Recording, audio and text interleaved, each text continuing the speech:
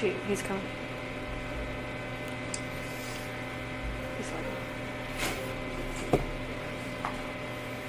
hey, Chris. Chris? Do you remember us? Yes. Yes. See? Okay. I see it. I just took a moment there. Good to see you. Different. They, get the haircut every 2 months, so I just told them just to buzz pretty much everything off and all that, so. I'm trying to think, did you have a Yes, tea last time? Okay. they have like a little single blade razor, so I just kind of, like go past the stubble, you just kind of, Just do the best you can, huh? you just gotta go with that. Yeah. How are you doing? I'm okay, how about you guys? Good. Good. I did not expect to see this, that's for sure. Surprised. Yes. Well, let me put some fears aside.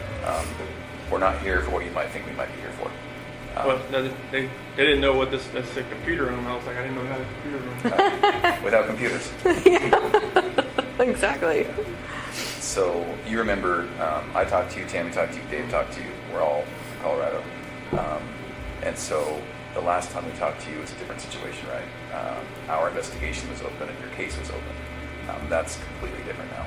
So your case is completely closed. Nothing about what we're going to talk about today has anything to do with an open investigation. So we're not here to get more charges on you or get any statements from you that are going to jam you up anymore, right? That's all done. So all of our cases are closed and the court case is closed. So there's nothing that we're going to talk about today that's going to get you in any type of more trouble at all. And so I wanted to make sure you knew that's not why we're here. Okay. But why we are here.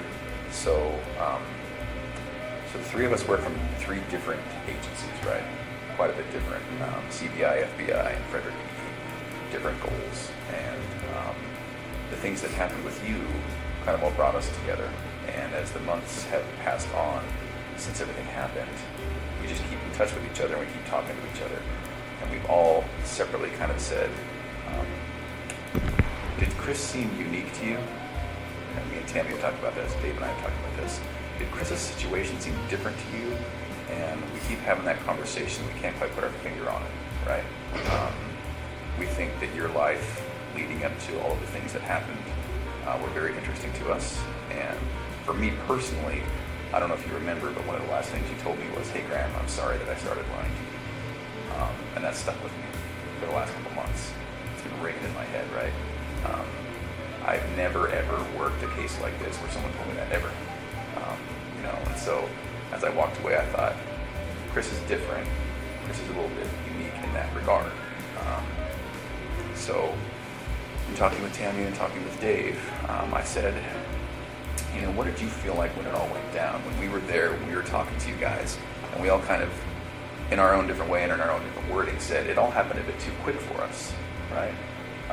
So when we saw you last, we were talking and talking and talking about your family, about your parents, about everyone. And then the next thing you know, for me and Tammy and for Dave, all of a sudden some patrol officers came in and arrested you. And that was far quicker than we had hoped it would happen. And you understand why that happened, and we understand why that happened. But it left us with 1,000 questions that we didn't get to ask. And then even more importantly, I think it probably left you with 1,000 things that you didn't get to talk about with us. I don't know if you feel that way or not, but and so that's why we're here today. We wanted to kind of talk to you a little bit more about everything. I think there's a lot of things that you didn't get to talk about, and so that's why we're here. And it sticks with me that to this day, there's not one person that's told me, I saw it coming. I knew Chris was like that. I knew it. Not one person. So it's interesting to me, right? Not one. So we want to talk a little bit about that. Some of the people that we work with, your family, Shannan's family, have said, if you get to talk to Chris, would you tell him some things for me? So we have that to talk about today, and it's good. I think you'll like it. I think it will give you some closure. And so really that's why we're here. Are you available to talk to us? Yeah, definitely. Okay. All right. So off the bat, if you have any questions, just tell us. Okay. If there's something that you don't want to talk about, that's okay. We might press you a little bit. Okay, we might say, Well, do you mind if we just maybe then ask one question? If something makes you uncomfortable, just tell us. If we need to take any bathroom breaks, we can take bathroom breaks. For anything like that. And we'll take bathroom breaks and water breaks ourselves too. So then, is there anything about your schedule today that makes it that you can't talk to us? No, there was like a pass for this and the AM and the PM. Okay. Yeah, they reserved the room the whole day, Oh, just okay. in case. That's just what they do. Okay, I didn't know if that was like two separate things or something. I think you have to go back for lunch to get counted for or something. Oh. Accounted for. Yeah, I think 11:30. lunch is like 11, but they count like 12:15. So So in general, how is it here? it's a lot different in Colorado.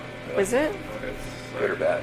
It's better, I think, because I mean, it's here. I'm actually around other people. I mean, in Colorado, it was just like I was segregated, and it was like pounding on the walls all night, screaming, and just telling me From other people? Oh, Really?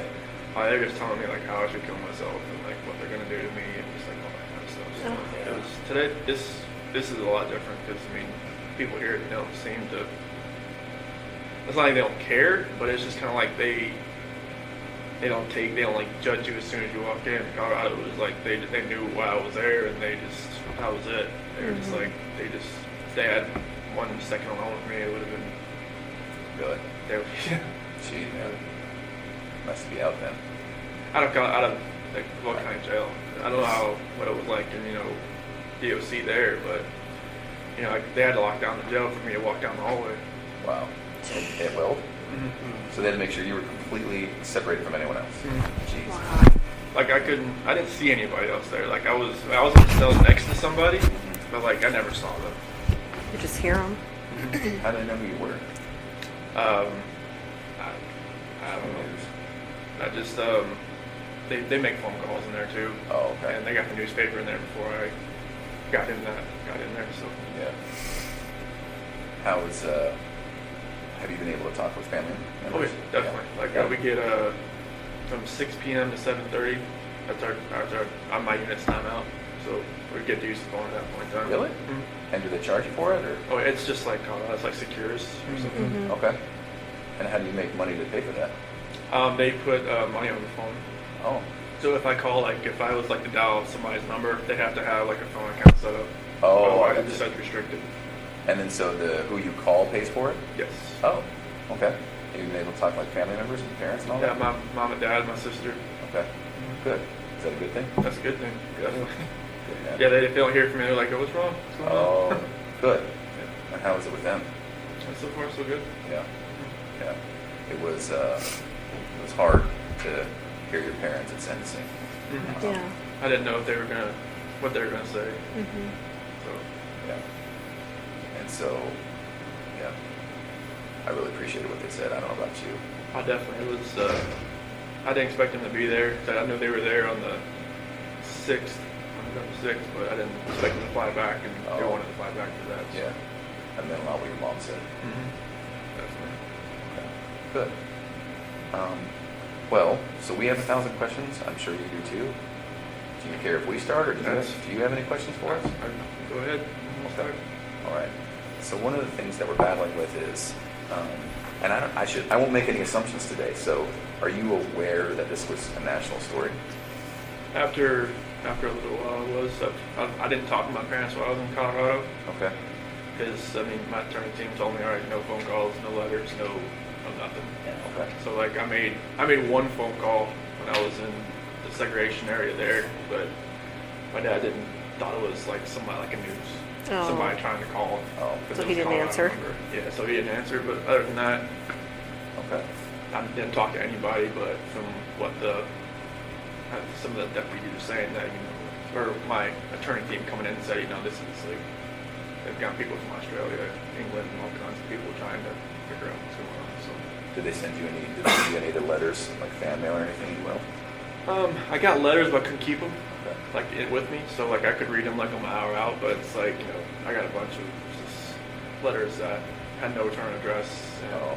stuff that was just not very good letters. Yeah. So Okay. They came from a weird perspective, didn't they? From what we have heard.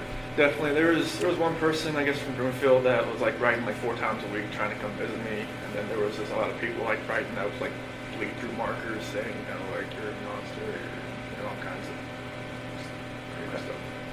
All right. Well, we're going to talk about some hard issues today, but I don't intend to take you to a dark place today. Okay. I hope that when we're done, you'll feel better. I hope it'll be therapeutic. We're going to talk about, obviously, what happened with your family. And so that's going to be hard to talk about. I appreciate anything you can tell me about it. If you need to take a time out, if you need to get a tissue, that's fine, right? I think it'll be very good for you. It'll be good for us. And so one of the reasons I asked about that national attention is we were aware that you were getting a lot of letters, a lot of interest, and then us personally as law enforcement, we got so many people who claim to have known you, claim to have been with you, dated you, slept with you, and 99 times out of 100, they were just crazy people, right? And so maybe that's a good place to start. Had you heard about any of that? John, well, she told me about some dude from Wyoming. Yeah. Trent? Yeah, that guy. That blew my mind. I was like, who the hell is this guy? And who told you about that? Attorney John Walsh. Oh, okay. Yeah. Do you mind if we talk about him? Yes. Graham and I interviewed him. You had to? Yes. A waste of our lives. Yes. So Trent, in summary, Trent came in and said, met you online on a dating app, had a few, casual but quick sexual encounters with you. And let me be very clear. Not only are we not here to jam you up today, we're also not here to judge you. And if there is anything like that, you can imagine we've heard way worse, way different, So if it's true, I hope that you can just casually say, yeah, I mean, this happened. It wasn't as bad as he said, but maybe this happened. So his story was met online, met you, and it was a time when you were experimenting with maybe men. And so he said he met a couple times, met his friends, went to an apartment, had a couple of meetings in a parking lot, and then that was basically it. Does any of that sound familiar? Okay. No, I never met the guy. Okay. All right. Yeah, he talked about being in your truck with your girls, like the whole 9 yards. So. Okay. All right. I've never even been to Wyoming, let alone Okay. driven up there to see someone. Yeah.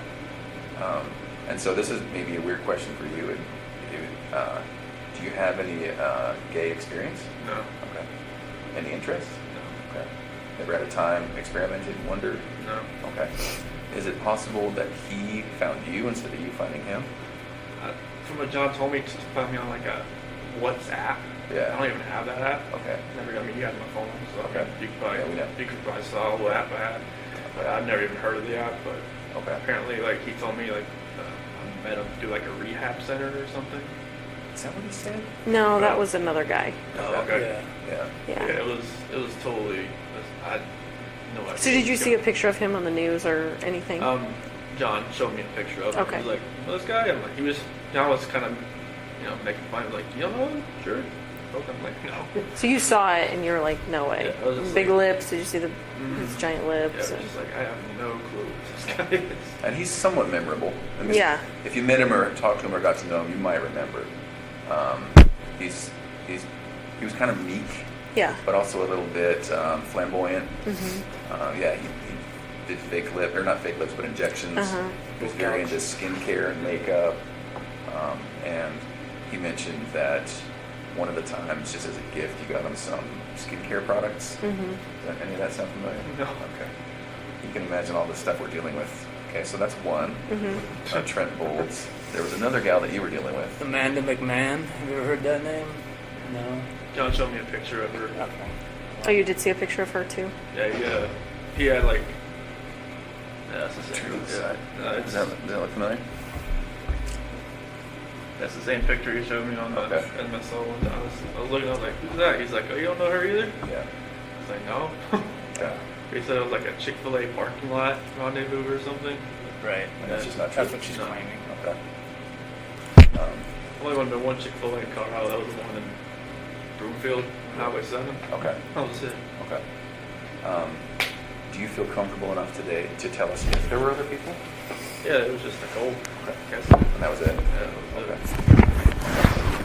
it. As these people have come out, for the most part, we've not given their stories much credit. They're just crazy people who want attention. And so, but when that does happen, it does make us think, there may have been others. And so Nicole was the only one? That was the only one. Was there ever like a one-night stand with someone else just out of the blue and one and done? No. Okay. All right. Do you mind if we talk a little bit more about Nicole? Okay, so walk me through it, because that was one of the things we never really got to ask you about. Right, we didn't We just talk kind of about skipped on and Yeah. talked about where the girls were, but so what happened there? So it was probably around June 1st or something. That's when I first met her. And it was just like a work conversation. She messed with the gas meters that, we were out in the field. And I was messing up, and then, I took it to her like, hey, what's going on with this? Like, how do I fix it? And, after that, we just ran into each other a few times in the office. And I think it was probably the fourth time meeting. She had asked me, because like when we were talking back and forth, I would say, like we moved here from Colorado or from North Carolina and stuff like that, and then she's like, "What's all this weed stuff?" I'm like, I took out my phone and showed her a picture, like my girl's on the phone. She's like, "Oh, okay." She's like, "So you're like, yeah." Like, I didn't wear a ring at work because like I something else to get refitted when I lost all that weight. So, but You lost so much weight that your fingers lost weight? yeah, it was literally like I was out in the snow one time. I went like that, and my ring went off in the rocks. So I was like, I was panicking, trying to find out, like, I can't wear this anymore. But so after that, she left me alone for a couple days, and she texted me outside the field. And then after that, we just kept texting back and forth, and it was just, it's like, like she used to work in a little rig out in North Dakota, I think. And we just kind of trading stories back and forth about what we did and everything. And then one day, it just kind of went to a different level, and then I never thought I would ever go to that level, but she was talking about meeting up after we got back from San Diego. You go to Shannan? Yeah, we go to San Diego from the 22nd to the 26th of June, and we met up after we got back, and How did you guys meet up? at a park in Thornton. Thornton somewhere. And after that, we just kept seeing each other pretty much the whole month of July. So let me ask you this. You tell me if I'm wrong. You strike me as somewhat of a shy person. So when you guys were meeting, was it just kind of very initiatory, like flirting at first? Okay. From both sides? Yeah, it was just kind of like feeling each other out. It was kind of like, Yeah. And so texts, any calls? more near the end of June, Okay. And what makes you remember that it's June that it happened? because we called each other before I left to go to San Diego. Oh, okay. All right. At first, did you think something might happen? I just thought it was just flirting. I didn't think it was actually like something that would actually happen. Yeah. Well, it's totally natural, right? I mean, everyone kind of flirts at work, right? Because the relationship between men and women is different. So if you're working with a girl at work, it's just kind of natural to flirt. I get it. I wish I was just out in the field more instead of out in the office. Those demo, but Yeah. I kind of see it in your eyes. That's kind of where the path started, isn't it? yeah. I mean, if I was like, because when I went from like a rover to a field coordinator, like I would spend more time in the morning time in the office trying to get everything like situated where we're going to go, everything like that. And, if I was a rover, I'd be more out in the field. And instead of like coming to the office like for more than an hour. Right. It just gave me more time to run into her, pretty much. Yeah. Okay. What did she know about you? Did she know you were married at first? She did once I showed her the pictures Yeah. on the phone. Yeah. On the, like, the home screen picture and everything. So was your wife in that picture, or was it just your girls? It was just my girls right there, but my wife was the lock screen. Oh. So she knew I was married and my kids. Okay. Are you aware that she said she didn't know you were married? What That's did you not- think about that? I figured it was like, just trying to save face, trying to, and something my sister said, it was like, just trying to keep things together. Yeah. Just trying, she phrased it a different way, but just kind of like, just like ground control, just trying to control everything that's going on around her, because I'm sure she got bombarded by all kinds of different sides from the media and everything. So. And Have you friends. talked to her at all? No. No. I'm No. hoping she hasn't like written me in a different alias or something. No, I'm not talking to her that way. Oh. And are you not allowed to talk to her? I would hope not. Okay. No one's told you that then? No, I mean I would expect like I thought like in Colorado it said like on a DOC list that if you're on like a victim list you can't call anybody. Oh, right. But here I'm not sure if that's the same. But I just talked to my sister, my parents, some friends of my parents. Okay. Do you wish you could talk to her? Maybe once just to Get some closure?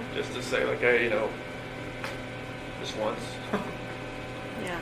Just to say, hey, like, I'm sorry this all happened. I'm sorry. I'm not sure, like, what happened, like, afterwards, like, what you went through, like, if you had, like, counseling, if you're, like, different state, if you had to leave everything behind. I just wanted to let you know I'm sorry, and that's not something I ever saw in my life happening or happening to somebody else either. Would you be alright if we told her that? That's fine. Do you want us to? Do you want us not to? And if she would want to even talk to you guys, I mean, I'm not sure if someone contacted her, but I'm sure she'd answer your phone call more than an attorney phone call that she didn't want to go answer. Yeah. Oh, so your attorney tried to call her and she wouldn't answer? Yeah. Yeah, because I remember her phone number, but after that they figured out, I guess, where she lived. They left a business card there. And she just, pretty much after like the 5th attempt, she said stop coming around. Oh, okay. Yeah. Yeah. I'm sure she's getting bombarded like everyone else, so. And hopefully it's calmed down since, but I'm sure like, I just hope she can like move, like, I don't know if there's like normalcy for her, not since she's on the outside, but I'm hoping it can get that way at some point.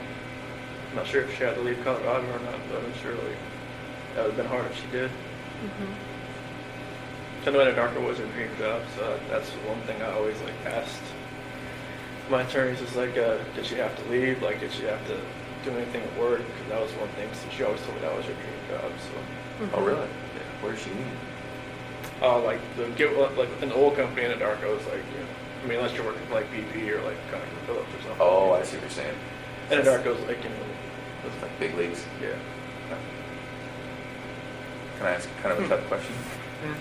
Did you love her? I felt like it was true. Yeah. I think so too. I think it was the same from her. Yeah. Okay.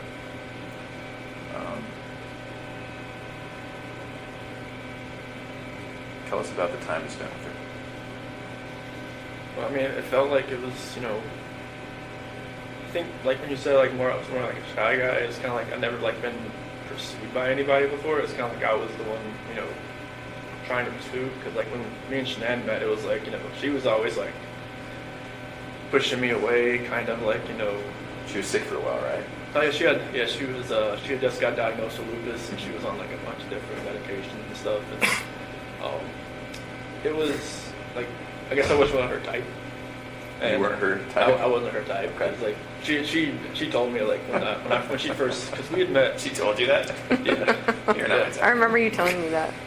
Yeah, it was like, when we first met, like it was at a movie theater. And my cousin's ex-wife set us up. You were dressed like shit, weren't you? I didn't. I think that's what you told me. Yeah, I didn't know like that.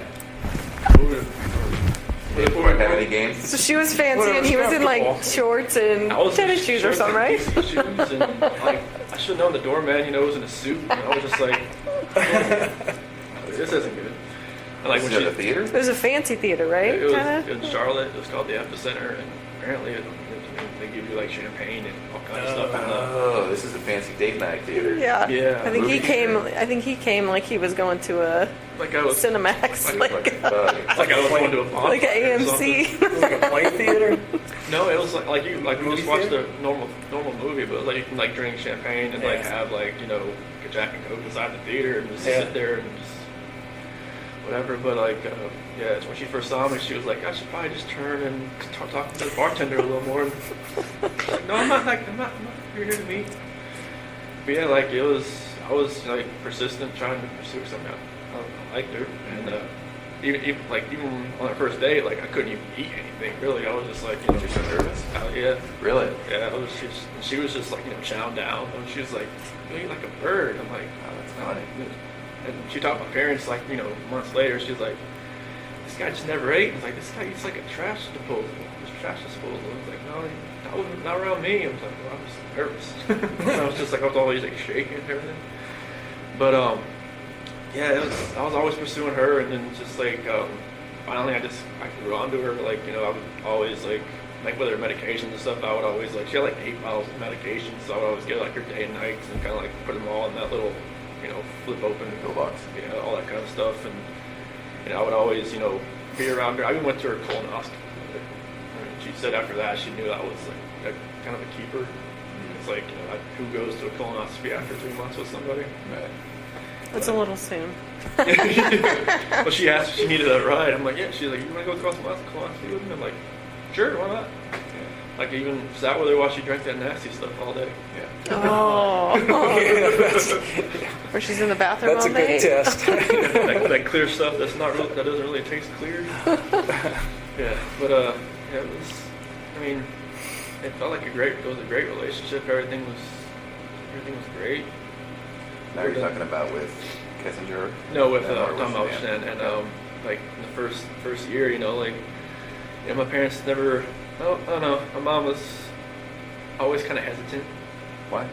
I was the baby, I guess. I never, you know, put this. I never had a girlfriend in high school, so it's kind of like she never like really saw me like. Oh, interesting. So she's kind of watching her baby walk out a little bit. Yeah, because when I turned 18, I graduated. I never moved back. Okay. At home. So And my how sister old- moved back and forth all the time. So How old were you when you met Shannan? I was 25. It was 2010. So Okay. So no serious girlfriends before that? nothing more than like 6 months or so. Yeah, there was some girls here and there, but just nothing more than like, you know, the last girlfriend I had before Shannan, she was just actually got divorced, and I should never did that, but it was more of like I was kind of like helping her get through her divorce. It seemed like she went on to somebody else. I'm like, oh, nice to know.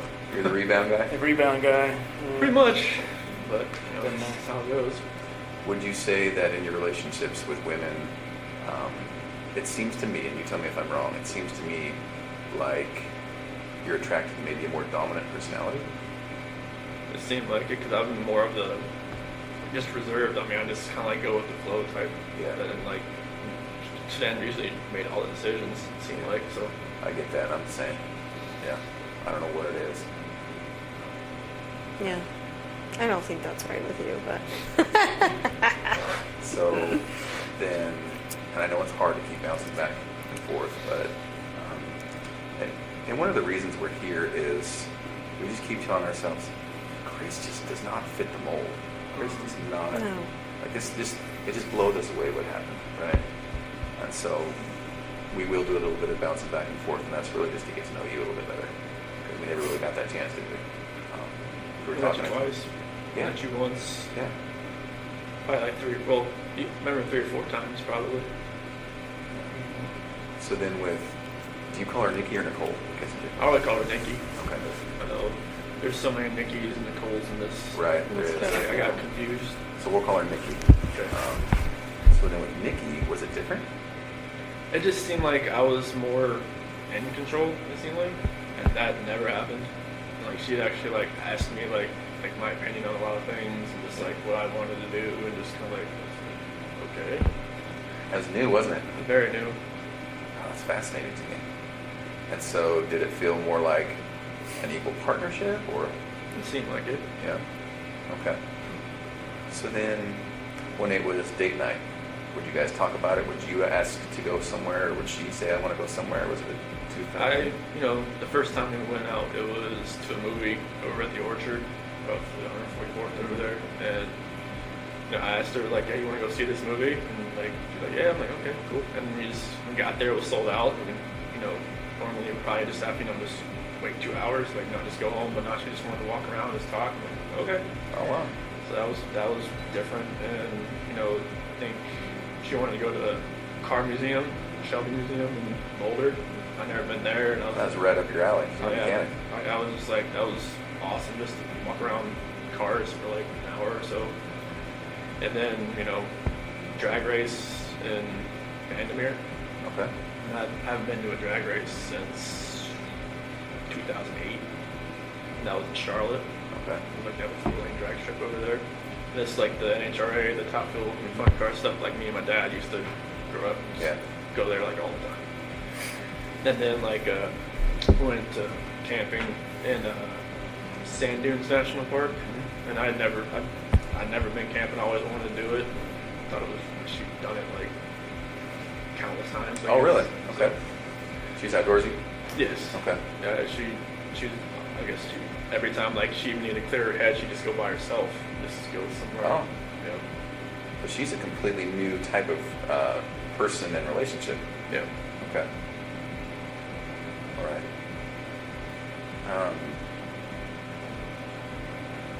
What were you thinking this whole time? Like, in the back of your head? In the back of my head, I was just telling myself, what are you doing? Like, you know, every time, you know, I'd open up my phone, I could see pictures, like, of my wife and my kids, and just like, what am I doing? And then, like, every time I was with her, it seemed like I didn't think.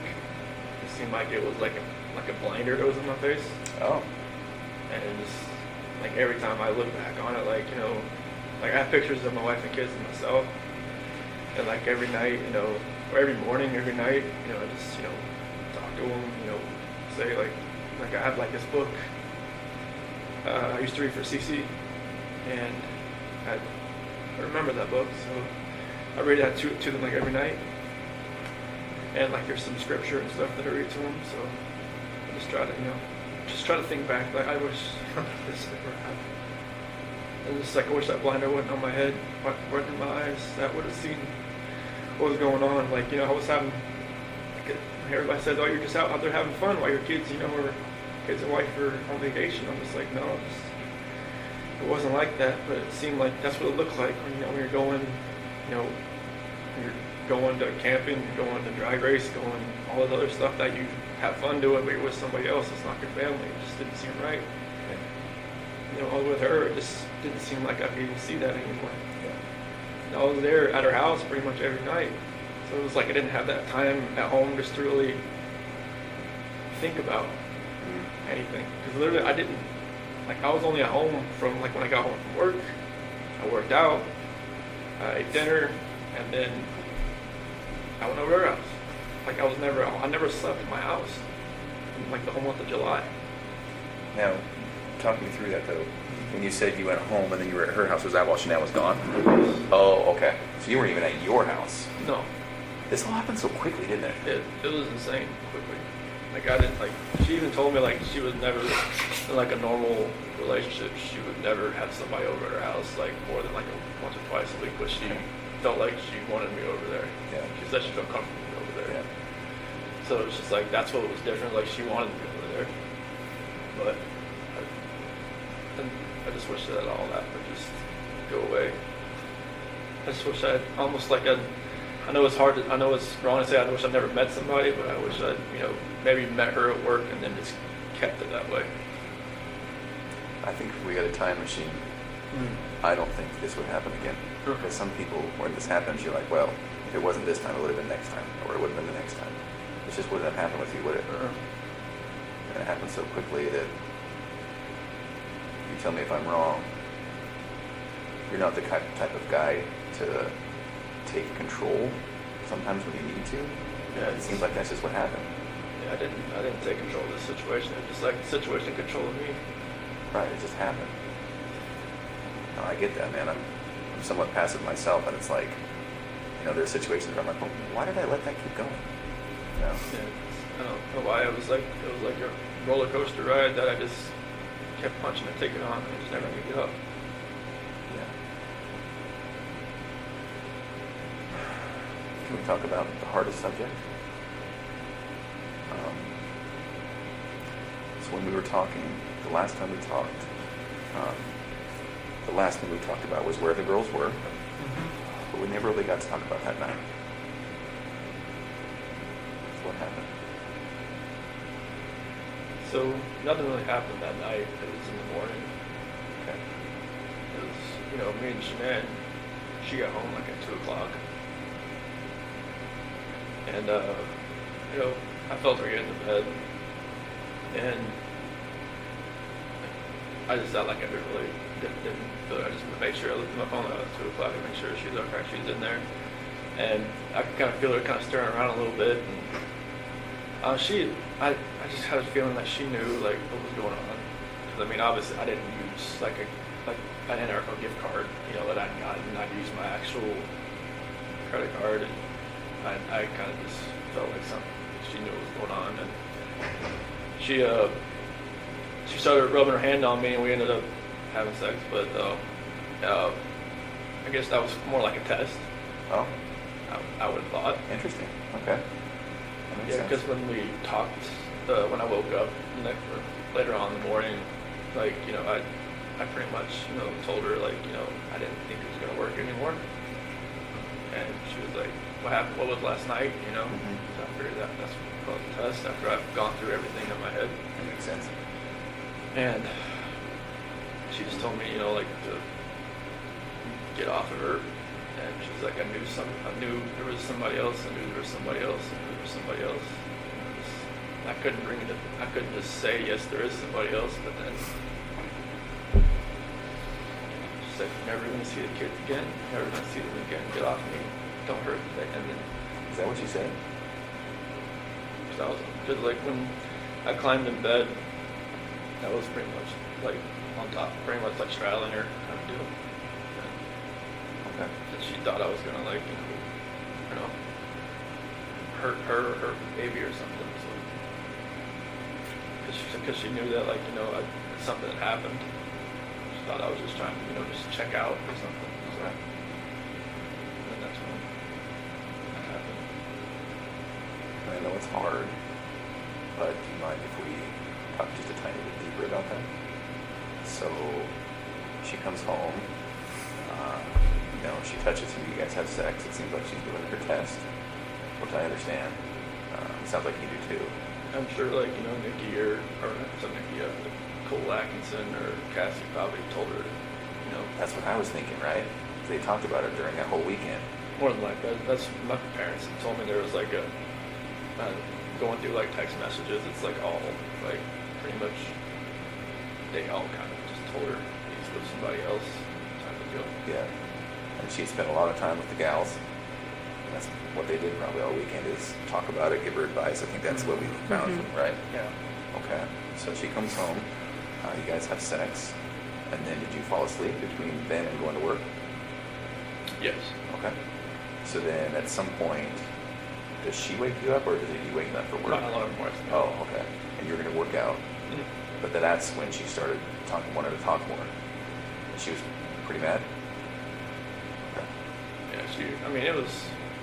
I had already kind of knew that. Using that credit card, it was kind of it was. Was that intentional? Yeah. I had no other way to do it. Oh. I used because I got these Anarco gift cards from like doing good stuff at work and stuff Yeah. like that, and I had to use them all. Oh. Was part of you just like, screw it, whatever, I don't care. I'm using this card. Part of me just wants to say, Nikki, can you pay for this? But I don't know. Yeah. Even I think from my attorney said she even noticed I used a different card, like a blue card. Oh. Maybe she thought, like I felt comfortable enough just using a normal bank account or something. But I told her I was going to Iraqi. I told you I was going to Iraqi. Yeah. It was just like it felt like like looking back at everything, like just like reading the scripture more and more now, I can see like God gave me opportunities to get out. Like even my friend Jeremy Lindstrom, he even invited me because like it was his daughter that came and watched the kids on that Saturday night, and he was like, "Hey, you said we're going to a Rocky game. You want to go to me with the Bronco game and watch the Arizona Cardinals?" I was like, in my mind, it was like, go. Just say, hey, I can't find a babysitter. Bye. To Nikki? Yeah. And maybe that would have been like, like a light switch in my head goes off, light switch in her head goes off, maybe it just like goes different directions. that was kind of like my last like opportunity to kind of get out. It seems like, 'cause I wish I would have said, yeah, let's go. Yeah. And I think that would have just put me on a different trajectory. So then, Shannan, did she actually say you're never going to see the kids again? She said that to me before. Yeah. That's kind of hard to hear. Yeah, because she'd said to me before she went to Arizona. Because, like, I wasn't really sleeping in the bedroom. I was sleeping on the couch or in the basement bed or something. And, like, she had slammed the door. You're never going to see the kids again. Something. Yeah. Did she get fiery like that? Only once in our entire relationship I've ever seen her that way. Yeah. And that was a time before, or was that on the night that it happened? No, it was probably back in North Carolina. Oh. It was just like one of those, it was just a fiery argument that Yeah. I never raised my voice to her or anything, and like, you know, I just got mad and I slammed the door, and she's like, "Wow." I'm like, I should have slammed the door. Was that when you were in North Carolina that last week? No, it was like, Previous to this that? is like 2010, 2011. Oh. It was like early. Okay. In her old house. Before kids? Yes. Were you dating or were you married at that point? Dating. Oh. Yeah, it was just like, I don't remember what it was about. I think some girl maybe texted me like from my past or something, and like I was just like, this, and she was like, you know, don't have that happen again. And I'm just like, I can't have friends. Right. They're females. Like I don't even talk to this woman anymore. Right. And it was just like, nope. Was she fiery? Did she have that Italian blood that her mom has? Good Lord, yes. Was she always like that, or was she? Did she snap at things? She would snap at me, but you could tell, like, you know, something really irked her a little bit. Yeah. It would come out. 0 to 100 type thing, or what? Zero, like, 200. Oh, interesting. She gets acclimated about something. She's like, all right, it's gonna happen. Well, that's why she was probably so successful at Thrive, right? Oh yeah, like she had done Yeah. a couple other like direct sales business, but this one was just like, it was different. Why? This one, like, because I think she had done like Origami Owl and like something called like It Works, and then like some other couple other things, like some bags and stuff like that. But the supplement stuff, it just because it worked with her, it worked with me. She's like, okay, I can kind of like use this as like, all right, this is what it's doing for us. Yeah. And then like after a little while, like she could see how like people are above her, how it was helping them, and then it was just like trickle down effect. And it was like a good system about like, you know, commission wise and everything was just, she could use all the business IQ she has from running those cell phone shops and from the Dirty South custom shops and all that. I mean, she's business minded. Yeah. She knows how to do an accounting book like the back of her hand. So it all just like fell into place with all that. So then on that night, was it just a new type of fight? It was Never had, or what? What happened? Yeah, it was a totally different type of fight. It was like, you know, it was just felt like, I don't know, it was more anger than anything else. Like there was emotion to it at first, and then it just felt like it was just anger. It was just like, you know, like there was no love there. It was kind of like what we were saying, what she was saying. It was just like, it's almost like we knew like something was combating at each other, and we didn't know. Like it wasn't ourselves. Really? Anger from you or anger from her? I think it was more anger from me and more like desperation from her because she wanted to fix it. Yeah. She knew something wasn't right. Like, you know, like when the whole thing with my parents happened with my parents called it Nutgate. What happened? Nutgate. What's that? Oh, With you're the peanut. Oh, peanuts in the yeah. bowl or whatnot. The incident. Oh, with her family? Yeah. Yeah. Pistachio ice cream or Yeah. whatever. it was. Yeah. They people somebody Nutgate, call it Nutgate. I haven't heard that. I haven't heard that either. Yeah, I guess what people are calling it. Okay. But that was like another out. Like, you know, maybe I could have just like stopped everything with Nikki and just kind of concentrated on helping like whatever happened there. Because Okay. like, Shannan had a story, my mom had a story. Like, I don't know, whatever happened, I probably asked my 10-year-old nephew. Probably can tell me what actually happened. Well, and they both have their feelings for good reasons, and they both didn't see it the other person's way. And Yeah, and like maybe because I didn't talk to my parents from then on until like August 6th. And like, my dad took that whole week off.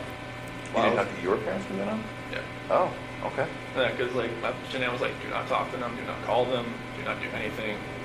Is that what she said? Yeah. And Cece's birthday was 17th, but I think the actual birthday party was like a couple days after. In August?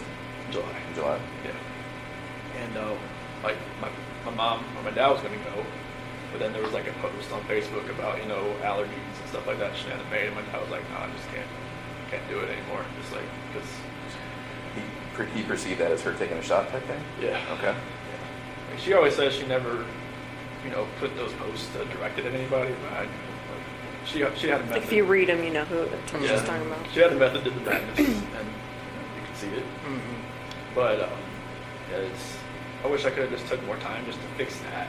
Because like I wanted my parents to be involved. Like since like the whole wedding thing, and then up to that, it was like my mom and my sister were always like combating with Shannan combating with them. My dad was always cool.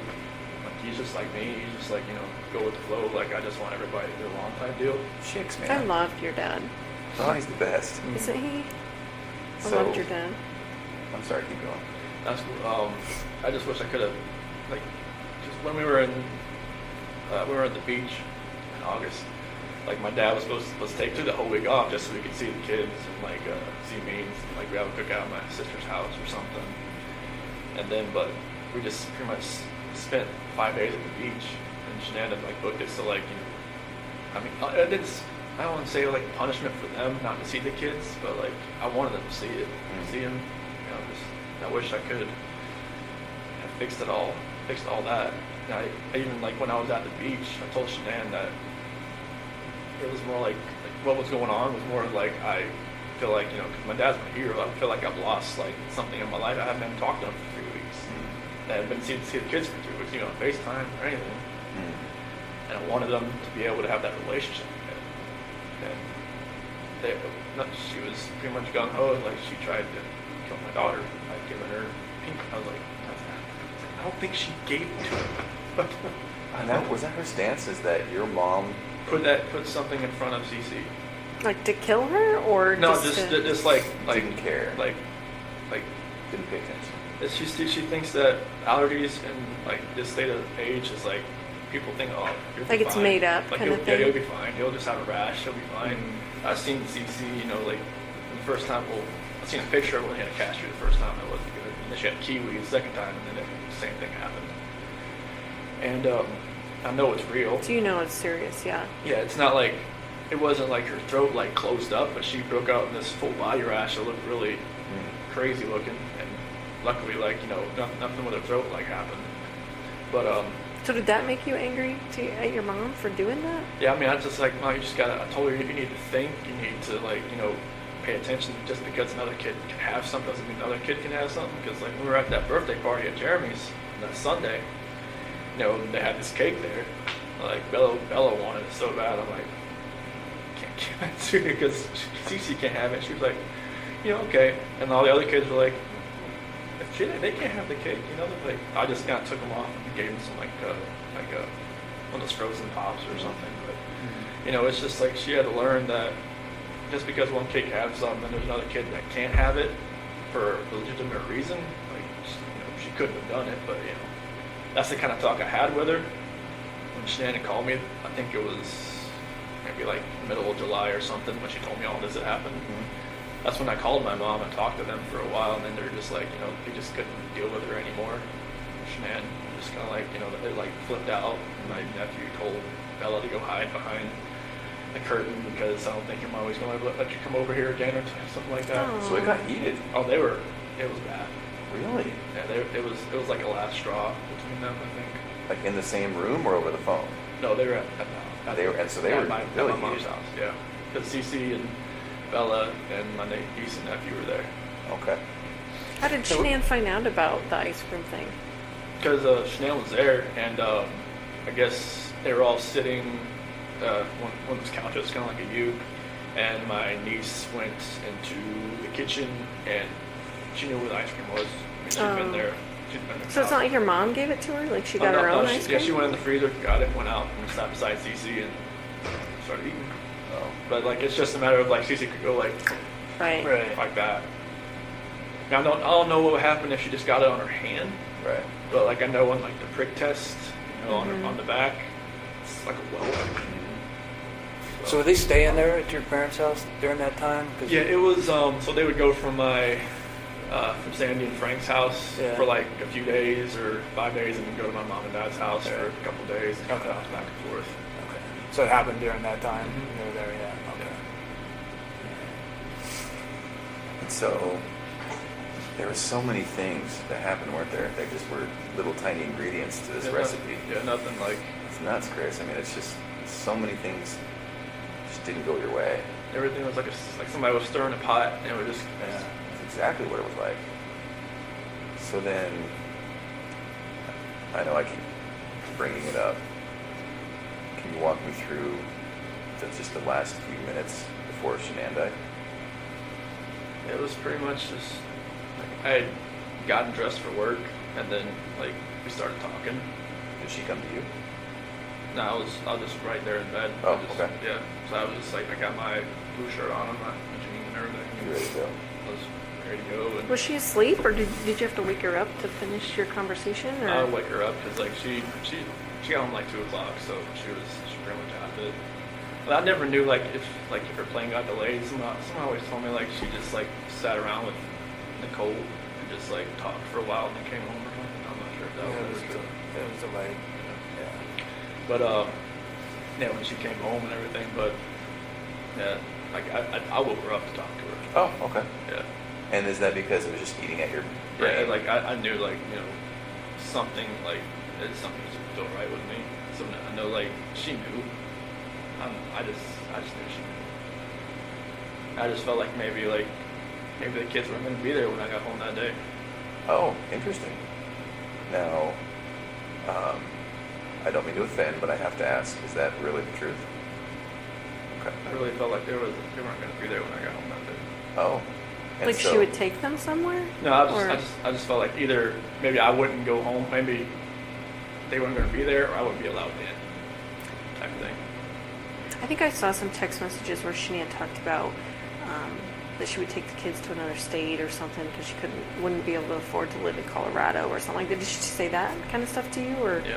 what did she say about that? She said she couldn't afford to live in Colorado on her own, and that I told her like, well, you know, drive. I mean, she pretty much makes the same amount I do, Yeah. but she said she wouldn't want to try, just because Colorado just price of living there was a lot higher than North Carolina. And just so I'm clear, you thought maybe she in your mind you thought maybe she would take the kids somewhere else or like lock you out of the house or Or just like I wouldn't want to make a scene like trying like pound on the door trying to get in or anything like that. But like I just felt like that was what I did on Sunday. It was kind of like or Saturday night was kind of like the last straw. Kind of like going out with somebody and using an actual bank account card and just like not trying to hide it at all. So walk me through it though, because she comes home, she touches you, you guys have sex, you fall asleep, then you wake up for work, all natural, all a normal day's work type thing. Yeah. What was it that made you think, I just can't do this anymore, I have to talk to her? It was eating away at me. Like I Yeah. knew like something. I knew everything that I did. Like I know like when I was with Nikki, it was different. Like I wasn't even like in the realm of I'm a dad, I'm a husband type thing. Oh, And then like I was saying, when I'm never at home, like sleeping in my own bed, like I have no like concept of that anymore. interesting. 'Cause it So was in your kinda- mind and heart, you can moved on.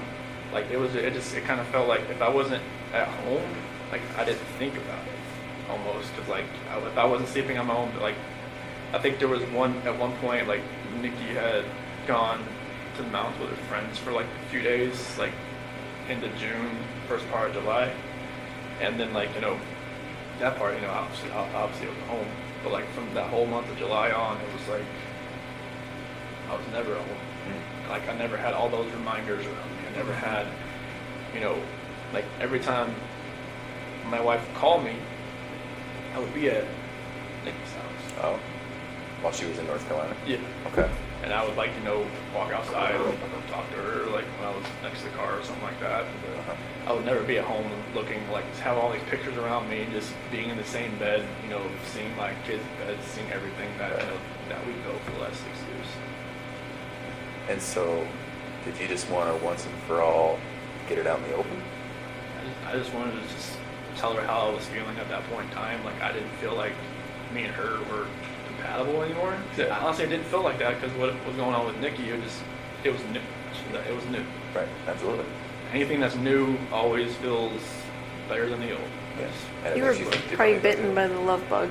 Yeah, That's how a lot of therapists talk about it. Yeah. It was just like, I never felt that. I mean, even like with new relationships in the past, like it always feels different, like, the first couple weeks and then, but it just, with someone Nikki felt different. I don't know what it was. Maybe it was just like you said, like, I was more in control and like, it was more of like, maybe more of me coming out. Because Shannan always said, like, it always seemed I was more myself around other people, like, her cousin Cody, like, Cody lived or came up and visited us for a little bit while we were in Colorado for a little while, and Cody always talked about, like, how Chris is so funny, Chris is like, Shannan would always just like, why are you him like that with me? I'm just like, maybe I always felt nervous around you. There's only so much oxygen in the room, right? I say this to some people with dominant personalities. I just always felt nervous. I always felt like I was, I never could actually just, be myself. Right. Nikki, I was myself, like, all the time. It was just different. Well, and it seems as though, and again, it's hard to talk about, and you tell me if I'm wrong, but it also seems, is it accurate to say that sexually you were able to say, Nikki, this is what I would like, this is what I'm into, or blah, blah, blah, and maybe not what Shannan? No, Nikki just wanted, she wanted what she wanted. She wanted to do it pretty much all the time. I was just like, okay, that's fine with me. Okay. With Shannan, it was just like, hey. Sometimes it happened, sometimes it didn't. But that wasn't the case as far as that way. It wasn't just like sex or whatnot. But it was just me. I was just more myself. I could just not think about what I was going to say or plan what I was going to say or not, say something stupid or something. But, Right. A little bit of freedom. Can I ask you something about that morning that you had sex with Shannan? Did you feel at all like maybe you were kind of cheating on Nikki by doing that? I felt strange. I felt like, the first time I was with Nikki, I felt weird. First time, Sure. And then the last time I was with Shannan, I felt totally strange. I was like, I didn't know who I was. I didn't know who I had become. I felt like I had become people I see on TV, and that did not feel right with me. Like, I didn't know what had happened to me. So Nikki even asked me, like, have you done this before? Have you go straight away? I'm like, I've never even thought about it. It's like, what's different? It's like, I guess it's just you that's different, because I just never actually, like, I've seen girls smile at me before, never done anything about it. With her, it was just like, it's like she had a leash on me and she tugged me away. As soon as she walked, I'm like, what the heck is going on? So. Well, and Tammy brings up a very good point. I wonder if that last time with Shannan having sex had somewhat of a role in you thinking, Like a trigger? I gotta do something, I gotta say something, we gotta have a talk, something's gotta change. Is that accurate? Yeah, it felt like it was like maybe like a trigger point or something, like you hit the push button on a bomb and it just blows up. Right. Just something in my head was just like something was irking. Just like I had to say something. Okay. So then exactly what did you say and what happened? So when I woke her up and just like, hey, we just gotta talk. Okay. And just like I told her, I don't feel compatible. I don't feel like this is gonna work. I just, I don't wanna, like, can we cancel the trip to Aspen? And she had booked a trip that week Oh. to go to some like mystery 4-star luxury hotel or something. Just the two of you or the whole family? Just me and her. Okay. And she had Amanda there, couldn't watch the kids that weekend or something. Okay. And I was just like, can we cancel that? Can we like do something? Like, from what I remember, I even said, can we move to Brighton just to get away from like this house? Oh. But like, I'm not sure if that was like in the beginning or the end of part of the conversation or whatnot. I conversation went so many different ways. Like they'd gone from like staying together to not staying together to just like all of the above. Okay. So this is half an hour, what? Definitely not more than half an hour. I don't think. Okay. I don't think. Are you crying? Is she crying? It's back and forth. It's like, you know, she's got, you know, mascara. She didn't wash her face when she got home. She had makeup on still, so mascara was running all over her and stuff like that. And yeah, it was nothing about that conversation. I just wish I could take all of it back. Just the whole Nikki thing back, everything. But So then when did it turn? as far as that conversation, it's at the end when I was telling her, like, I told her I didn't love her anymore. That's when it happened. What happened? She told me to get off her, and then I put my hands on her. Okay. Did you say she said something like that you were hurting the baby or something? That was before that, because when I was straddling her, it was kind of like around her waist type deal. Why did you get on her like that? I just, when we got on the bed, that's just where I got on. Is that so she would listen to you? I felt like she could probably listen to me just laying beside her, but I got on top of her. And every time I think about it, I'm just like, did I know I was going to do that before I got on top of her? I don't know. Really? That's an interesting thought, Chris. Mm-hmm. You don't know if you knew. Just like everything that happened that morning, I don't know, like I try to go back in my head, I'm just like, I didn't want to do this, but I did it. Everything just kind of like... I feel like you had to? It just felt like it was... I don't even want to say it felt like I had to. It just felt like there was already something in my mind that was implanted that I was going to do it, and I woke up that morning and it was going to happen, and I had no control of it. You never thought about it before? It was just like, I don't want... Like when... Like you said, like in the sentencing hearing, that prosecutor said it takes 2 to 4 minutes for something like that to happen. Like, why couldn't I just let go? I didn't. Oh, that's interesting. I just let Was go. it feeling like it was in motion and you just couldn't stop it? Yeah, it was just like, I don't even want to know what she saw when she looked back at me, honestly. Did you look at her? What was she doing? She wasn't fighting. Why do you think she wasn't fighting? I don't know, maybe she was praying, maybe she was just... Now I read the Bible, it said, there was a scripture that says, don't forgive these people for they do not know what they do. Mm-hmm. Maybe she was saying that. I don't know what she was saying in her head, but she, like when you guys told me, like, take off your shirt and check for defensive wounds, and there wasn't going to be any.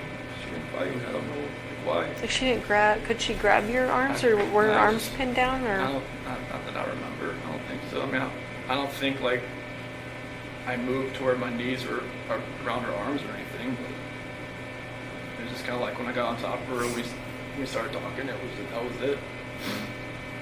It's kind of like in my head, or like in the back of my head, that was going to happen, and just like at the end of the conversation, it was just like, that's what happened. I just wish I could have let go. Did it seem like it was that long, 2 to 4 minutes? How long did it seem for you? Almost kind of felt like it was longer almost, because it felt like time was standing still.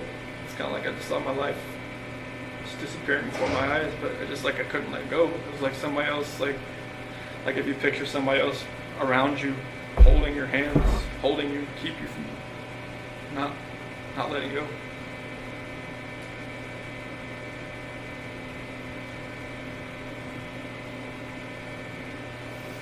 At some point there was a statement about rage. Do you feel like you were in a rage at that point? That's the only way I can describe it, honestly. Like a snap or something. I mean, I know. I guess my attorney had said like some, strangulation is more of like a, I don't know, passionate type thing. I'm just like, I don't know how that can be passionate. It's just intimate because you're right in there, Yeah. using your own hands. It's a lot different than someone standing across the room and you shooting them or something like that. So It just felt like somebody was like behind me, just like, I just couldn't let go. It's interesting to me because there was a lot of things in your life that were like that, right? Where you're just like, maybe felt out of control, or maybe felt like, I don't know why I couldn't take a step back, or, you know, like even when you said, when your buddy was like, let's go to the football game, you wanted to say yes, you just couldn't. Yeah, I wanted to. Like, I had never been, I haven't been to a football game since North Carolina, so I was just like, yeah, sure. Like, I wanted to say that. Yeah. I wanted to just text him, hey, you know, it fell through, can't. Let's go. So, then what?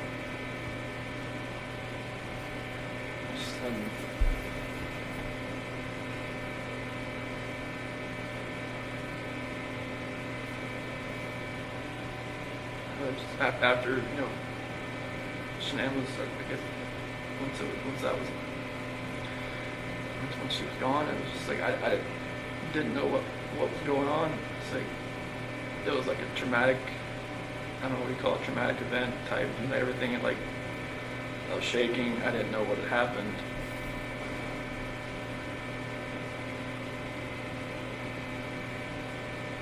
I didn't know what to do.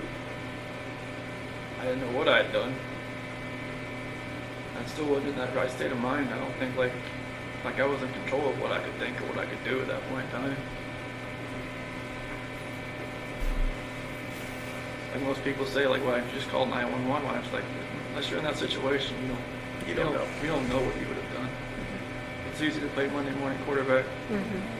I agree with that. Like you said, if somebody shoots somebody, you don't know what they was going through their mind at that point in time. You don't know what you'd have done. So what happened next? Bella came in. Is that what happened? Bella came in. What'd she say? Wrong. Did she hear something? Is that what she came? Obviously, I think. Okay. What'd you tell me? Mommy don't feel good. And then, did that happen with Bella right in that room? Not proper. What happened? She walked in as, you know, she's docking up. She was sleeping. Did you take her back to her room? I put Shannan in that sheet and found the site. Okay. And what?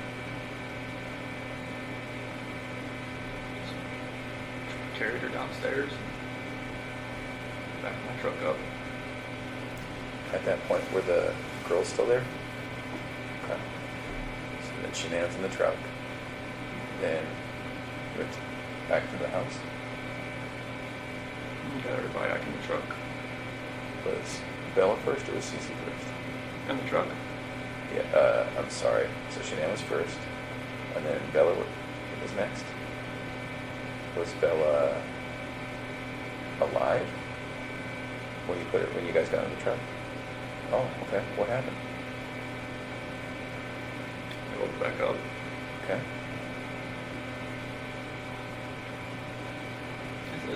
I don't really want to talk about this part, honestly. Okay. Those are my kids. This is my baby. I have to talk to them every night. Help us get up. Okay.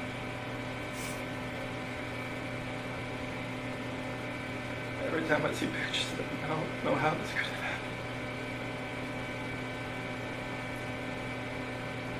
You know, being a dad was the best part of my life. I took it all away. I think that's the hardest part for us, Chris, is we see those videos, we see that love that you had for your girls. Like, it's obvious to us, and even to us, it's hard for us to understand how a dad who's given piggyback rides and, you know, making snacks and watching princess movies and those kinds of things, how you get to that point, you I know? don't know. Like I said, it was just like something else was controlling me that day. I had no control over what I was like to fight back. Yeah.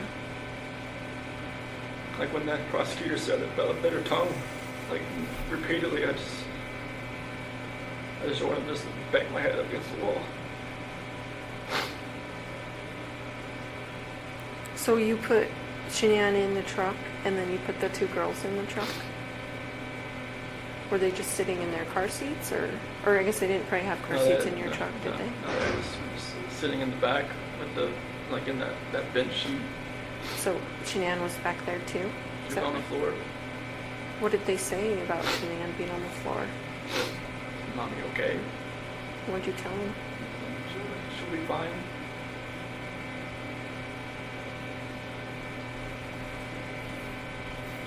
Did you have their stuff with them, like their toys and their blankets and stuff?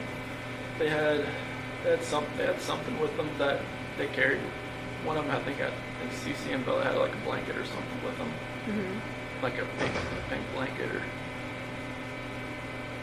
what about the dog? I think one of them had a dog, right? That talked, or dog. Yeah, one of them had like a little barking dog. Was that with you too? Do you know? I think it was. Try to. It's hard to remember. Like if Yeah. they had like the big blanket, small blanket.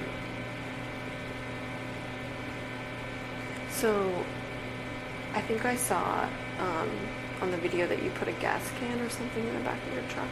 Is that right? Did you have different plans when you put that in there? I don't know what was going through my head. I felt like maybe I could just get rid of myself at the same time if I was doing all this, honestly. Yeah. Did you think about that? What'd you think about that? I felt like I deserved to live after what had happened.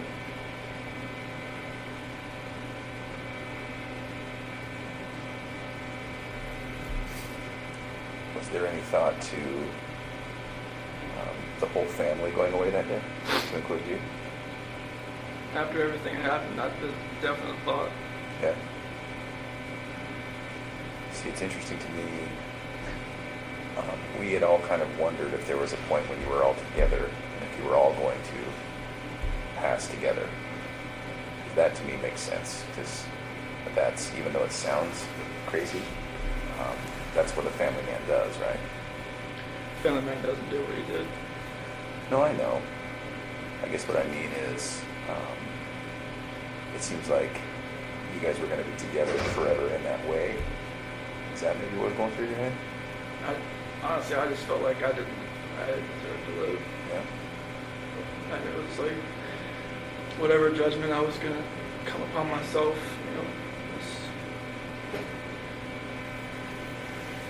I just didn't deserve to be on this earth anymore. Mm-hmm. What happened? Okay. So what made you not do that, do you think?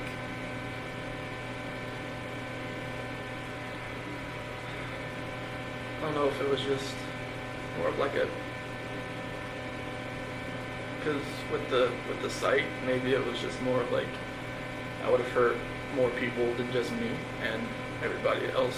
Like I know there was other people out there, not like at the site, but other people like maybe out in the area. Like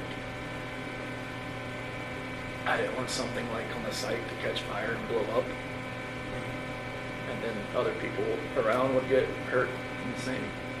So you were thinking initially about starting a fire out there, or an explosion or something, or? Just no, not for that. Just like maybe I could just take care of myself, and that would have been that. How? Gasoline. That's the only thing you do. I mean, I don't have a gun. I don't have anything like that. It's not like you can just commit suicide that way. But So it's just like, to blow yourself up? I mean, it was just. I wasn't thinking. Yeah. I don't. Yeah. It was. I mean, I don't have weapons. I've never hunted before in my life. I don't know what. I mean, nothing was right that morning. Yeah. I remember you kept telling me that. You kept saying, I didn't know what I was doing, Tammy. I didn't know. Like, Yeah, when you asked me I about the remember- sheet, like, what were you doing? Like, I don't know what I was doing. Yeah. I think you were just like in automatic mode, or it seemed like. So did you drive straight out there? So what were you thinking on the way out there?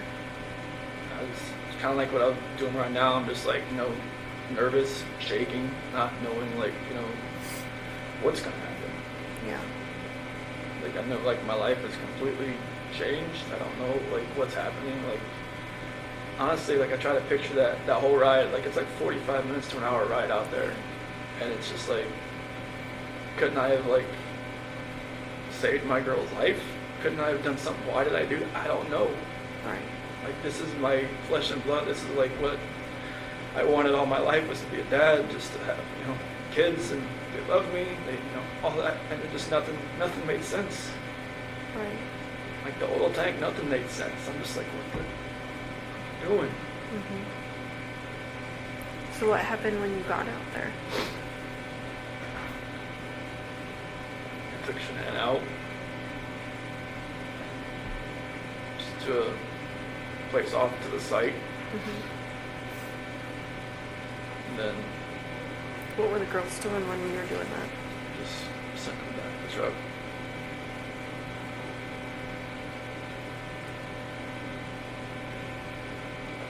And then what happened after that?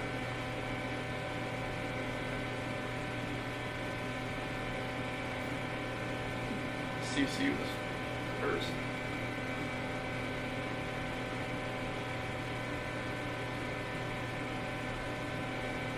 She did have a blanket. She had a blue blanket. A Yankee blanket.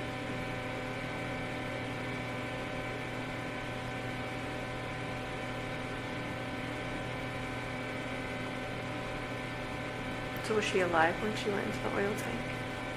No. I put the blanket over her head.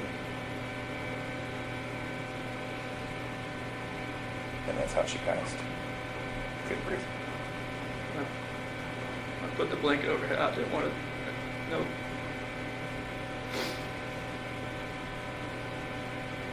I strangled her right there in the back seat. Okay. What was Bella doing? She was sitting right beside her. Did she understand? Did she know what was going on? She didn't say anything.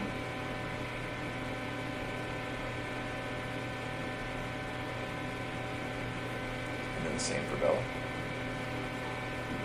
Just without a blanket? With the blanket. Oh, okay. I didn't look. It's like every time I closed my eyes, I just hear her saying, "Daddy, no," and that was it. That's what Bella said. I hear that every day. Did you really?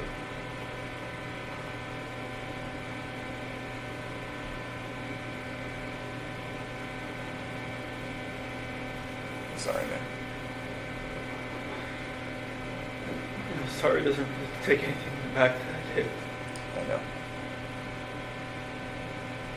Is it possible that in your mind you didn't want them to suffer throughout their life? Was this like a mercy thing? I mean, you can say that like after the fact, but it was just like, I don't. You didn't feel like that during it? I just didn't. I felt like it was just like an anger with Shannan, with everything, that I was just taking it out on everybody that was in front of me that morning. Yeah.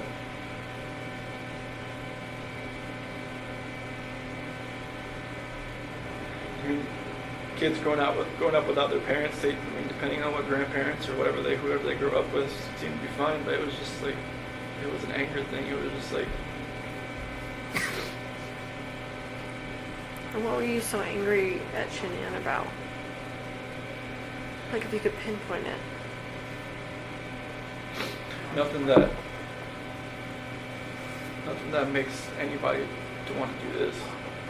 I mean, you could be angry at your spouse like your whole life, but you should never have done anything like this. You should never let it get to that point. But I let it get to a point where I've never been angry before. Like, and this was like the epitome of being angry. Yeah. The epitome of like showing a rage. The epitome of like losing your mind. I mean, even like some people in here said, "Dude, like, the heck happened? You must have freaking snapped." And like, I just walk away. I'm just like, you know, it's I don't see it in my mind how it could have, like, you know, I look outside every day. I'm like, what could we be doing right now?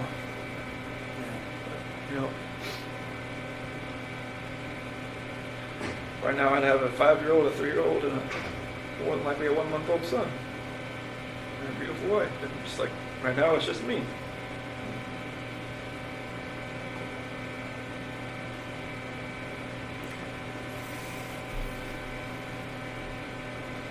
I watched that video of you finding out that Shannan was pregnant.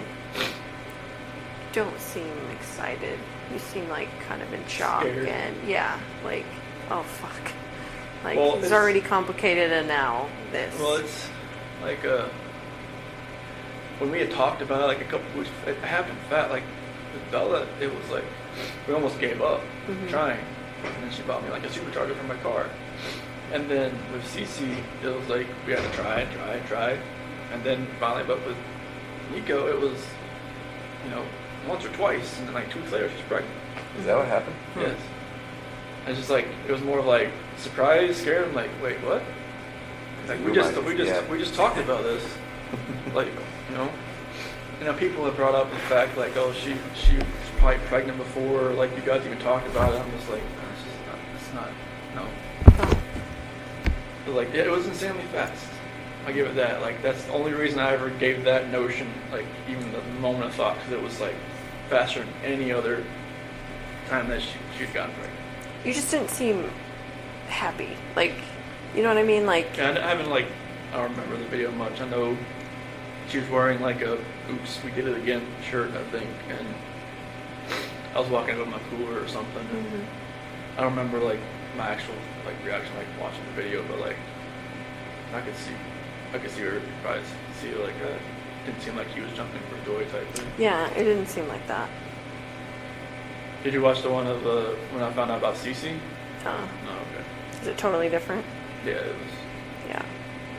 Yeah, it was because Bella was in the crib and it had an eviction notice on the. Oh, yeah, I on think the you told crib. me about it. Yeah, I never saw it though.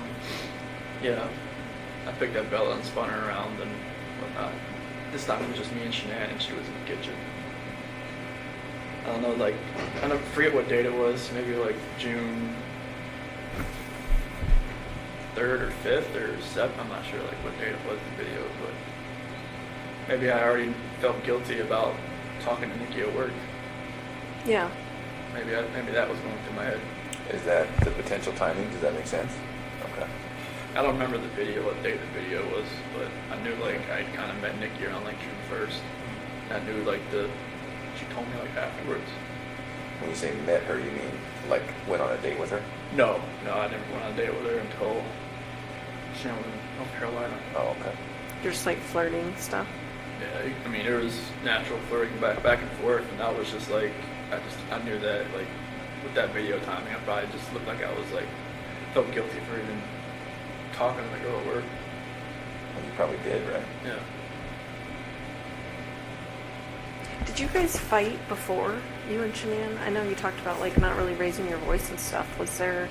Because I want to say, didn't a neighbor talk about them fighting and stuff? Yeah, but that was embellished and exaggerated, and he retracted that. Oh, he ended up doing that? Yeah, he retracted that. So.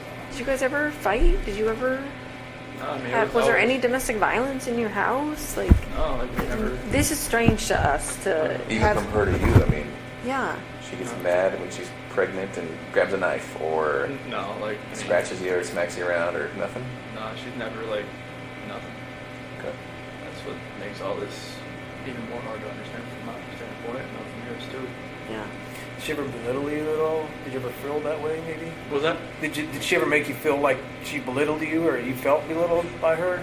I mean, there's always points like in a marriage where like the dominant person like takes control of Sure. everything, but like I was just my whole life I just kind of went with the flow. Like I never like put myself in the center of attention. I didn't want to be. Yeah. And I just wanted to be in the back row. Mm-hmm. So I mean, if she did belittle me, I couldn't pick an exact point or time. So you never really felt that way, right? No, I mean, Yeah. I always knew I was like, the introvert, and she was Right. she took control of most situations. Like when people came over, like I knew what my role was. Yeah. Like I watch videos of like cooking, or she'd make like power balls, or or like protein balls, or whatever. Yeah. You just don't seem like you want to be in those videos. No. Like I feel like you were being forced to be in those videos. And correct me if I'm wrong, but Yeah, that's what it seemed like to me. I hated being in videos. I mean, I did it for her because Right. it was for her business and Sure. stuff. But like it was, I hated just being out Yeah. for everybody to see. That's why like the whole like the gender reveal thing, I was just like, I didn't want it to be like some live Facebook video. I'm just like, no. Yeah. But like I never wanted to be out there. Yeah. I know, I'm like, Well, even when she was, because we talk about this a lot, Tammy and I and Dave, even when it was, I think it was Florida on some Lavelle or Thrive thing, and she's like, here we are, and it's all expenses paid, and I was like, I remember looking at you and Republic. thinking, like, he is not into this video right now. No, you don't look into any of the videos, I'll be honest with you. I wouldn't be either. Yeah. That's not me. Yeah, I get I'm, it. I'm I mean, not- I remember you talking about, like, she would even post stuff for you. Like, Oh, yeah. because you're technically a salesman, too, of Yeah, I was- Lavelle, of yeah, Thrive. That's 'cause, like she put me underneath her, and that like anything like any of my friends or stuff, like anything I do would help her. Right. So it was just I would send her pictures. Like should I take a picture with your patch? I'm like, okay, send it to her, and then she'd make a post about it. She was like, oh, you need to take more control over like your business and stuff. I'm just like, I don't know what to talk about. Right. Like if I went up to talk to somebody at the mall or at the pool or somebody about this, I'd just stumble all over my words and just like they'd be like, okay, bye. But no, Yeah. yeah, I'm not the salesman. I mean, she could sell everything you're wearing back to you, Right. and you wouldn't even know it. Like, wait, I just paid $40 Right. for this shirt. I paid $20 for it. Yeah, it's those videos were not me. I did it just to support her. Like she would always say, "Oh, Could you tell her no? Could you say, I don't want to be in that video? Or was that an option? Probably not an option. I mean, it's like she would have been like, "Oh, why this is to help our family. This is for to help this and that." So I couldn't have told her no. I mean, it would have made her mad. I would have been like, no. I wouldn't want to start that just because it's for the business, it's for the family. I was just gonna try to help out wherever we can. Right. Did that actually make money? Mm-hmm. So not only just more sales, but it actually put money in your guys' pocket? Mm-hmm. Okay. And she made probably in that last year probably as much as I did. On commissions, basically? I mean, I know that's a simplified version of it, but... Yep. I mean, it's they don't take taxes out on it, so. Right. So that was like the good thing, and they paid for your car. Mm-hmm. So Did they give you her an allowance or something to buy a car? yeah, well, if Or lease it? if you're a certain level, like a 12K or above, they give you a car allowance once a month. I'm not sure how they made money. The owners doing that, but they did. Yeah. Unless there's just like an insane markup on the product, which I probably guess there is. Probably is, yeah.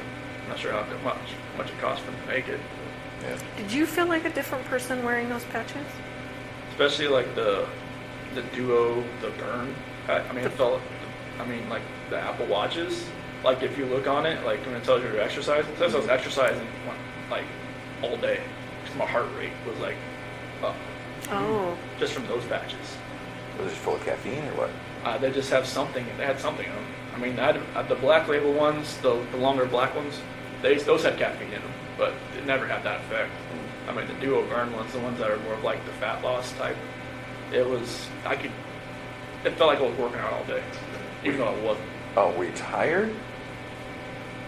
I mean, I know at some points, even Nikki said that, like, I'd fall asleep on the couch, on her couch while I was talking to her, and then like pick back up like I never knew I fell asleep, which I don't know if it was like an insomnia thing or what, but like I wasn't sleeping much. You had a lot going on then. Yeah, but those are the only patches I really felt like a real big difference on, just because it felt like I was working out all day. Mm-hmm. You don't feel like they changed your personality or anything like that, though? Or do you? I don't really know. I know I just felt different on those than any other patch. I felt like I could just go longer and longer each day. Mm-hmm. And I'm not sure like if that was probably a bad thing, because I don't think I was probably sleeping more than 3 hours a night.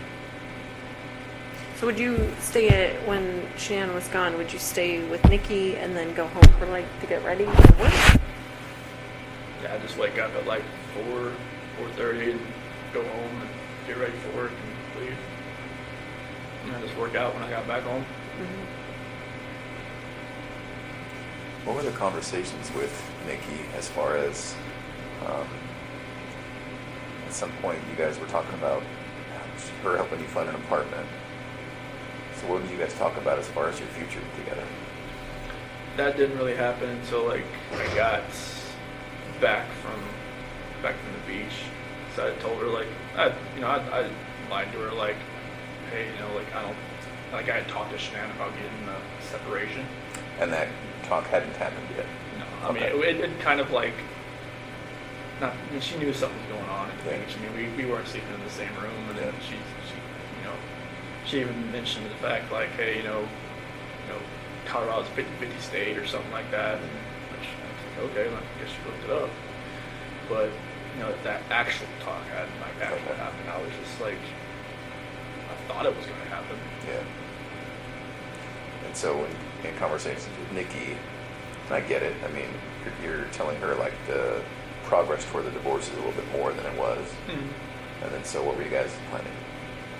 So it was more like she was going to help me find an apartment that was affordable. That's kind of just around like Brighton or maybe just close to work, like for Lupton or something around there. That's kind of like where my area was. Did you talk about moving in with her? She didn't want that. She didn't want that. Would you have done that if she would have been cool with that? I've been a little too soon. I would have thought there was just we'd only been really seeing each other like almost like a month or maybe just talking about 2 months. That would have been really. She called her house like her apartment like her. I don't know, like her kind of like a shield or kind of like her. She had another word for it, but Like her safe place? yeah, like a safe place or something like that. And she didn't like, people like to invade it, but that's why she always let me come over because she said she felt like it was fine, like her dog liked me and everything. Like she would say, hey, you just should belong here type thing. Like, oh, okay. So you and Shannan, did you talk about selling the house? Or what point did you? There was some discussion there with Ann Meadows. She had sent an email to Ann about like how we would go about like selling the house. Yeah. And I think Ann told her about Ann was always about getting pre-approved. Just like like if you're going to sell your house, get pre-approved for like another house, so it's like much faster. Yeah, so you can just quickly transition from one to the other. Okay. When did that happen? Remember? I think it was either right before we left. No, that had to have been like first week of August, somewhere around there. I think she may have contacted her. Okay. So the plan was maybe to buy a house. I think you told me in Brighton, you think about buying a house in Brighton. Yeah, just like she liked that Adams 12 school system or something. Yeah. So Okay. I think that's what Brighton is. Adams County or something. Yeah. What were you thinking about when you called the school that day, on Monday? I was freaking out. I didn't know, like I was thinking in my head, like what I just did, what I just done, and I didn't know, like it was stupid to do anything. To call the school, to call Ann, to call anybody. They were right to be, suspicious about anything. Look, 'cause I knew I probably sounded eccentric on the phone and out of sorts, and just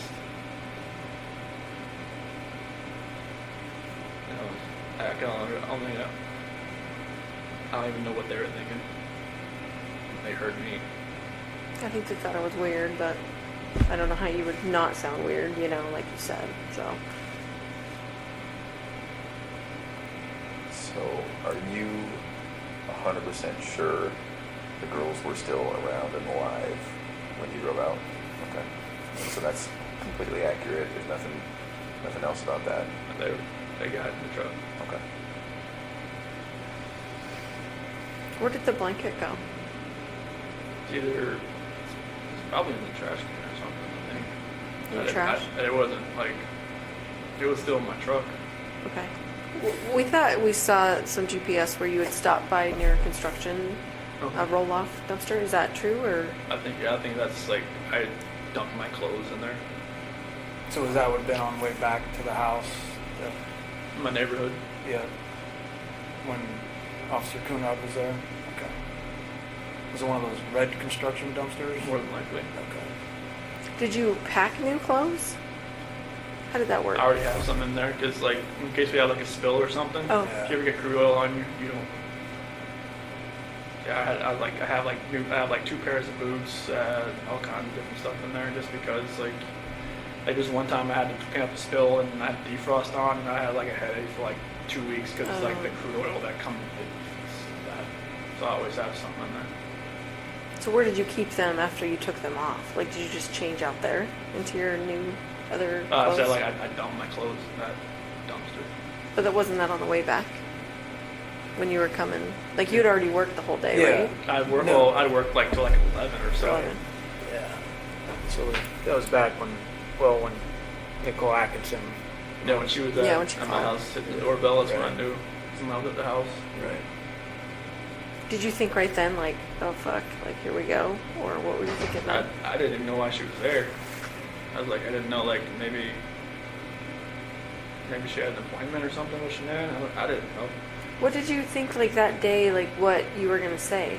Like, what was your plan? Were you just going to go home and be like, report to the police that your family's gone, or? I had, like, once, like, I had no idea what was going to happen. Like, after everything, I mean, I don't even know how I was even acting even normal to people that I was around. Because when, like, Troy and Cody and Chad and Melissa and all them, like, you know, when they showed up on the site, I don't even know how I was even being somewhat even coherent what I was saying, but apparently they understood me. So I didn't know what was going to happen. Like I said, this wasn't like something like some Criminal Minds type. Like, well thought out. Yeah, it wasn't nothing like that. You're just minute by minute at that point. Yeah, I had no idea what was going to happen. So once the girls were gone, was it also just a minute by minute thing as far as the oil tanks? Yeah, I didn't know what to do. I mean, just thinking about an oil tank just makes me want to throw up. And was that just because it was in front of you and there it was and just presented itself?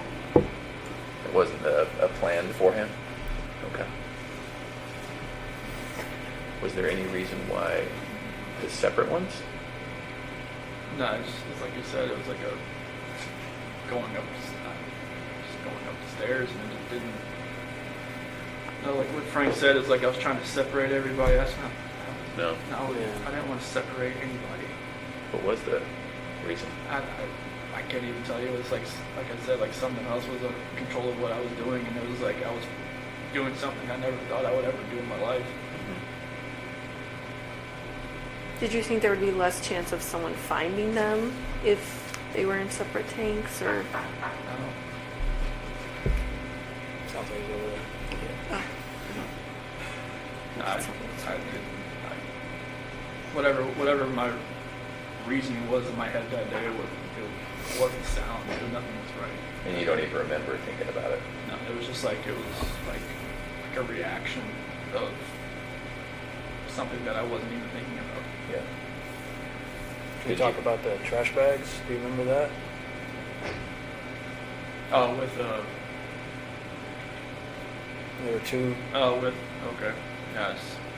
Trying to, because like the sheet kept, I didn't want to, like when I was putting, there's one coherent, I guess, thing I had, like I didn't want the girls looking at Shannan while they were in the back seat. So what'd you do? I put a trash bag on one end and on her feet and on her head, so they didn't have to see. Okay. And they were just too little to kind of figure out, right? Yeah, they didn't know. Okay. That's good. I just know, like, when I was driving up there, I mean, you know, they were just, you know, sitting there just, you know, kind of asleep or kind of just, like, you know, holding on to each other, laying in each other's laps. You know, I didn't,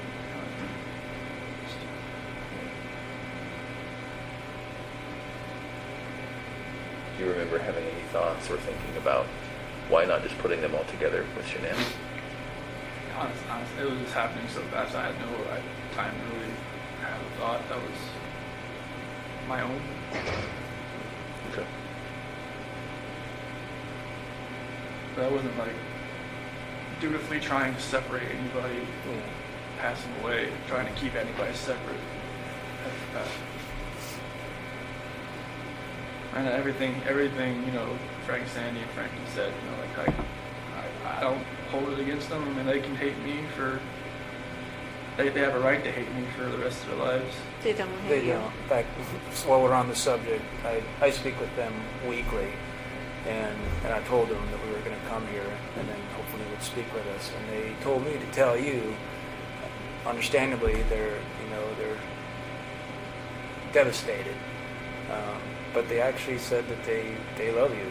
They still love you. And Sandy explained it. You know, he's our son-in-law for 8 years. I can't just turn that off. So they don't hate you. They don't. That's amazing to hear that. Yeah. Well, and I can tell you, Sandy was the one that was most resistant to penalties in this case. And she said that. She told me that from the very beginning. That she didn't want that. It's God's decision. It's not her decision. And then she told me that even then. So it's not just a one-time thing that she has said it to me. It's been over the whole course of the event. So that's probably one of the most honest things someone's ever told me. You know, so it's pretty amazing. You know, faith is. She's obviously a believer. So am I. I get it. So I understand it. You know, so. That's amazing to even hear that. Yeah. Good people. I would have figured they would have hated me for. They don't. I mean, yeah, anybody would think that. I certainly would have, but I have to admit I was surprised, really taken aback by that. But they certainly don't. What did they say when they knew you were coming out here? They said they want to know, details because they need closure. And that's really all they want, and they want to keep it private. And I said, well, absolutely. We'll talk to them about what you told us, and just so they can put it past them, because they're having a hard time dealing with it and trying to get past it all. And I think that may help, just to know. Closures, I mean, my parents still think, like I told them I pled guilty for a reason. Right. And like I told it to them when they had that video phone thing in Colorado the day before. Like I pled guilty, like I plead guilty for a reason. Like I didn't just, I knew other people were watching, so I didn't just go in and like just say anything. But, like they seemed to take it. Like, okay. What made you do that, Chris? What made you plead guilty? I didn't want anybody else to. I didn't want them to go through this for 2 or 4 years. I didn't want my attorneys to lie for me for 2 to 4 years. Like they would have done anything I told them to do. Sure. That's what they're. I don't see how they can do that. And like that's what attorneys do. Like they take their defendant and they say, hey, like what happened? Okay, we'll go with that story. Like I told them everything I just told you guys, and it's just like. They got together like, well, if they ever offered a plea deal, would you ever want to like just plead guilty to them? Like, yeah, I mean, if we can end this, end it. Like I was like in September, I told them that. Really? Yeah, they like, but it was way too early, and the prosecution was still doing their investigation, still grabbing the evidence and all kinds of stuff, and that wasn't even really on the table. So I think it was like around Halloween. I think that's when the prosecution went to Frank and Sandy and Frankie's house, and it's talking like, if we can end this, would you be open to that? And that's when like the whole death penalty and everything, all that conversation happened. And I guess they were surprised that it would just be over. Yeah. And We were all in shock. I'm not gonna lie. yeah, that was like. It's like we were going 100 miles an hour, and then we just hit a brick wall. Like, that's what it felt like to all of us. So, I mean, obviously you had more time to contemplate it than us. I told John and Kate and Sophia and everybody, Amy, hey, if we can just stop this, and like, I know it's, everybody's telling me to fight this, there's no like, there's like, they're about saying there's like not enough evidence to such and this, and that. And I'm just like, no, this needs to end. Like, I don't want people to have to, because for Frank and everybody to have to fly back to Colorado every single time and get reminded of this, like, I'm not sure, like, it's never going to go away, but to actually have to come and talk about it, have other people talk about it, have, you know, all three of you get on the witness stand and say, you know, what they saw, what they've seen, you know, what they heard on tapes and everything like that. It's just like, I don't want people to relive that over and over and over again for years. Like, if I could just end this for everybody, and then, like, if there's any closure at all, they could, you know, they could start then instead of like 2022. Right.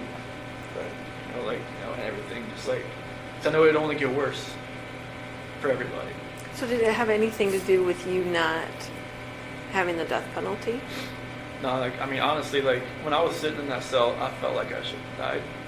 I mean, I was listening to everybody telling me, like, hey, if you do this and this, you can hang yourself in that cell. You could do this and that. They were like telling you stuff. Yeah, you could drown yourself in the toilet if you wanted to fill your toilet bowl up or something like that. It was, they've been there a bunch of times. And, like, you know, at one point I was listening to them. Mm-hmm. You know, I was just like, you know, I just felt like maybe there's a different purpose for me somewhere. You know, maybe it's here. I don't know. Like, I prayed to God every day that He would move me away from Colorado, like, move me away from, like, the DOC there, because I just knew, like, 'cause they were saying there was a hit on me. They said if I was going to a DOC in Colorado, like, I'd last a week and I'd be dead. Because of, like, the gangs and all that kind of stuff. So, like, I just felt like God moved me here for a reason, and I'll, you know, hopefully I can help people that way. But, like, I didn't want my family, I didn't want Shannan's family, all of our friends, like, you know, having to go through that, because after a while I knew it was like, this stuff was everywhere. And I knew, like, all her Thrive friends, everybody, that was just like, it would just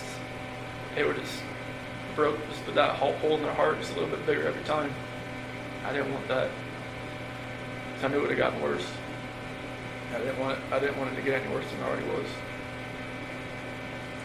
Did you ever think about, well, you know, it could be very believable, what I told him, it could be very believable that Shannan did, you know, end the girls.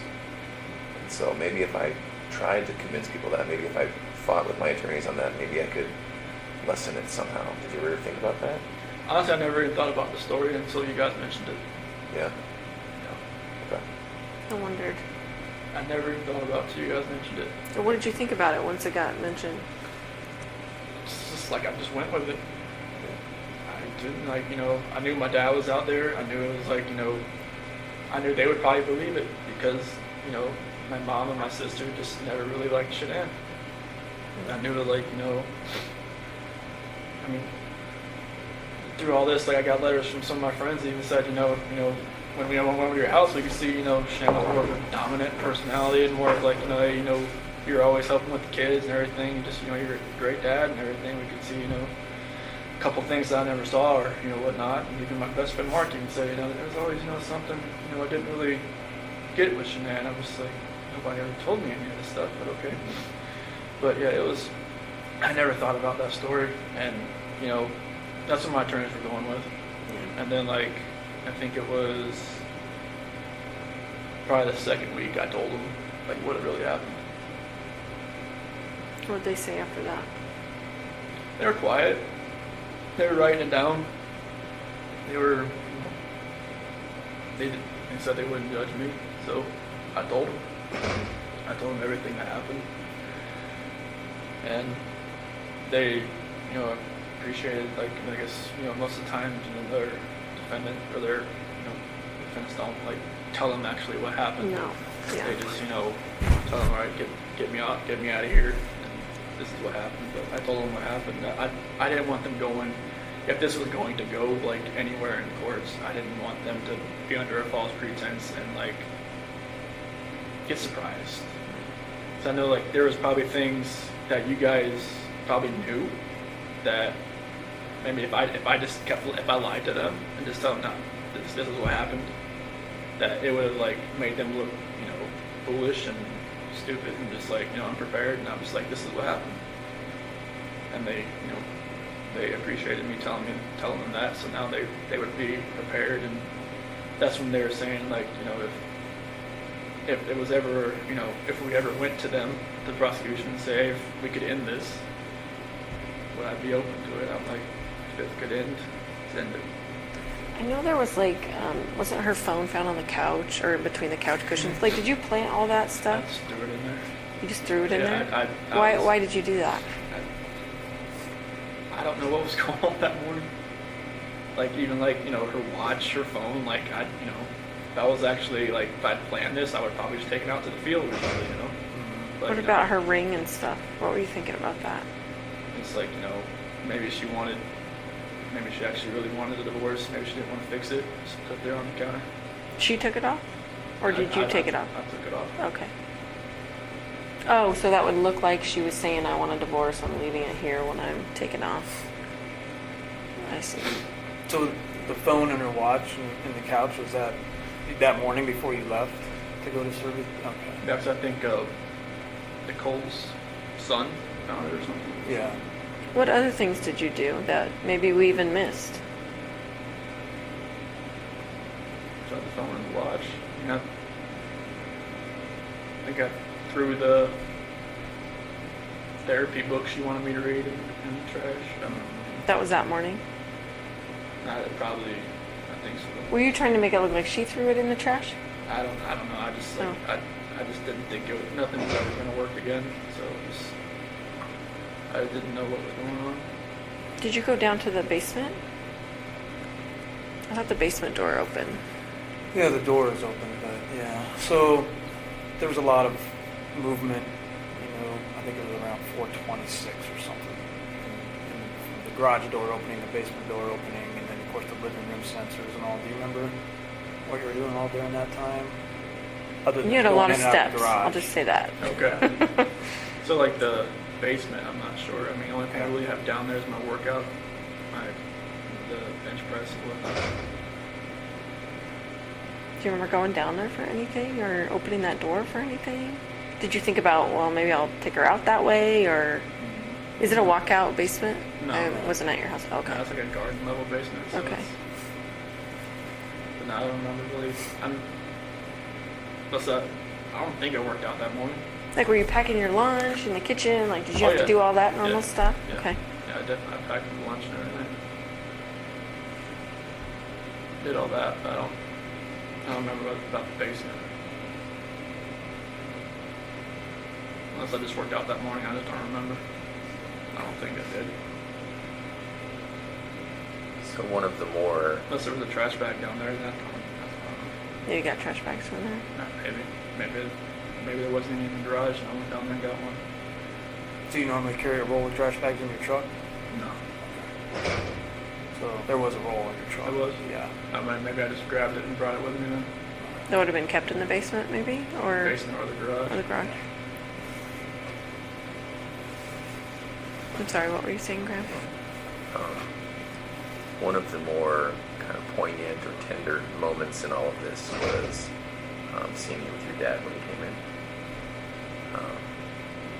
What was it like when you picked him up at the airport? It was very strange. It was kind of like I almost knew this was probably the last time I'd ever see him on the outside. In my head, I knew that. Yeah. What'd you guys talk about? Honestly, like, he just wanted to talk about sports. He's always the kind of, like, distance himself from, like a problem type thing. Like, when, like, if there's ever an issue or anything like that, he always want to talk about, like, just bring up, like, when I would try to get him to quit smoking, like, all the time. Like, that's after, like, I graduated high school and whatnot, he would... Are you talking about cigarettes? Yeah. Okay. And he would always, like, just change the subject. Like, oh, you know what happened in the race? Football? Just something. I mean, he just never wanted, like, he said, okay, oh, yeah, I'll get to it. And then just, boom, something else. And, I just kind of felt like it was kind of like that. Like, he asked, like, a few questions. Like, do you know where they're at? And do you think, think you know where they're at or anything like that? And I just, tell them no. And then like start talking about, just want to talk about sports and just like normal things. And just kind of, I'm not sure if he maybe knew anything, maybe he kind of figured out something maybe happened and just wanted to talk to me as his son. Is it possible he saw that you were in a stressful situation and wanted to do what he always did, make Yeah. things comfortable? I think that was a good way to put it. I bet you picked up a lot of that from him. Yeah, because stressful situations, like the gray hair didn't show it, but like I try not to be in stress. But it's like I worked on cars. There was a lot of stress because it's always it's on commission. You get paid what you do, not by showing up. So then Anadarko was a little less stressful because I got paid just to be there. But, Was your dad's marriage like yours and Shannan's marriage, as far as like your dad was the more passive one and your mom was the yeah, more my mom dominant? was always the more aggressive one. Was she like Shannan in a way? I mean, were you attracted to Shannan because she was kind of like how your mom and dad's relationship was, or? It was like, it almost mirrored like her mom and dad's relationship, honestly, because her dad's like my dad. Because they're both like kind of calm, cool, and collected. I could see that, yeah. And her mom is very, Sandy rules that roost. Oh, yeah. yeah, very. And it's just like, I kind of related it to that. Because like, her mom always said like, she always told Shannan that she would marry somebody that was kind of like her dad. And I felt like I was kind of like her dad. I wasn't like, I couldn't build a lot of things he could, but our personalities were kind of like, I was always, I think he really liked me the first time he met me because like I was helping Shannan with this. She had got this car from the dealership that she worked at, and she was driving around and it felt like the wheel was about to fall off. And I pulled over where her dad was, and I got underneath it, jacked it up, and I was like, trying to fix everything. He's saying like any other guy she'd ever dated would have just like stood by and watched me do it. And so I think that's when he really like kind of like me. Took to you. Yeah, it's just like I was always wanting to help people, not to hurt anybody. Well, and you helped her all through her lupus, and you're at the colonoscopy, and you're jacking up the car. And Yeah, I did. Anytime she had an issue with like a car at the Dirty South Customs, and like I would just go out to work, see what I could do with it. I would just do whatever I could to help. yeah. Well, and I think one of the reasons Frank and Sandy work so well is because Frank let Sandy be Sandy. Yeah. And they probably both saw in you that you let Shannan be Shannan. Yeah, I just like I didn't try to change her. Right. Like I just let her be who she is. Yeah. She's like she's gung ho. She's she knows what she wants. She's gonna go get it. Yeah. And I didn't say, hey, you can't do that. And that's what her first husband did. Yeah. He controlled everything. He tried to be Sandy, and it didn't work. And she turned into almost like me. She was like, she just kind of like played back and just kind of like let him do what he was doing. And I think she learned after that she could just be herself. And then with me, she could definitely be herself. Yeah. So that's how it worked. So do you think your dad had any inkling? Because I'm trying to remember the timing. He showed up when you were still walking around. You weren't in any trouble yet when Ronnie came in. Yeah, I had met with you the night before, for like 3 or 4 hours. And then I was at Nick and Amanda's house. Okay. I met there, and that's when I went to go pick him up. Okay. And you picked him up. It was early that morning, right? He was like 10:30, I think, when his flight came in. Okay. And then so from there, you guys probably drove home and then to the police station. Yep. And the talks there were no type of confession from you. Okay. No, it was like he was just gonna wait. Okay. I told him like if you're hungry, there's like that barbecue joint down the street, and like it's good. And just, he told me he never left. He didn't. I wasn't lying. Yeah. He was faithful. He was. I don't know how he lasted that long without food. We ended up giving him food. Yeah. Oh, okay. He was great. And the reason I ask is because when I look back and watch the video, now knowing what I know after talking to you today, I can see how genuine he was. But I just didn't know if you guys had come up with some sort of plan. Okay. No, we never talked about anything Okay. like that. I don't know, if I had told him anything, he would have probably just told me, just tell them right away. I think you're right. He would have still loved me either way, but he would have told me, you need to tell him, Yeah. like right now. Yeah. Like, you don't need, I mean, I didn't think I was going to be there for 14 or however long it was, like 10 hours, however long I was there that day. You were there a long time. Yeah, but it was, he would have told me just to say, just to tell you. Yeah. Did you know walking in there that you were going to tell us? Or did you think, I didn't, I mean, I knew there was a reason you brought me back in. I know, well, for the, what'd you think about the polygraph? that was horrible. Why did you say I that? don't know how you do that. Why did you say that? Because Tammy's a torturer. I am not. No, like, I mean, Tell me. you answered, you asked me questions for like 3 or 4 hours beforehand, and then you do the polygraph, and it's like you just break down somebody's brain to where like Too it's like much or too what? much. Jello, and it's just like I know it's you guys have a job and you have a plan, and that's you executed it. She's thorough, right? There's just No. there's Yeah. no way to get out of there without the truth. No, I mean I kind of knew like because right when you asked me about like Saturday night, when I told you about the walking, I was like, man, she was like going through her head. I was like, fucking lie. Well, we did know, we found out about Nikki right before the polygraph. I figured that out after with meeting with John and everybody that Yeah. she had met with somebody from the CBI, Mm-hmm. like on the 14th or the 15th. I was just like, wait, they were talking. Oh, okay. So you already knew. So, but I mean, I didn't know how extensive it was, but yes, we knew. yeah, I mean, walking in there that day, just walking into that room, I knew I wasn't walking out. Yeah, Just the feeling I had walking in that room.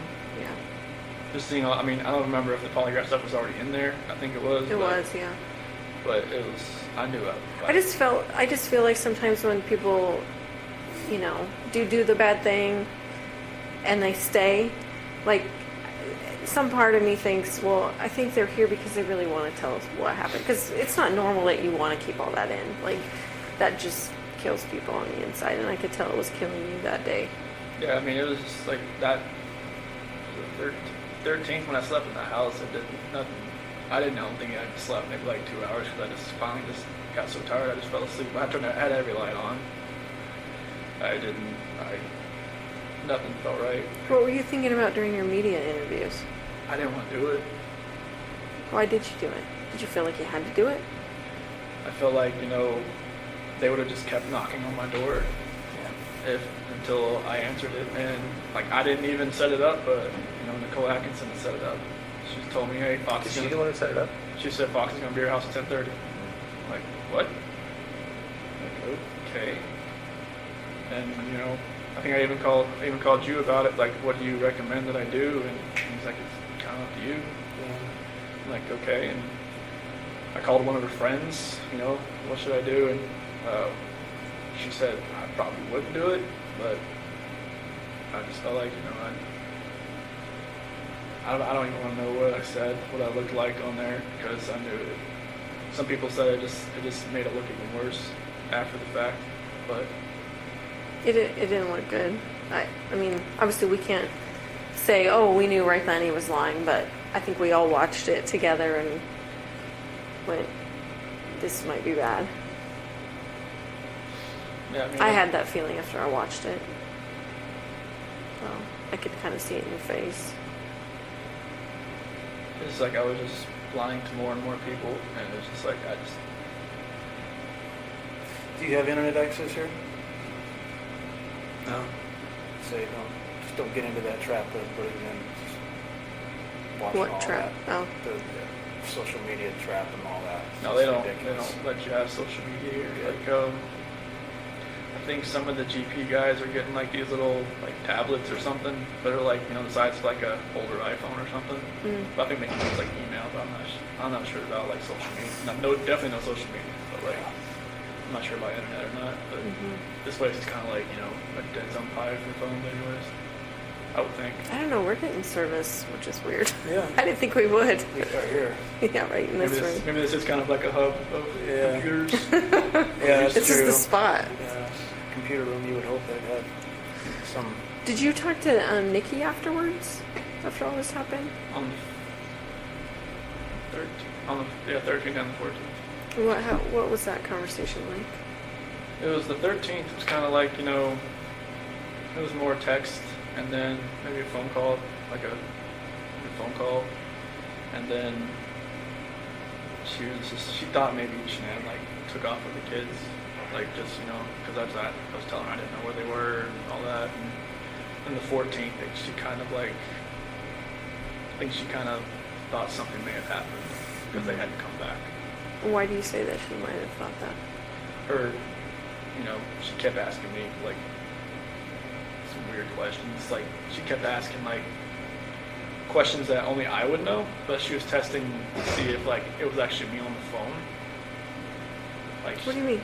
Like she would ask like, you know, like what's my dog's name, or like what do I like, what yoga studio do I go to, or something like that. And just like, like I just answer her like I'm, and then like another thing about I'm not sure if this is you. I'm just like, okay. Is this through text or is this through calls? Text. Oh, okay. So she wasn't hearing your voice. Okay. Yeah. Is it possible she thought you'd been arrested and we were on the phone? One, either Shannan had my phone or somebody else had my phone, or Right. like maybe, you know, maybe she thought it was. Well, hopefully Shannan would know all the answers to those questions, right? No. This is Nikki asking me. Yeah, but Okay. if she's asking you your name of your dog and what yoga studio, and Yeah. like, wouldn't Well, Shannan know that? maybe she thought, you know, maybe I was with Shannan. That she was just trying to find out who she was. Mm. But yeah, like some of the conversation, like on the 14th, got a little weird. I think that's when she met with CBI or something, or FBI. I'm not sure who she met with first. So she talked to you after she met with? Nope. Oh, she That did. was like she had told me like, this is the last time you'll probably hear from me. I'm going to stay at my friend Jim's place while this is all going on. She said not to contact her until this is done. She told me to delete everything.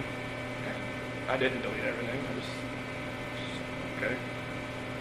I'm not sure why I didn't delete everything, but probably helped you guys out a little bit. But She told you to delete everything?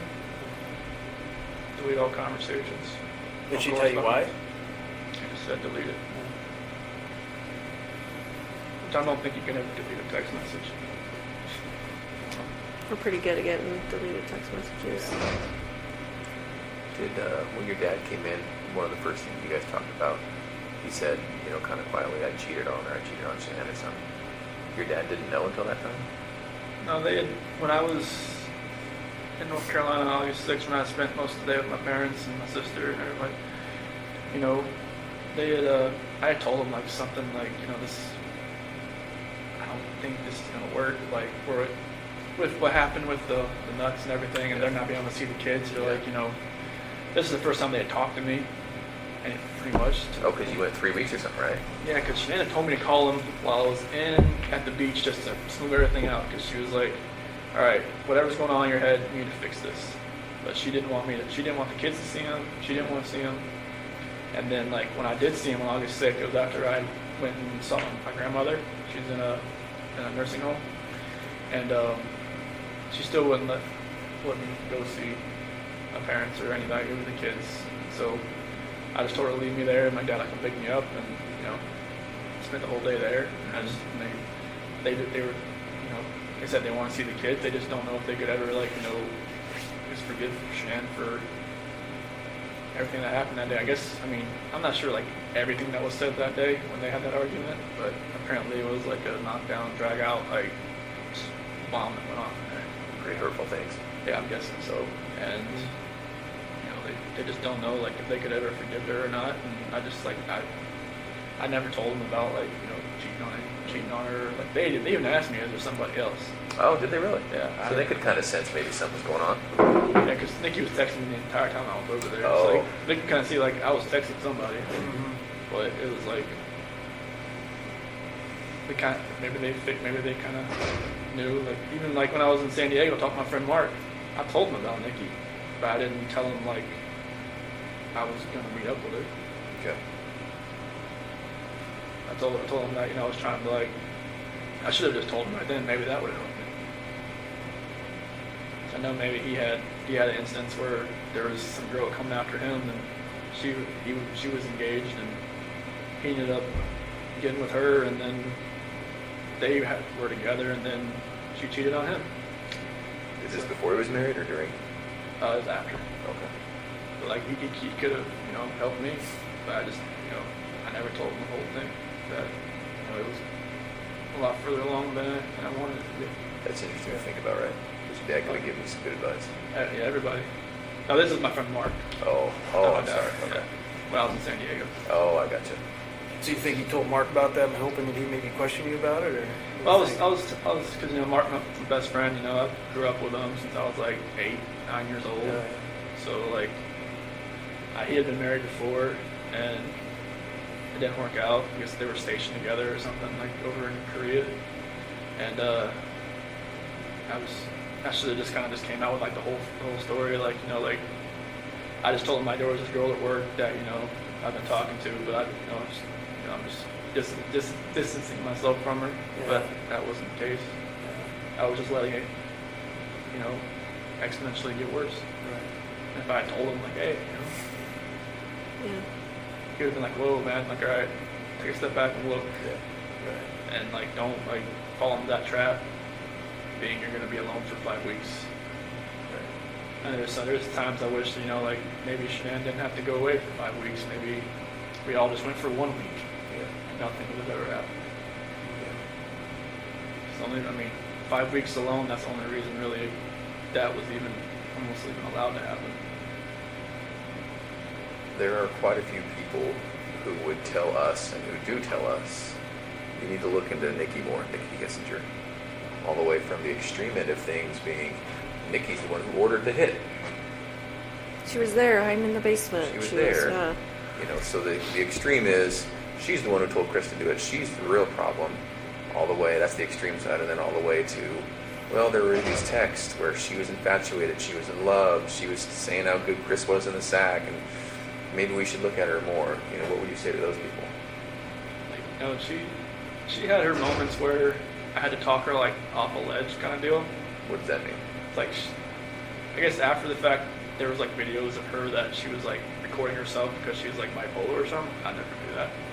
But it's like, and she would get worked up about nothing. She would just like, she came to my house once because I think it was like July 4th. I didn't have to work that day, so I didn't like get up at like 4 o'clock and go home. And Shannan called me like 10 times in a row, and I didn't hear it because I was sleeping. And I was just like, and she was pissed. Shannan was pissed. And like I called her outside, like, where are you at? Like, what? Like, I was like, I didn't have to work today. It's like, you called me at like 5:30. It's like, well, kids want to talk to you at 7:30. I'm like I was sleeping. She's like, she just like, screw you, like, like I don't know where you're at. And I went back inside. Something like, I gotta go. And she was just like, okay, are you coming back? I'm like, probably not. So wait a minute, you kind of lost me there. Were you at Nikki's place Yeah. when Shannan called you? Yeah. Okay, and so you were sleeping in her bed. Yeah, because I wasn't going to work that day because I I gotcha. didn't have to that day. It was Okay. the first holiday I ever had off. And, Shannan was pissed, and, it kind of pissed Nikki off too that I left. But I think that's when I called Nikki later, and she was like, she kind of realized that, she'd always be like, the second, she said second fiddle. Sure. And because that's how I would come back that day. Just, I don't want to be anywhere else when Shannan calls. She was already pissed. So it was stuff like that where she would she would go. She said she would go on like websites and look at like, will a relationship work with somebody? Like, will a mistress work? Will a mistress turn into a relationship? That's what Nikki was looking at? Yeah. She would tell you that, or you She heard told that? me that. Okay. Yeah, she said that she would go on websites and look at stuff like that. I was like, why do you even look at stuff like that? She's like, I just want to see what other people have experienced. But so that confuses me though, because I thought earlier you were saying she thought you were heading toward a divorce. So why was she looking at herself as a mistress? This was later on. Oh. Like, okay. In August, like Okay. first week of August, when I told her like, I had to have that talk with her about separation. Uh-huh. That's when like she started looking at like apartments and stuff. But like during our July relationship type thing there, Oh, I see. that's when she was looking up like, will it actually work? Okay. She told her friend Brittany about it, I guess, and Brittany told her not to do it, but she said she'd already made her decision. Okay. And so, are those people absolutely wrong about Nikki? She wasn't asking you to get rid of your family? No. Are you sure? Yeah, I'm sure. Okay. And no part of any of this was because she put it in your head or asked you to, or? No, she never, I mean, this whole relationship contributed to it. Sure. But she didn't Okay. want me to I do mean, it. was it ever like, I wish you didn't have kids, I want to have, kids of my own with you, like, She never knew if she wanted to have kids, but she said that, at one point she said, I'd like to give you a son. did she know that Shannan was pregnant with a boy? No. Did she know Shannan was pregnant? No. And why is that? You just didn't tell her? I didn't tell her. Because we had met. But Shannan put that on Facebook. Like, how did she not see that? I don't know. Maybe she did, and she just was waiting for me to tell her, or she put it out of her head. Can I ask you a question? A lot of people think you named Nico after Nikki. So what was that about? Nico was actually a name that Shannan liked. Okay. Shannan thought of that one? Yeah, I wanted to spell it like N-E-K-O. I thought it was like Nico that way. But she said N-I-C-O, and I thought it was sounded like Nico or something. Okay. I guess Nico is more of like an Italian name. Italian, yeah. So, and like she did leave for, my middle name and my dad and all that, but like Nico is like, that's a name that she always liked. Okay.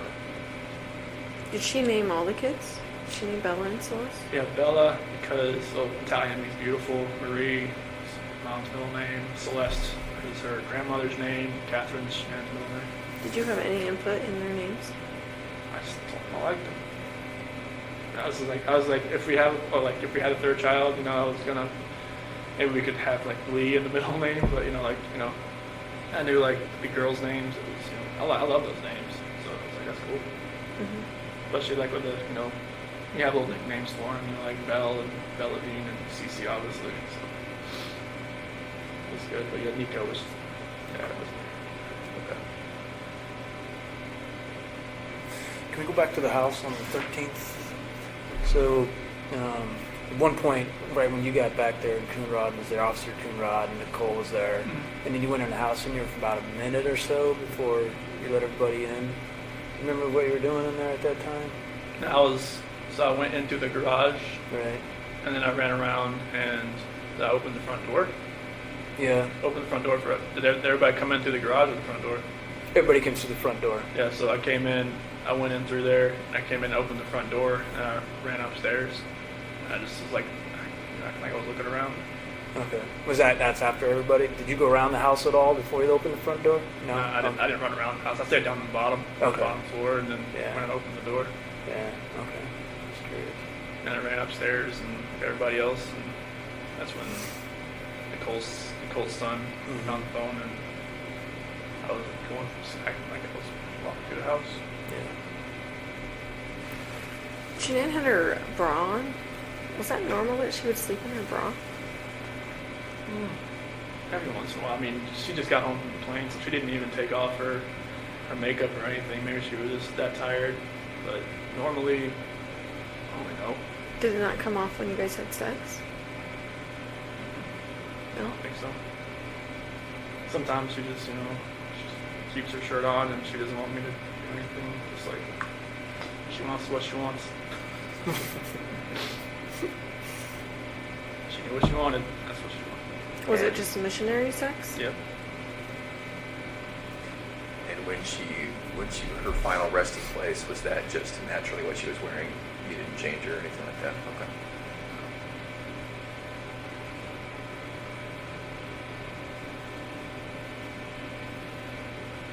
Did you have to see any of that stuff? Pictures or anything? No. I asked not to. Okay. They said I could. I was like, no, I don't want. I've prayed for those hazmat workers that I'm sure it was hazmat, right? That had the You were part of it. yeah, and like We were all there. We were all there. I'm sorry. Yeah, I never wanted to see it. I just prayed for that. I'd rather have to be there. I never wanted to know what the aftermath was. They said, like, if this ever got ever got like a preliminary hearing, that I would have to see him just to be prepared and not have a reaction, an initial reaction. But I was like, I don't want to see him.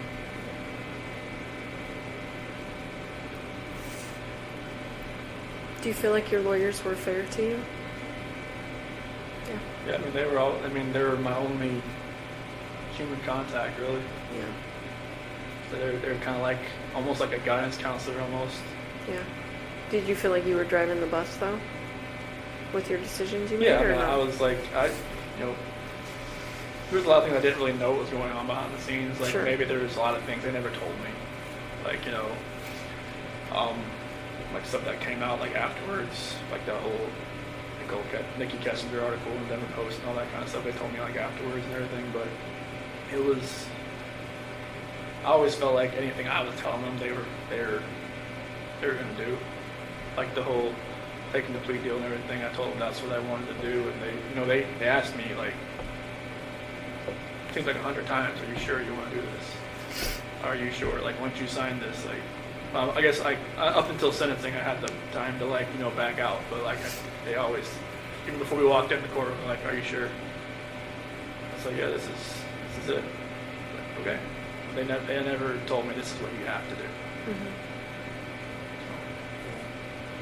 They always just said, this is your decision, like, if you want to take this farther, and John said he was right, he had all kinds of motions written, all kinds of stuff that were like really creative, and because he'd never been in something like this before, and he was ready to fight, and I was just like, I didn't want you to have to do that. Not for me, not for something that the story isn't true. Because it would just only gotten worse. Right. For everybody. For all three of you, for everybody that was involved in it. Are you still glad you did? Yeah, I mean, I never thought I'd be in prison the rest of my life, but like I don't want people to have to keep going through this every day of their lives, knowing that there's a trial hanging over their head, or I mean, if it ever got that far, I don't know. Yeah. But like, I didn't want people to have to relive it every day. Yeah. Did they have to ever see the pictures? Wait, say that Did again? they have to ever see the pictures? Frank and Sandy and all that? No, they never saw it. They saw some things. They didn't see anything of that. Okay. Yeah, we shielded that from them. That's one thing. I just didn't want them to have to see anything or hear anybody talk about anything or any part of it. Or like, anybody bashed their daughter, like anybody to ruin, like, to hear what, some of my friends had a negative, impact on her, from her, or like had a description of her that didn't match, something like that. I didn't want them to hear that either. Like, I didn't want them, like, anybody have to trash her memory. Like, I wanted like them to know, like, she's a loving wife, she's beautiful, she always helped everybody else, all her friends, her Lucas friends, everybody. I just wanted, I didn't want anybody to take away from what she did. We tried to get you to say that night. I know. But do you remember that? I remember. I was just like, I know you obviously weren't ready to say that then. I know. It's like, like after my dad left, we both came in like, all right, we got most of the story. Let's get to the true story. I'm just like, I just wanted to bang my head against the table. But in the end, I think you did the right thing. And even though it's hard to hear, there's a lot of people who thank you for what you did. I think your whole life has been thinking of others, except for one brief moment. I think you really did think of others when you made that choice. So I personally thank you, right? Because it would have been hard for the three of us to go through about this hard, and for everyone else about that hard, right? Yeah, it was anybody that was family or friends, Right. And just exponentially harder for everybody. Yeah. I think you did the right thing. So you haven't told your parents what happened? You just told them I'm pleading guilty for a reason? Yeah, I've told them like on the phone, even because they're still. I don't know. You should fight it. You should get... They've got letters from like Australia, from England. I mean, of like the 35C in Colorado and stuff, like improper counsel or something like that. Ineffective counsel. Ineffective counsel, and I mean some of the stuff they've they said about, the dry patch, how it's not like FDA approved, how it can alter somebody's mind, like, something. It was some kind of condition, but there's something else they call like CPSD, complex post-traumatic stress disorder, or something like that. Have been like, some people from England have had it. It's like they've been in an emotionally abusive relationship and stuff like that. I mean, just like, some of the little subjects they put in there, like, yeah, I can relate to it, but like it doesn't make up for the fact what happened. But like they've got a lot of support they've got a lot of hate mail, a lot of phone calls, a lot of like, stuff like that. I wish they never happened. But they get some support, which is good. But on the phone, they still think, there's a chance that I could get out. Yeah. I mean, you don't want to ever think your kid's going away forever. Like, you don't want to fathom that. They tell me to fight it, like, they don't, not every day, but on their bad days, they'll get a bad message or a bad letter, and then I'll just kind of revert back. Is it more your mom or your dad? My mom, she loses it a lot. Yeah. On the phone, my dad's usually trying to, like, hey, don't talk about this stuff on the phone with him. Because it's just gonna rile you up, and it's gonna make him go back to his cell, and he's gonna think about that all night. Right. And that happens a lot. Yeah. Would you ever want them to know what you're telling us today? I'd rather just tell them myself. Yeah. So they're coming. I think they're gonna try to make a visit in like May or so. So they don't, do they still think that Shannan killed the girls? They still believe that, even though I told them I pled guilty for a reason, but they think that I was, their words, like, railroaded by believers. Yeah. Because they felt like they pressured me to do it. Yeah. Do you feel like that?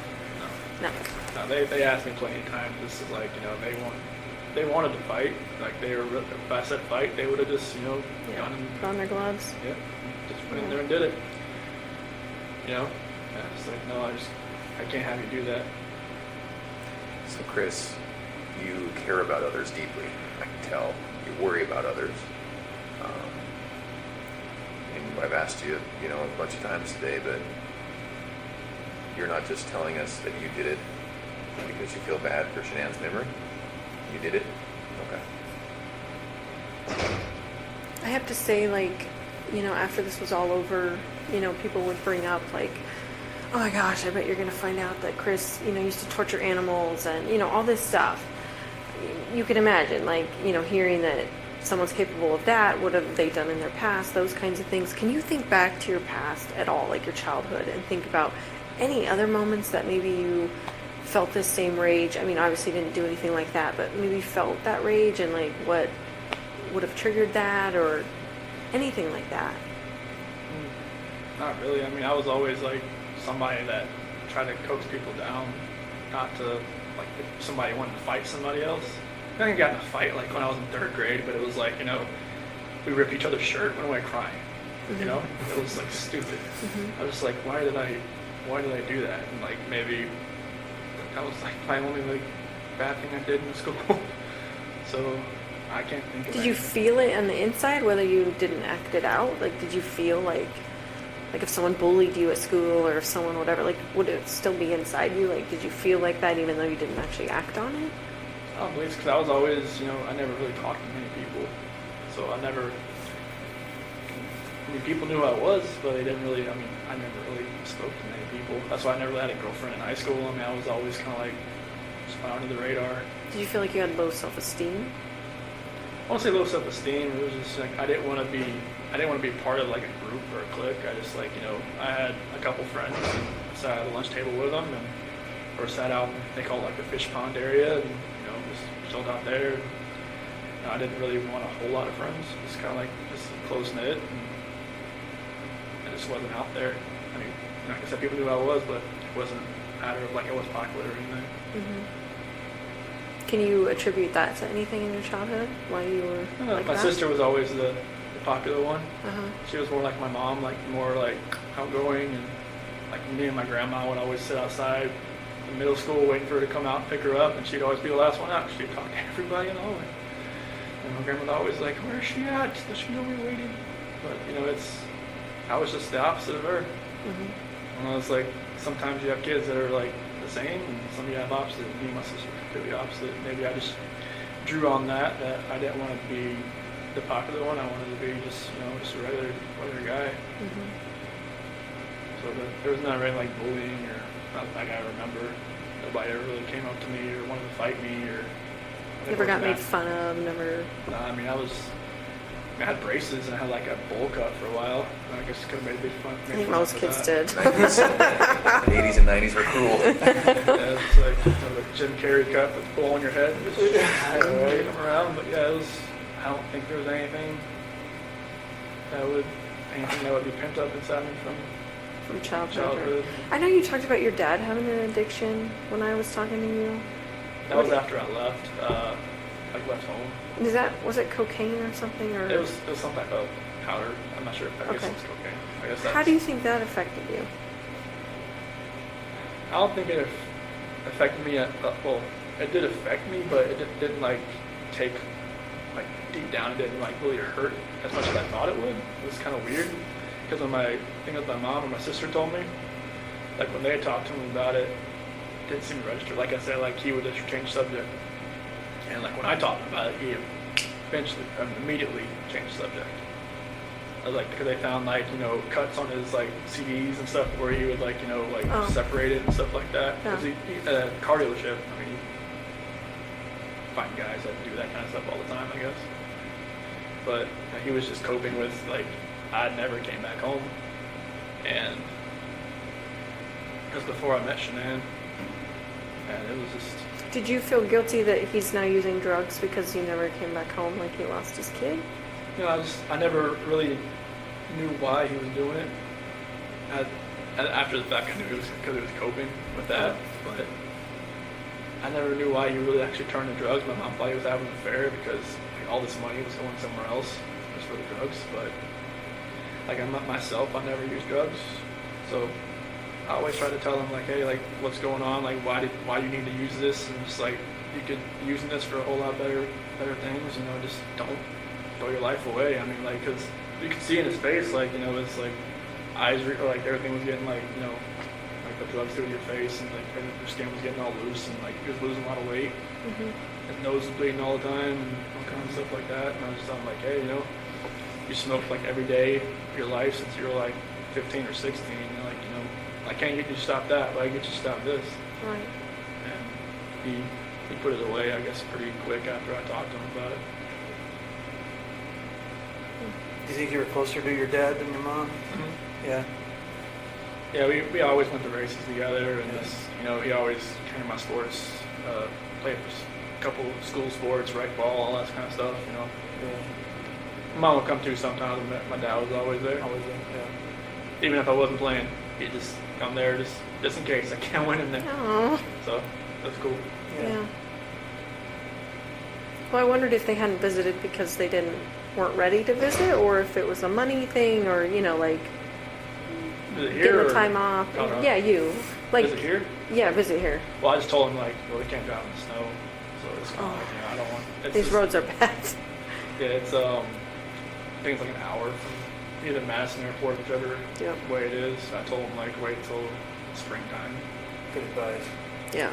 It's pretty brutal. It was yesterday. Do they have money to get here? They sold my toolbox to get some money to come out here. Okay. So, yeah, so they'll come out here in, like, they said April, but I was like, you know, just maybe push it till June. They said they can sometimes have a blizzard out here in April sometimes too. Yeah, Like, the late spring blizzard, yeah. just the lake effect stuff is crazy. Yeah. Mhm. And how are you doing mentally? I mean, the first time when I first, I mean, I didn't know I was coming here. Obviously, I mean, when I was at DRDC, like, They swooped you up, didn't they? I was there a week. Like, first day I got there, they put me through the ringer. Like, I had like 11 tests to do, like mental tests, like reading, math, all kinds of stuff to see where my IQ was, and then I just sat there the rest of the week. And then Sunday came along, and after dinner they said, all right, strip down and put this on. I'm like, okay. And then walked outside and put me in the van. And it's like, good. I had no idea what was going on. And then we stopped in Sterling, which really freaked me out. I was just like, I don't want to do this, because I heard so many horror stories about that place. And they just stopped to use the bathroom, and then we kept going. In the prison? Do they use the bathroom at the prison? Yeah, it was like at the watchtower outside. Oh. And we went to Nebraska, sheriff's office there, and then another sheriff's office in Iowa. Used the bathroom, eat breakfast, and then got here. I asked him, I only talked to him once. I'm like, can you tell me, like, where we're going? Like, just to destination state? He's like, I don't know. So it was like one of those, like, transport vans, like, where it was, like, had just the middle where I was sitting there, and I could see out the window, and I could see, like, they would put in an address each time. Like, they had, like, 4 sets of addresses to each one they had to go to. They just would never tell me where we were going to end up. What did they say your IQ was? I was like 140, 35 or something like that. Is that high? I don't even know what. That's good. That's above average. Yeah. Yeah, it was tipping back to high school for real. I'm like, Trained in parts of the city on all that stuff. yeah, there was a lot of word problems, a lot of like geometry, a lot of like patterns. Like if this was moved this way, and then there was like a series of them. Like, all right, what's this one going to be? Just a lot of stuff like that. But like the further you got along, the harder it got. I'm just like, it's like great. And it was like they give you this little take that pen and take the little tube out in the middle, and that's where you're using to fill in these little Scantron sheets and everything. I felt like I was in high school again. Do you know how long you're going to be here? Neither do I, by the way. Do you know, are you going to get a job? If since I'm staying here, well, since I've gotten staffed here, you have to work. Oh, so what's your job now? I don't have one yet. Okay. They haven't moved me out of the acceptance and evaluation, assessment and evaluation You're project. still in that phase? Okay. And how long will that take? Well, right now, like since I've been staffed here, I'm just waiting for them to move me over to a different unit. And are you in Gen Pop right now? No, I'm in a unit. There's like 11 or 12 of us on there. There was like 22 when I first got there, but they've been transferred to the other prisons around Wisconsin. And what are the other guys like? They're fine. Like the first time, like I sat out and ate like a breakfast or lunch with them, I was scared. Are you nervous, scared? Yeah, I was just like, this hasn't happened. Like, since this never happened. Yeah. Like I said, they locked the hallways down when I got moved to Colorado. Yeah, well, I've heard that. Yeah. So it was like, being next, like right like this, eating next to somebody, I was just like, is he gonna like take a spork and try to stab me or something, or what? But it's totally different here. I mean, people know who I am, but like they don't like run at me or jump at me or like. Apparently they the guys that work here, they know that I guess other maxes are like you lock down like 23, 22 hours a day. Oh, so then this isn't all right place to be? For like By other comparison? max guys. Good. Yeah. They said it's the best max but the worst medium. Oh. Because if you're a max, you're working, so you're out at your cell working, like if you're a clerk or if you're in the kitchen or if you're in the rec area, you're doing something. Okay. But yeah, they said like if you get stabbed here, it'll be best for you. Plus, they said it's not as like rowdy as some of the other places. Yeah. That's pretty intense. Yeah. So like, I mean, I'm going to the GP area. I just don't know when. And you think it'll be while you're here? Mm-hmm. Okay. And Yeah, where they said like I guess it could take it takes a while to get moved from max to medium because in Colorado I was classified as minimum restrictive, but with the charges it would have been medium, but here it's automatically max. And what are the other guys in for? Do you know? They said most guys in here are for like gang snitches and sex offenders and mainly people that have 20 years or more. So people who were in for a long time and who would otherwise have a pretty hard time at a jail Yeah. for whatever they did, Yeah. whether it be snitching or Yeah, like children or... yeah, or there's some people from other states here as well, and I guess there's a couple cops here too. Okay. Just just things have happened, and they just don't think it'd be better. It'd be a lot better if they're here and not at another prison. Yeah. Okay. So what kind of jobs are available? I mean, Well, it's like they'll probably have me as in the kitchen, more than like that's where everybody starts out, like either washing dishes or like putting food on the trays or helping pots and pans, something like that. But they have like libraries. They have like I think this is the PSU area, the psych area, so they'll have like different guys doing clerk stuff around here. I mean they have over like 300 GP guys here that are like live here. So they have a job for every one of them. Wow. There's even a guy that shovels the sidewalks. I think we saw him. Yeah, we saw him. Yeah. Yeah, I don't know if I want to be that guy. Not here. Do you go to therapy? Do you see a psychologist? There's actually the one her name's like Javier or something like that. She seems like once a month, and she's actually from Aurora. Really? Yeah, it was weird. I walked in, I saw a Bronco flag. I'm like, okay, who are you? But yeah, it's. So does she give you therapy, or? No, she just like talks to me just to see if I need anything, or if like if I need psych meds, or if I need anything like that, which I've declined all that stuff. But most people in my unit have meds. That's just to have them, or do you think they need them? Well, it's like a special management unit. Like they just put me on there to keep me away from GP, and like most people either like just have like some type of medication they're on.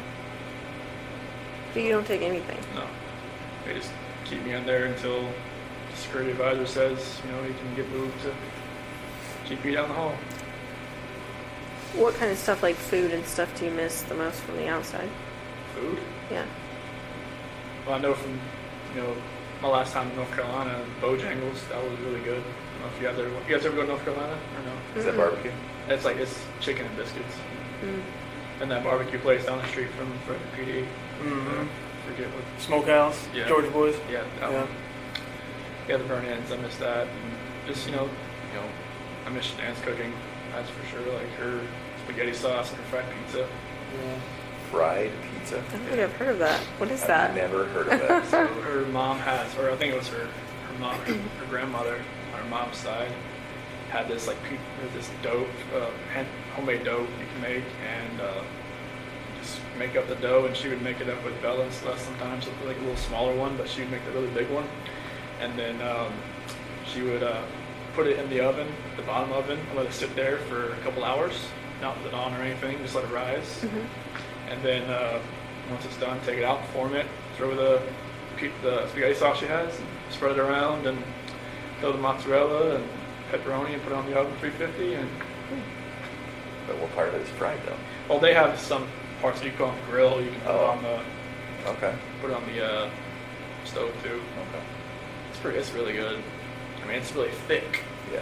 So you got. Apparently we need this from Yeah. Sandy. I will work on that. Yes. Write a note. Yeah. Are you able to stay out of trouble here? Yeah. Nobody's getting any fights? You're not getting written up for anything? You're not getting... I try to keep a low profile here, so I don't want to. Because they say if you get like 2 contact reports, they'll ship you out if you work here. To another location? Yeah.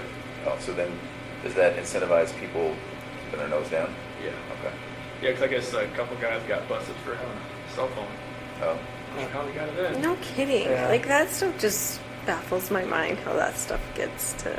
I mean, they won't even let, like, if somebody sends me a letter and it has, like, like, someone sent me a Christmas card with glitter on it. They'll let me have it because it's glitter. Because, it's contraband. So, like, yeah, I don't know how people get cell phones and stuff in here. So what do you do with all these letters that are coming into you? Most of them, like, I just have, like, this... If somebody writes me once, I'll never write them. Just because I don't know, like, who they are, like, where they're from. I'll keep it. If it's like a weird letter, I'll shred it up, throw it away. If it's like a supportive letter, I'll keep it around, just like a supportive letter. And then like I've had some people like write me like a second and third time, but they've changed the way they talk, or like they've said different things. Like there's like this dude in like California that wrote me. He's a senior in high school and wrote me. He's like, okay, dude. I looked at the name, like, okay, shred it up, threw it away. He wrote me again, like 2 weeks ago. Totally different. Like, never mentioned, like, his age, never mentioned his setting, like, hey, like, I support you, I'm like all this, like that. Like, if I didn't recognize his name, I would have known like he was just an 18-year-old kid, senior, trying to just like probably just get information, trying to, you know, because there's been like journalists and like other people like you could kind of tell like they ask a lot of questions, but I try to like take into effect who's writing me and like just not to respond. Like I've responded to a few people just because like either my parents have talked to them on the outside and then I kind of know, okay, it's a real person. Oh. But like there's some people that like it seems like they're just trying like to get help for themselves too. Like some people ask like, you know, like just for spiritual advice. They're asking for spiritual advice from you.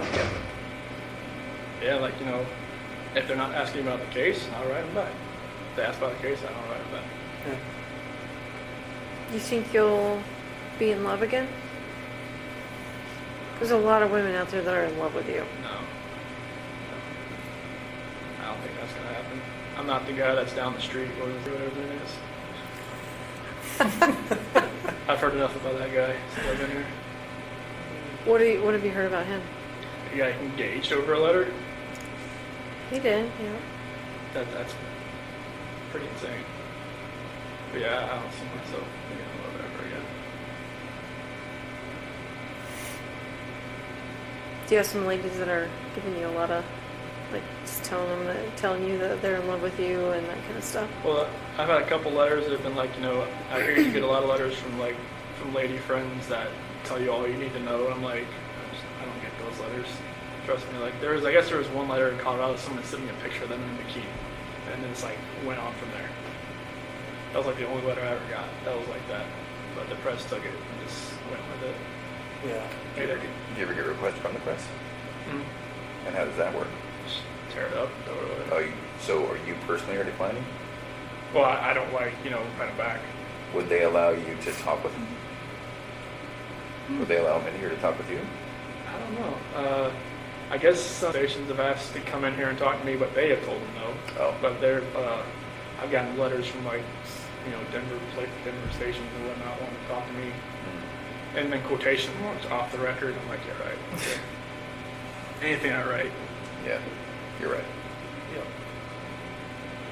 So yeah, I just tear it up, throw it away. Have you thought about, like, writing a book or anything like that? No, that's, you know, nothing like that. My What do you- mom and dad have been, sorry, what was it? No, go ahead. My mom and dad are saying maybe you should like write down like how you feel or like, you know, how you've been dealing with this type thing. Just write it down and that would be my story. But I'm just like, I'm not writing a book. That's not me. I mean, I've always had a really crazy imagination. So like when I was a kid, like I even convinced my teacher I went to Japan over the summer or to China or something. But she said, you know, like, you know, you should just write down, like, you know, your story, like, how you've coped with this. Why did you convince your teacher you had gone to another country? It was just, like, what you did over the summer. And I was like, oh, it's China. I'll just start writing. And she actually believed it. I was really convincing. So you're a smart dude. Yeah. It was, and they, like, parent-teacher conference said, so how was China? What? Nope. So earlier you were talking about how this experience you're gonna want to help people. What do you mean by that? So like this couple letters that I've gotten, like this one girl, she's in like an abusive relationship and she just can't find a relationship like with God. And like I never read the Bible before all this. Like in Weld County, I read it because, you know, Right. in the segregation hole there, it was like that was the only book I got. And I was like, okay. I read it cover to cover, and I never thought I could, being how many pages were in the Bible, but Right. it stuck with me, and like I've been reading it more and more here. Like I got a different version here. I've just been reading it and just writing down like a couple scriptures a day, like to give to my mom and dad. And they've been like making a little journal and stuff like that. And my Uncle Johnny and his wife Martha, they're actually missionaries, and one of my cousins is actually as well, and they've been helping my mom and dad, and they've been they looked at a couple of my letters, and they were amazed at how mature I've gotten with like the Bible and everything, the scripture and everything. It's just like one gift that I did get was a good memory, as far as like being able to memorize stuff. Right. And like that's what happened with cars and with the oil field. I can just memorize acronyms like that. And I've been memorizing a lot of different scripture. I can just kind of like help people that way. And just like there's been inmates that have left my unit and went to a different place and have written me just to ask like, can you give me a couple of scriptures to help me through this? Like, do you know of any? I can help somebody that way. Yeah. That's good. Do you get to go to school or anything? They don't have any of those programs here. Oh, they don't. It's a evaluation prison, so they don't. I think this is when they have the sex offender class in here. Mm. That's the only thing they really have. You gonna go to that? No. No, I always ask, like, why do people go in there? And they're like, you don't want to go in that class. Like, oh, You stay away from that okay. class. I'm like, okay. Yeah, that's the only thing they have here. But they have other, like, that's like the map of the prisons they have here. Yeah, I was looking at that earlier. Oh, wow. They have a lot here. Yeah. Like 3 right in this area. Yep, they're right around here. I was just amazed that one thing I did see out the window when there was like a neighborhood that's right next to the prison. Yeah. So just like, is that Got the same thing. Yeah. weird? Because like in Colorado, it seemed like they're all like out in the middle of nowhere. Yeah, Right. Sterling's in the middle of it. Yeah, Okay. Easy. Well, we might take a little break right now. Well, I think it's almost time for you to eat lunch. Yeah. Like 20 Felt, minutes. felt like the polygraph. Everything just like. I look up the time. I'm like, oh wow. It's been 4 hours. Holy cow. They might let us come back and talk to you. Okay, There might be a couple more things we want to go over. Is Okay. that something you're up for? that's fine. Okay. And then the other thing is, we might be back in a month and a year and 2 years, if you're up for it. Okay. Now that's way down the road, but I guess maybe in the back of your mind, just think about that. And, I hope so far today's been all right for you. Yeah, it's been. Honestly, when I walked in, I was just like, wait, I know these Where do I people. know these guys? I looked at you. I'm like that's not the site counselor. That's oh my gosh. Okay. Yeah. They're Colorado people. Then let's pass that A&E sergeant. I was like, all right, who am I meeting? I go. It's not the A&E sergeant. Yeah. So, there's a possibility we might not make it back today. I just want to let you know, but Okay. we might. We really appreciate you talking to us. Thanks Yeah. for coming. Yeah. Total took me off guard. I had no idea. So that Yeah. was Yeah. And again, this isn't your case is over. It's closed. So that's not what today's about. correct. We really appreciate it. You did a lot of things really well, really good. You made a lot of good decisions. And obviously, we're here because of just one bad decision, but I think that you've taken steps to get past that. So yeah, we might come back after lunch if that's all right. That's fine. Okay. Cool. I'm gonna go see if I can grab somebody.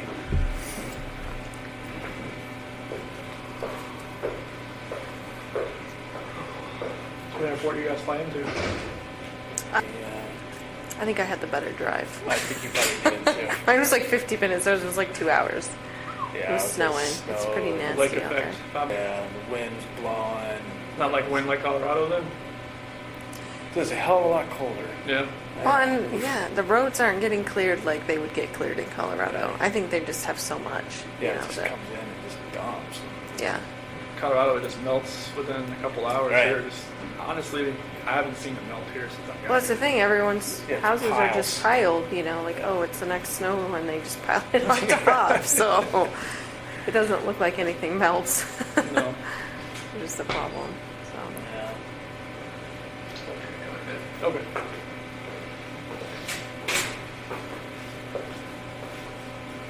do you guys go outside for rec or anything, or No, not when it has to be over 50 degrees. oh, so you won't be out for a while. No, they have like a rec, like a little basketball court down the hall from where my unit is. So we get there about 5 days a week for like 40 minutes. Nice. So it's a good chance to just get out and just run around a little bit, just Mhm. stretch your legs a little bit. Yeah. Any weights or anything you can use? Yeah, there's some weights in there. We go with another unit, and they're it's the infirmary unit that goes with us, and most of them are like in wheelchairs and whatnot. Mhm. So we're kind of like I just let them do. I don't want to get in the way. Just like let them like there's like the pull downs and the lats and all that kind of road machine and stuff like that. So it's pretty cool. Yeah, but I think they have like a track or something like there you can run around Yeah. once we can go outside. Mm-hmm. Colorado, they let you go outside. Like, I never went outside, but like at the DRDC, they just said, "Do you want to go outside? Let you go outside. That's cold." No thanks. Buyer beware. Hey, should I go eat more wreck today? You're like, no. Like, no, it's like 30 degrees outside. You can go outside if you want. It's like, okay. But their version of rec was like, they'll put you out in a little cage and let you like kind of walk around for a little bit Yeah. at DRDC. It was a little different there. Hey, if we don't want to come back, I just want to let you know, I talked to your dad the other day. Okay. And just to get your property released to him. Oh, that phone and stuff? Yeah, your Okay. phone and what else? Wallet, I Your think. wallet. Okay. Yeah, and we have some other things too, so. But I have to wait for the DA to release all that stuff and then Okay. red tape crap. So. Gotcha. But then we'll send it off to him. Okay, awesome. Thank you. Yeah. Yeah, I know he wanted my phone, just that there was Yeah. like pictures on there. That's what he said. I think I had that phone since like 2016, so there's a good amount on there. Yeah. If we don't make it back today, it's going to be because of some of their scheduling. It's not that we don't want to talk to you some more. Oh, this is fine. There's more things we can talk about. Okay. But if we don't make it back, that's why. Okay. Yeah, it's a holiday, so I figured they'd be pretty much open. Yeah. Yeah. So I didn't see many people walking through the hallways when I came down here. Usually there's a ton. Of visitors or what? No, just a ton of people, just like workers walking up and down. Did seem I pretty see. sparse. Yeah, it did seem sparse, didn't it? That was one thing I was shocked about when I walked around here. I was always used to seeing everybody in handcuffs walking around the hallways. Here, just walk up and down. That is interesting, right? I thought the same thing. I couldn't tell who was who. Yeah, it's like You can't necessarily you tell. you see the red tag, it's like an inmate, but it's somebody else, it's somebody who works here. Oh. Or like somebody that's like actual civilian that works here. So then you're not in shackles and handcuffs that often? I haven't been since I got here. You're kidding. Huh. That's why I was amazed. I was like, when the guy took me in the hallway, I was like, anything? No, just keep walking. Yeah. That's my psych conscious was saying, this isn't max when she first got here. Like, no, it's just like max or something. They just like, you know, if you want to act up, they'll You put want you to in abuse it, you'll learn those shackles back. Oh yeah, they'll put you in handcuffs, take you to the hole, Yeah. Yeah. and then they'll ship you out of here. They have a solitary here? Oh yeah, they'll strap you out to the bed. Oh, yeah? Yeah. Jeez. You can't move. Yeah. A reminder of, yeah, behave, right? Yeah, it's like don't need it, don't but- pass food, don't pass anything that's not yours. Otherwise, you're gonna. Do you get to buy like commissary and stuff? It's different here. It's like a bubble sheet instead of like Colorado is like a little touch screen you can do. Uh-huh. But here it's like a little Scantron. You send it off to like Missouri. I mean, it's the same company, but it just takes longer to get here. Mm. Yeah, it's Like what kind of stuff can you buy? like ramen soup and peanut butter and oatmeal, like lemonade mix, stuff like that. I usually just get the oatmeal and the ramen soup. Do your parents put money on your books then? Yeah, I'm not sure how like that restitution stuff's gonna work. I'm sure like that'll like whoever sent me money on the canteen will probably like it'll take a little bit of it too. Oh yeah. That's right, sir. Okay. Ready? Yeah. Alright. Thank you. Thank you, Chris. All right, thank you.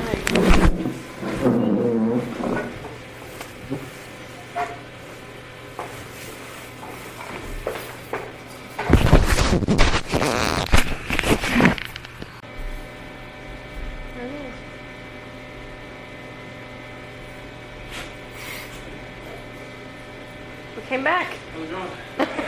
How was Thanks, lunch? man. It was macaroni and cheese and a bun and some milk. So it was good.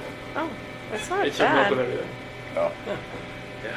Chocolate milk or regular Oh, milk? just regular milk. Oh, Chocolate milk's, I guess that's like, special, that's special. special. It is a holiday today. You know that. I know, but I think they had chocolate milk on Christmas. But, Oh, really? yeah, they got milk with everything here, obviously, you know, the state. So, Yeah. ah, A lot of dairy. the dairy state. yeah. So they got cheese with a lot of stuff too. So, Macaroni and cheese. yeah. Well, we brought you some non-lactose Powerade if you'd like it. Seriously? Yeah, all yours. Wow. Thank you. That's cool. Thank you. Yeah, you bet. So we don't want to take you, all day, That's fine.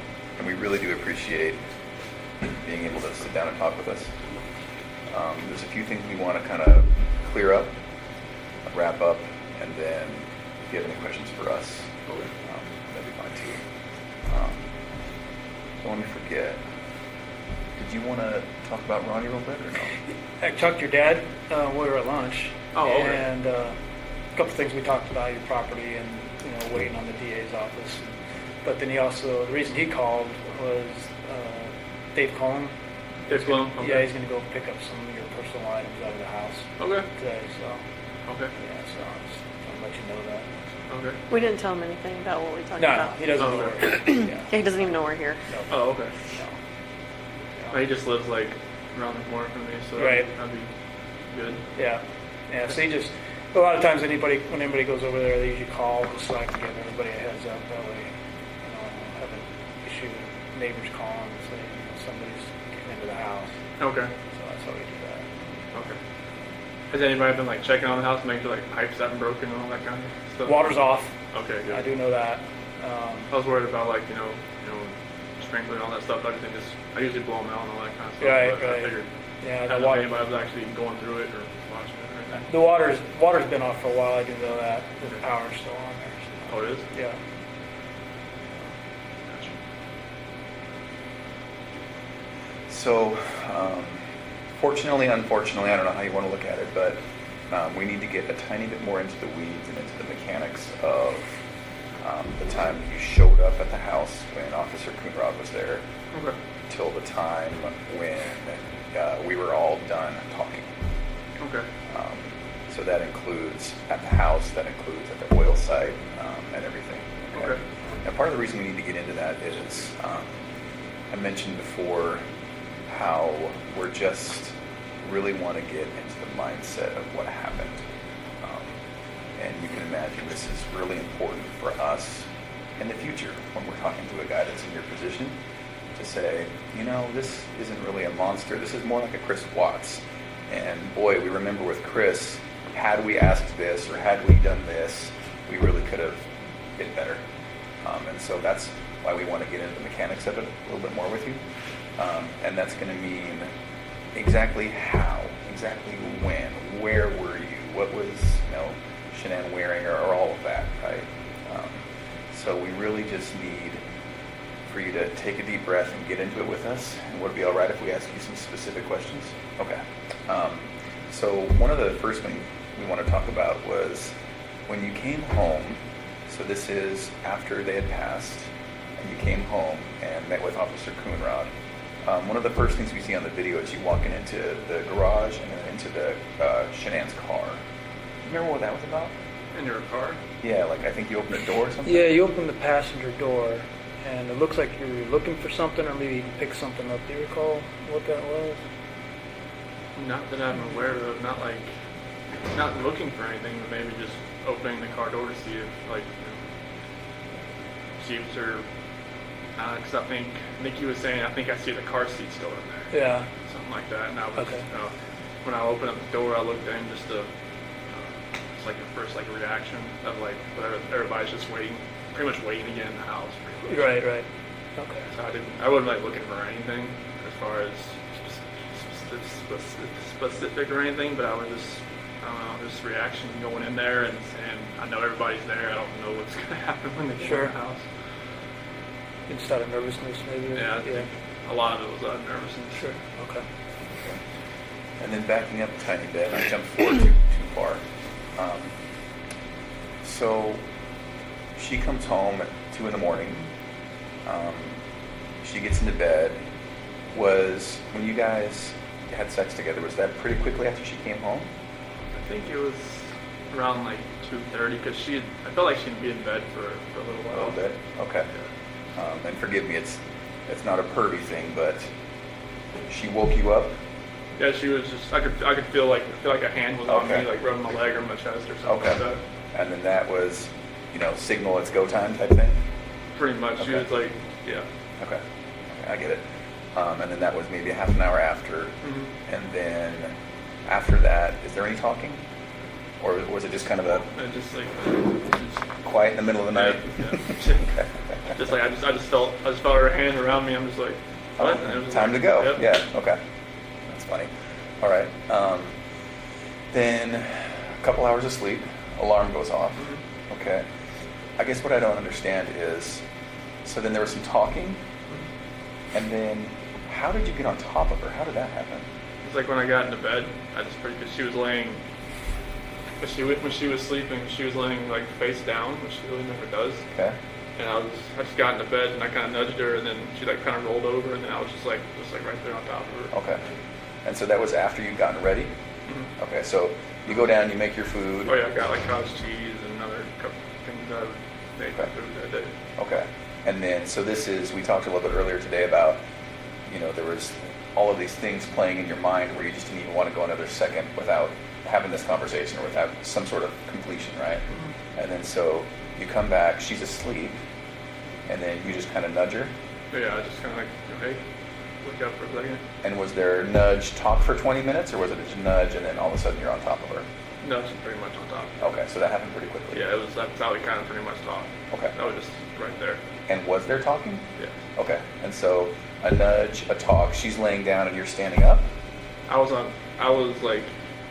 crawled back, I got on my side of the bed, Uh-huh. and I just like nudged her like that. Oh, okay. And then you're talking while you're on top of her? Yeah. Mm-hmm. Okay. That seems confusing to me. Is that actually what happened? Okay. And so... And she was fine, like just laying there, like you trying to talk to her while you're on I top think of her? I thought we were going to have sex again or something. Oh, Oh. okay. Okay. And how long did you talk? About 15, 20 minutes. Really? In that position? Okay. And was there any sex? No. Okay. Maybe I'm basically from the position we were in. Maybe she thought maybe I'd try to go again. I don't know. Okay. And I don't want to harp on it too much, but I'm just trying to think, if my wife's 4 months pregnant and it's 5 o'clock in the morning and I want to talk and I want to get on top of her, that's just not going to fly. So that's why I'm confused. I know. So, is that really what happened? Okay. And then talk for about 15 minutes and then it's heated and then your hands are on her neck. Okay. All right. What did the talk consist of? Basically, just about how at first it was more of like the selling the house type of thing, or not going to Aspen, or trying to maybe go in at a different time, and then it just switched all to the I don't feel like I'm in love with you anymore, not compatible. Went to that, and that's when I got to the heated part of it. Okay. Did she ever say at some point, get off of me or anything like that? At the end, Yeah. that's what she said. I don't want you to feel like because where I was, it was kind of like she didn't want me to like to sit down or like hurt the baby or anything like that. So it was just kind of like, Did she accuse you of cheating at that point? Mhm. So what'd she say? She's like, I knew there was somebody else. I knew there was somebody else. And I didn't come out to say, that there is somebody else, but she obviously already knew. And your response to that was what? Did you say no, there's not? Did you deny it? I believe I just denied it, but at that point, because when she would accuse me at the beach, it was a lot of like, there's nobody else, there's nobody else, or like, and when we got back home, she always like said there's got to be somebody else, because she'd always talk to her friends like Christina or somebody on text messaging, and they'd always say there's got to be somebody else, that he's not wanting to sleep with you, like he's getting it from somewhere else, and there's nowhere else. She couldn't really say I would get anywhere else because I was using those Antarctica gift cards, so it's kind of like, she just me getting distant, but she knew, and that's mainly the reason why I talked to her, because I knew, like, after that night, it was just like, it felt like, I just felt guilty, more guilty than ever before. Yeah. And then it seems to me, and sorry, I have a lot of thoughts here. So we know what happened, and we can talk about it today kind of openly, and that's what we need from you, is to just kind of say, I know it sounds bad, or I know this, or I know I feel this way, but physically this is exactly what happened. So if you could tell us that, it seems then that it would have had to been a pretty quick transition from two people talking to this, Yeah. right? Is that what happened? Yeah, it was like, I don't want to, like, trying to think of the last things we were talking about, but it was, I don't feel like I love you anymore, and then she was like, you're never going to see the kids. Oh, That was it. that's perfect, Chris. That's exactly what we need. Okay. And I know it's hard to walk through that again, but that's exactly what we need. So then, as soon as she started talking like that, then it was on. Okay. But it was you saying that you didn't love her, is that right? Okay. And her saying you're never going to see the kids. Yeah. Okay. I can imagine how that made you feel. I'm sorry. It did more than what it did. Yeah. And then the fact that she didn't scratch at you or anything, is that just because it was so powerful? I don't think it, I mean, it didn't feel like, I've never done that before, put my hands around anybody before, so I don't even know what kind of force I was putting on her neck. Okay. Like I said, 2 to 4 minutes, I don't know if that was 2 to 4 minutes. Did you cover her face at all during that time? Both hands on the neck. Okay. And so if it's done right, I mean, that can be a matter of seconds before someone on their carotid loses oxygen to their brain and it's out, right? Did it seem like it was that quick, or? Okay. Maybe a minute, maybe 2? Okay. Screaming? Okay. All right. Did you see eyes go bloodshot or anything like that? Okay. Okay. And You then, kept talking about the mascara. Did you see mascara on her face?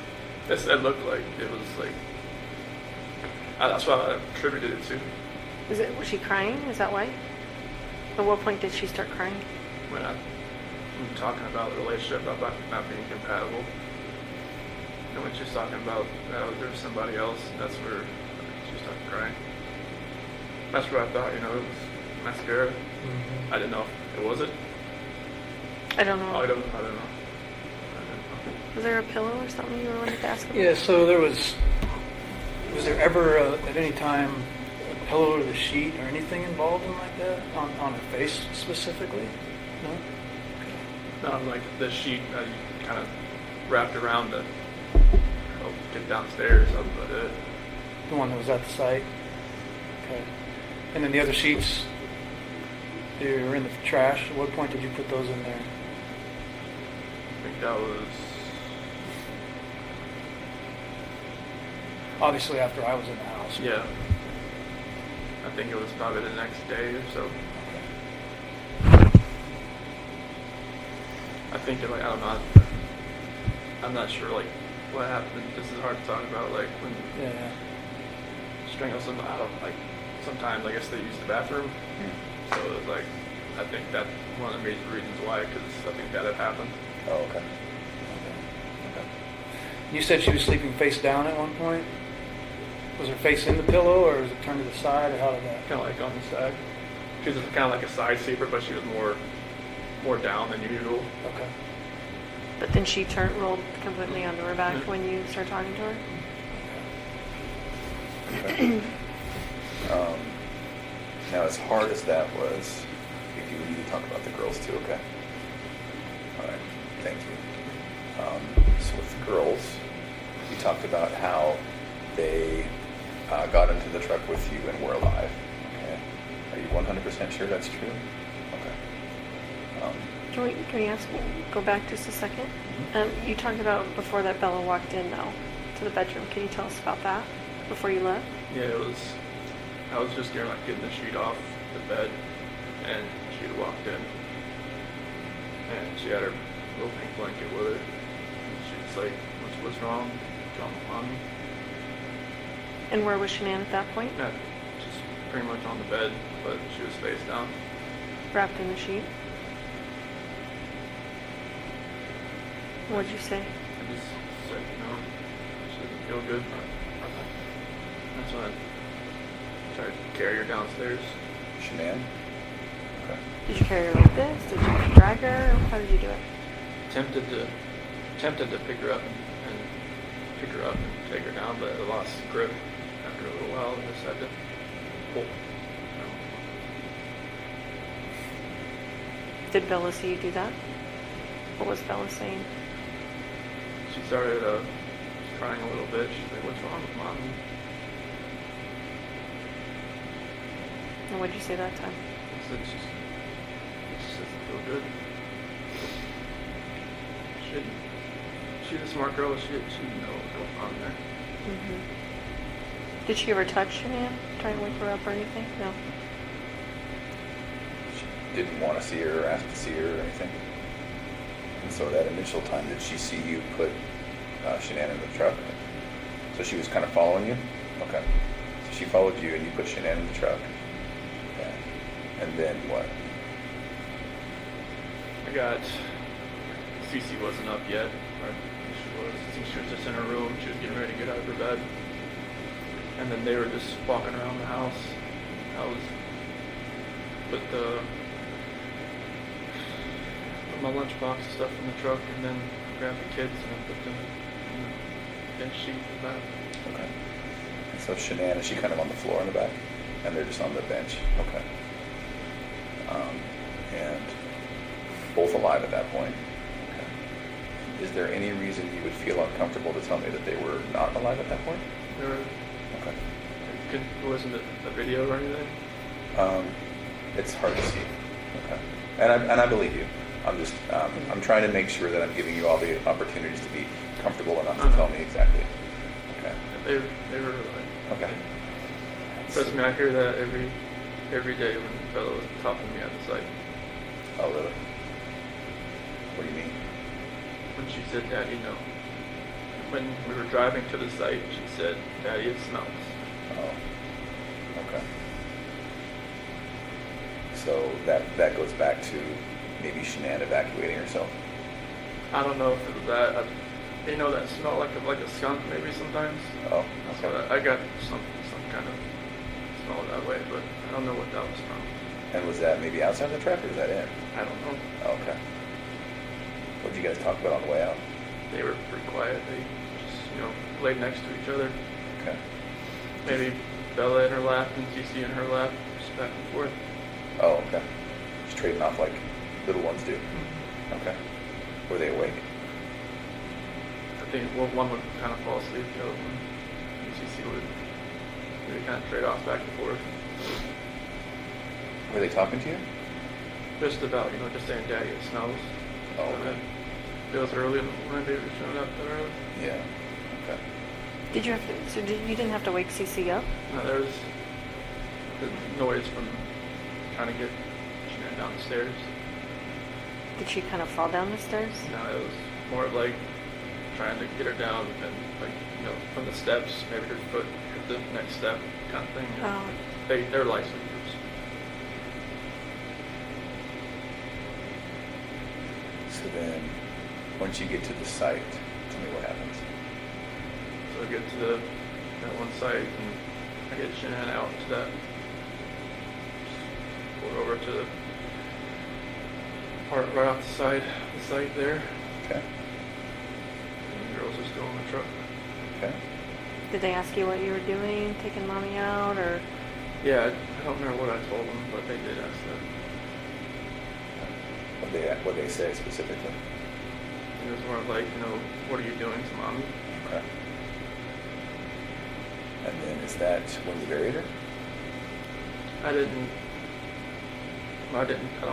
remember if I dug a hole there first but they didn't watch me do that. Okay. So then hold Shannan out and she's maybe just sitting there on top of the ground? Yeah, like off to the side. Off to the side, close to where she ended up? Oh, yeah. Okay. All right. And then the girls, right? Mm-hmm. Okay. You mentioned Bella was first. Cece was first, okay. Where exactly was she when it happened? In the back seat. Okay. Was she just right next to Bella? Mm-hmm. Okay. And so once again, was it a hand over her face? Was it? There was a blanket over and my hand. And then your hand. Okay. And then so that just stopped her from breathing type thing? Okay. Did she struggle at all? I don't think so, but I was blocking her face and my hand was right here. Oh, okay. Yeah. Okay. You had one hand here and one hand over her mouth? And were you just pushing her against the back of the seat type thing? Okay. What was Bella doing? Just sitting there next to it. She didn't know what was going on. Okay. Could she see you? Okay. And then, did that take a minute or two? Didn't feel it. Nothing. I didn't have no concept at the time at this Okay. point. Okay. Tell me about what you were thinking. I wasn't. If I was thinking it's what would happen. Yeah. Or any partial hint of what I feel for those girls and what I feel for my wife, but none of this would have happened. So I wasn't thinking. Okay. So she's in the back seat. Okay. And then once she's gone, then is it Bella next, or did you pull Cece out? I pulled CC out. Okay, so once Cece's gone, Bella's still there in the car alive, and then you pulled Cece out. What'd you do with her? And I think Okay. So she went into the tank, and Bella was still in the back of the truck alive. Okay.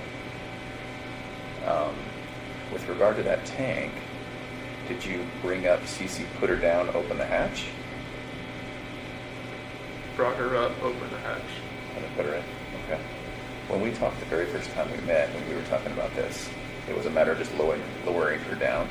Okay, and so she went in feet first. Okay. Was she able to fit pretty well? Was it snug? I think so. Okay. Did you have to like move her around a little bit and get her in there? I think so. Okay. All right. But no, I didn't have to hit her Okay. anything like that. It's not like you stomped her in? No. Okay. And then close the hatch? Yes. Okay. And then went down to Bella. Tell me what happened there. She said what happened to Cece. Or she asked if it was the same thing, the exact same thing that happened to me as Cece. Did she ask you that? Okay. So Bella's pretty smart. How did she sound when she asked you that, Chris? She had that soft voice she always had. Yeah. And what exactly did she say? She said exactly the same thing that happened to me as Cece. And then I said, I don't even remember what I said. Okay. I don't know if I just said yes like a horrible person, or if I just put that blanket over her too and did the same thing. Same blanket, same way? Mm-hmm. Okay. She said, no, Daddy. And that's the last thing she said. Did she say no, Daddy, like, please, no, Daddy type thing? Did she say saying, don't do it? She said, no, Daddy. Okay. Same way, hand on neck, hand over mouth, or hand over blanket, which is over mouth? Okay. Did that take a couple minutes? I feel like it. Okay. Then what? I just noticed she had a couple spots like over her eye or something, and I picked her up. And same thing. And we talked a little bit earlier today about it. You don't remember why a different tank? Okay. And there was no reason? No, they're both the same tanks. There's just I don't know why I did two different things. Okay. Does one, I never got up there, does one catwalk lead to both? Oil can go into either tank. Okay.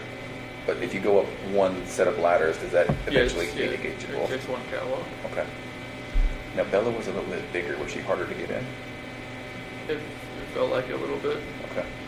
And so was it a matter of just kind of maneuvering her? All right. So then they're both in there. Is there any reason to think they were alive when they fell in? Okay. You're pretty sure? Okay. So once that's done, then what? Go over to Shannan, clear away some weeds, and dig a hole. Okay. Did you have a shovel? Yeah, we have a shovel, a rake, and a weed whacker as part of our tools.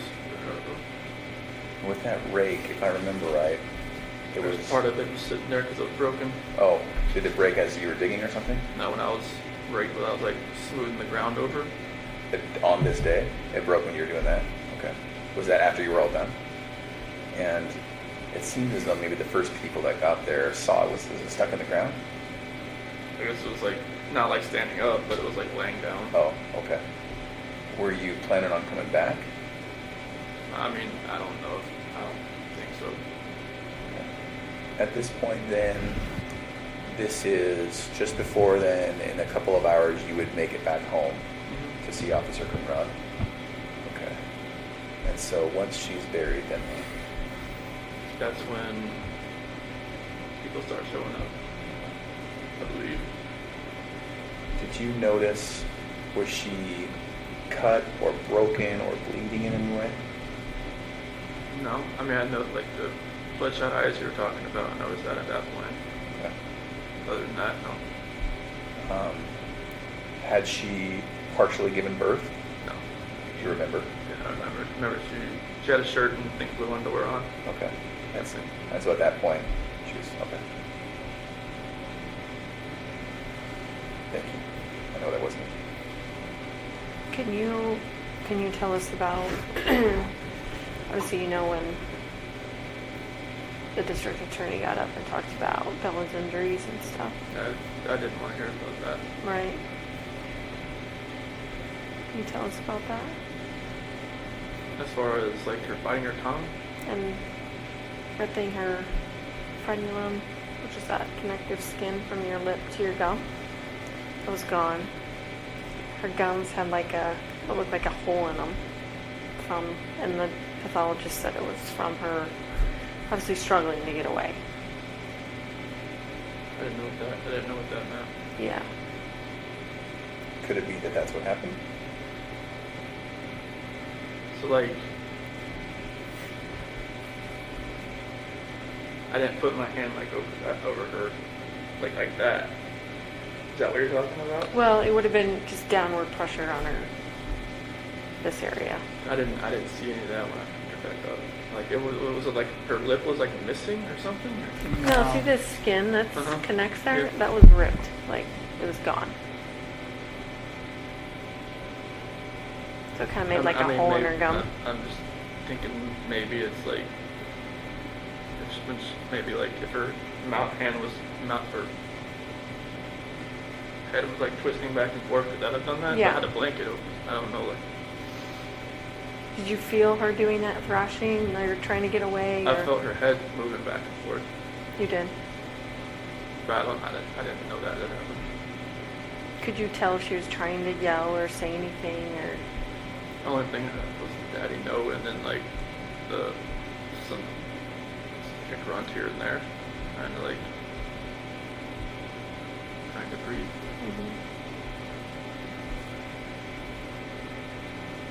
During that time, do you remember getting phone calls from Nicole Atkinson? After, I think, before she got to my house or after? Just any time during that morning. I think I didn't get one until I saw her on my doorbell camera. And that was, what, 10 o'clock? Yeah, it was right around there. Okay. And so at that time, had everything been done out of 3319? Yeah, I was at a different site at a pumping unit. Okay. So you went from there when it was all done. So girls are in the oil, Shannan's in the ground, and maybe a little bit of cleanup. Was there any questions we had about the sheets or any garbage cans or garbage sacks? No, I think he Okay. answered those already. All right. So then you went from that site to another site to work? Yeah, because at that survey 319, there was a little spill that's where everybody showed up there, because that spill that was there, we're trying to figure out what happened.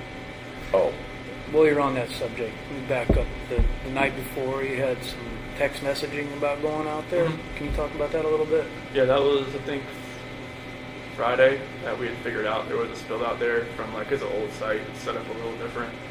So what had happened was there was a downcomer, and then there's a side comer going into those oil tanks, and one of the downcomers is tied into a back pressure line that split, and every time it was dumping oil, it was split underground, and the oil was coming up Okay. out of the ground. And we decided just to go out there on Monday because it was Friday, and he had like switched it out, or either he shut it in or he switched lines, or he covered it up and see if it was going to come back or not. Okay. And then just more specifically, you text about how you would go out there and take Yeah, I was care of going to it. take care of it for him because I've gone out there plenty of times. Okay. But I used, when another guy was out there, as far as another foreman, he showed me around out there like a year or so ago, and I just got familiar with the place, and I just welled him out. Okay. and so that was a genuine, Yeah, that wasn't yeah. a pre-alibi. No. That was Because there's a lot of people that said that you wouldn't normally do that. I normally help somebody. No, like a field, your position, not you specifically, but your position doesn't do that kind of stuff. Well, that's the thing. Like when I was a rover and to a field coordinator, I still tried to do everything I used to do. Okay. So that's still like, I wasn't good at delegating stuff. I just used to just doing stuff on my own, or just like taking care of it for somebody else. Right. I wasn't good at the whole like, hey, you go do this, you go do that, Yeah. while I sit over here. And Well, you see what it looks like to I us, know, you know? It's like, when it came up, we're I know. like I know. making plans to be out there, you know, that day. I know. But that's not what it was. That was I wasn't, natural. no. Okay. I was gonna help them. So how long were you there? 'Cause what time do you think you were done with the girls? Hard to really tell. I mean, I think everybody started showing up there by around 7:45, 8 o'clock. Okay. So, And then you were there. You just went to a different site? yeah, it's like I think it was either the 10:29 or the 6:29 or something like that. And so how long were you at that site? The rest of the day until I got called away. So then that was, you were there for at least a couple hours until you heard Nicole Atkinson on the doorbell. Yeah. And then I think there was even more time after that until you started coming home. Yep. And you got home at 2 something? No, it was closer to 1:30 Okay. around there. So somewhere around, 9 o'clock-ish, all the way till 12:30 or 12 or 1 or something, and then came home. Yep. Okay. There was a lot to do about coming home and listening to that Metallica song. Have you heard about that? I've Battery. heard of a Metallica song that people have been, someone sent me lyrics to it called Battery. Do you remember doing that? That was Nikki Kessinger. She liked the song, or she just wanted to know what it meant. Oh, So that's and that's why you looked it up? I just kind of looked at I didn't have the CD with me, so I didn't, I just And- kind of looked at the words a little bit. And was that on the way home? Mhm. Oh, that was just a different time? That was a different time. Okay, and so the media It's probably got a hold of that. because it says Battery, Right, okay. but it's like, it's more about like a family coinciding as a battery. Okay. Not like, hitting somebody. Sure. Yeah. Why did Nikki want to know what it meant? How did that come I up? don't know. It was kind of strange. I mean, she's very into different types of music, and I mean, music I never really thought I'd ever listen to, and like she got me into a few things there as far as music wise, but like Battery was something that she asked me because I knew Metallica pretty well. She just wanted to know like, hey, what's the lyrics mean? I just sit down, I just looked it up just to look at all the words together and just put it in my head again, and that was it. We just made something out of nothing. That's what was strange. I got those lyrics in a letter. Oh, so now does that make sense? Yeah. Okay. Yeah, someone sent me the lyrics to it. Yeah. I think that guy from California. The one that Oh, was the 18 kid? at one Yeah. point. The senior?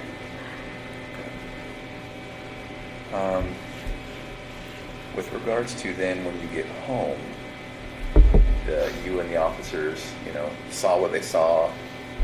You mentioned that you took the ring off her finger. And then the book, did you throw that in the trash? Okay. There was another book, Body of Evidence. Does that sound familiar? That you had in your cell. A body of that Patricia Cornwell. Maybe. Does that sound right? Probably. Did that in Weld County? Mm-hmm. What was that about? That was just one they gave me. Who gave it to you? The deputies. Not your attorneys or? Oh no, they couldn't give me books. Oh.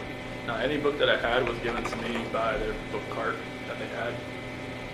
So you didn't ask for that book or? No, they just kind of give me like, hey, I read some Brad Thor books. He's like a military guy. And Patricia Cornwell, my grandma had always read her books and thought it was, she loved those books. And I'm not sure if that was probably one of the first books, not the first book I read there, but probably the second book I read there. But it was like they gave me, here's 4 books, choose. What other book did you read? Do you remember? The first book they gave me when I was in Suicide Watch was, I don't know why, but Murder at Something. And I was like, I looked at him and was like, that's the one we got. I'm like, okay. But, They handed you that book by itself, no other choices? no, the next book I got, another guy that was, I guess they're overcrowded there. A guy was sleeping on a cot outside my door. He's like, here, try this one. It was one that was based like in the 1800s. It's more of like a situational book, like a time period book. So that was a little more Yeah. calm for that one. That was the first book they gave me. You don't remember what it was called? Murder at something? We were at the Truman Center. Truman Center? Yeah, I think it was. Remember at the Kennedy Center. Kennedy Center. I think it was written by Margaret Truman. Did you read it? Mm-hmm. Was it good? It was decent. I've read a book in a long time, so it was different. But like some of the books they gave you, like when you're in the hold, you're not allowed to have books in there besides the Bible, but the counselors there let me have a couple of books, and they just here's one to choose from. This ones they had. I told them like mystery books or something like that, and that's the ones. It's kind of crazy they're giving them like murder books, murder mystery books. You hope that it wasn't some sort of Yeah. insult or, you know, you can only hope. Okay. What do you think of yourself now? I don't back when all this happened, when I was in Will County and everything, I definitely didn't feel like myself anymore. Like when my attorneys would talk to me and talk to some of my friends and like some of the stuff they would say, like they would say good things, but I'm just thinking to myself, how can anybody even say those things about me now, being what happened? It's like people that I knew and that I never talked to again, that like maybe I was like the roommate like back in the day or like went to school with or something like that. Now they're just gonna say that's it's like Chris Watts, that's a guy with the high school, that's the guy like he did all this horrible stuff to his family. And now like I know I shouldn't really take to heart what other people think about me so much. It's just a matter of like what God thinks about me, what He thinks, what His opinion is, not anybody else's. Because everybody's gonna have their opinion about everybody. Like before I got in trouble, I was always the guy. Hey, look, they judge somebody on TV. Like that guy that's no orange junction, that guy that's that killed that guy that raped somebody. That guy's horrible. Now I'm and it's like. Now, like, when we come out at like 6 o'clock at night and there's something on the news, like, I try not to even pay attention to it. It's like, I don't want to be in that position where I'm judging somebody else. Because that's, what people were doing to me. And I don't want to be that person anymore. But I just hope that I can, step back and kind of look at everything that I've done in my life. And then, like, up to that point, and just, like, I did some good things, but no matter of the most important thing, I screwed up the worst. I just hope I can at least maybe help somebody and however much time I have left.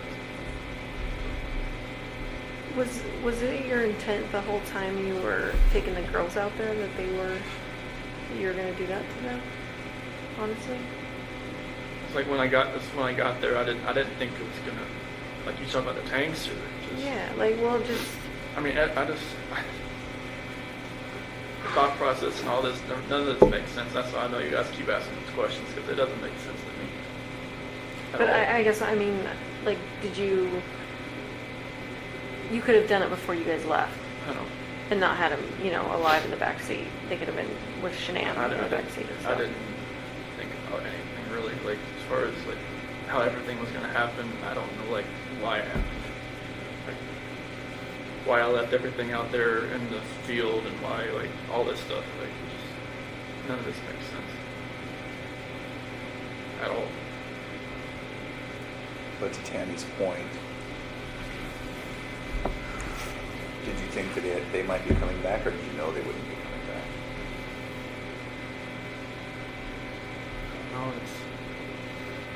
No, the whole trip out there, it was like I was on, like I wasn't thinking. It was like,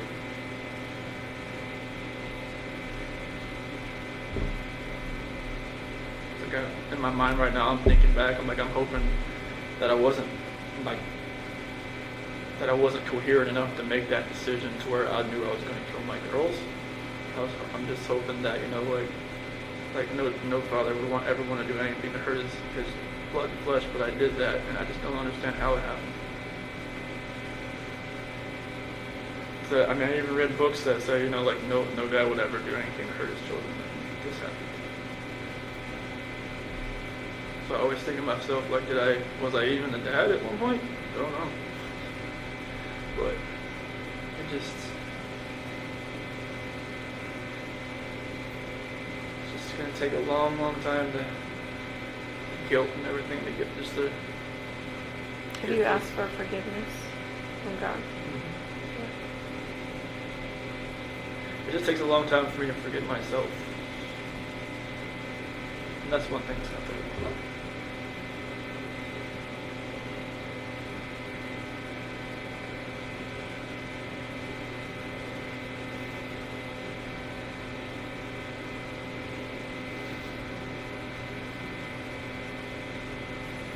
I just hope that they can one day forgive me too.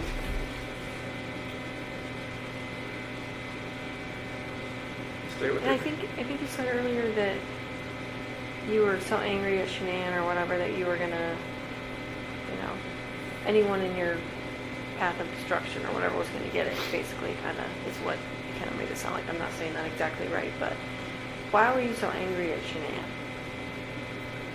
I don't know if it was just because of separating me and my family, pretty much. Because, I mean, it happened at the wedding. Like, that's the reason they didn't come to the wedding. I mean, I blew up at my family to a point where I said some horrible things to them back in 2012 that I pretty much told my family that, I don't need them anymore. Because I said, I cussed my mom out. I did all this kind of stuff. I never thought, and I don't know if it was just like Shannan coaching me on to do it, or if it was just like rage that was like I'd never seen before. And then I don't know if it was just everything that happened in July with I can't see my kids, and I'm not sure if they're ever going to go see them again. I don't know. And it was just like, I don't know if that had something to do with it, that something inside of me just triggered it, and then just like all that pins up from the wedding and everything, just like, it's like a long fuse that finally just went to its end. What happened in 2012? There was my mom and Shannan, just like from when I proposed to her, it was at the beach, and from then on, it was just like she always went up to Shannan and was like, I didn't need a ring like that when I was your age. I didn't need all these fancy things when I was your age, and just kind of kept boiling over, and then they never agreed on anything. It was just like, we didn't really need their help to do anything. We just like, so we'll just pay for it ourselves and all that kind of stuff. And it was just back and forth. And I think maybe my mom just never thought she was good enough. She always thought she was hiding something from me. So, She always thought Shannan was hiding something? Like what? that stuff from her past, or like, Oh, I see. yeah. So there's conflict at a barbecue when all the families got together. And the first, maybe a barbecue that Shannan put together for everybody to get to meet each other. Two families, we call that. Like when you first started dating. Oh.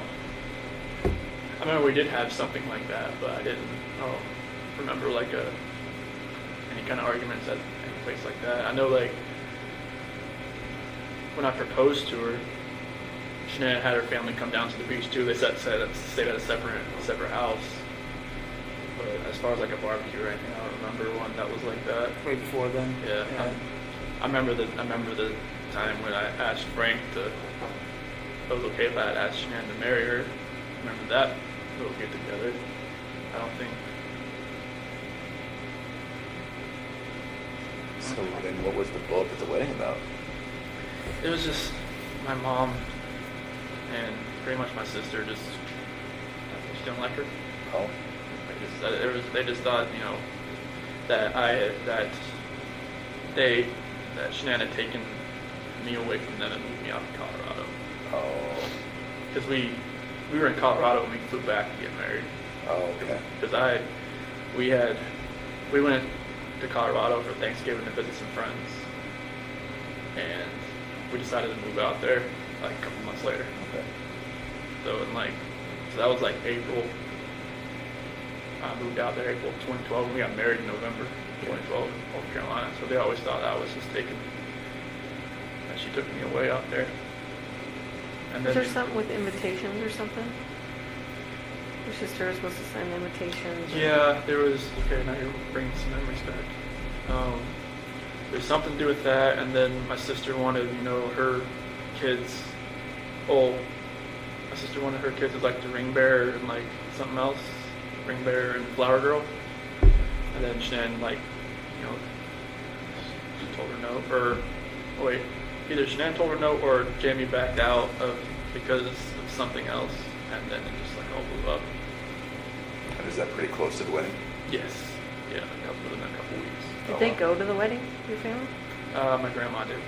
But your parents and your sister did not go. Ronnie wasn't there either? No. Nobody was there. It was my grandma was there, and then like the dance when the groom dances with his mom, like it was I'm dancing with Mark's mom and my grandmother. It's sad, isn't it? I mean, it all comes from a place of love, them loving you and not wanting to get stolen. And It was a great day. I mean, everybody was really happy. I mean, it's always just rang in the back of my head. They were never there, and every time they look at pictures, it's just like, oh, where's not there.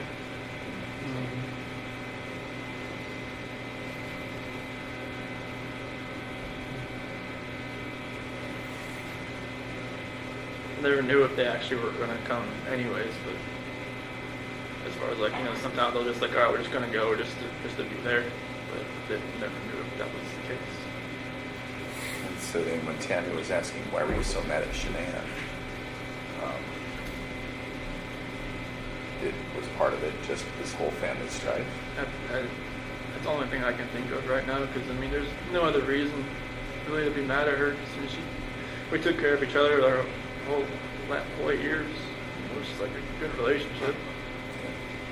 I mean, it's just like, if I never met Nikki, would I ever have, thought our relationship was bad? Probably not. Interesting.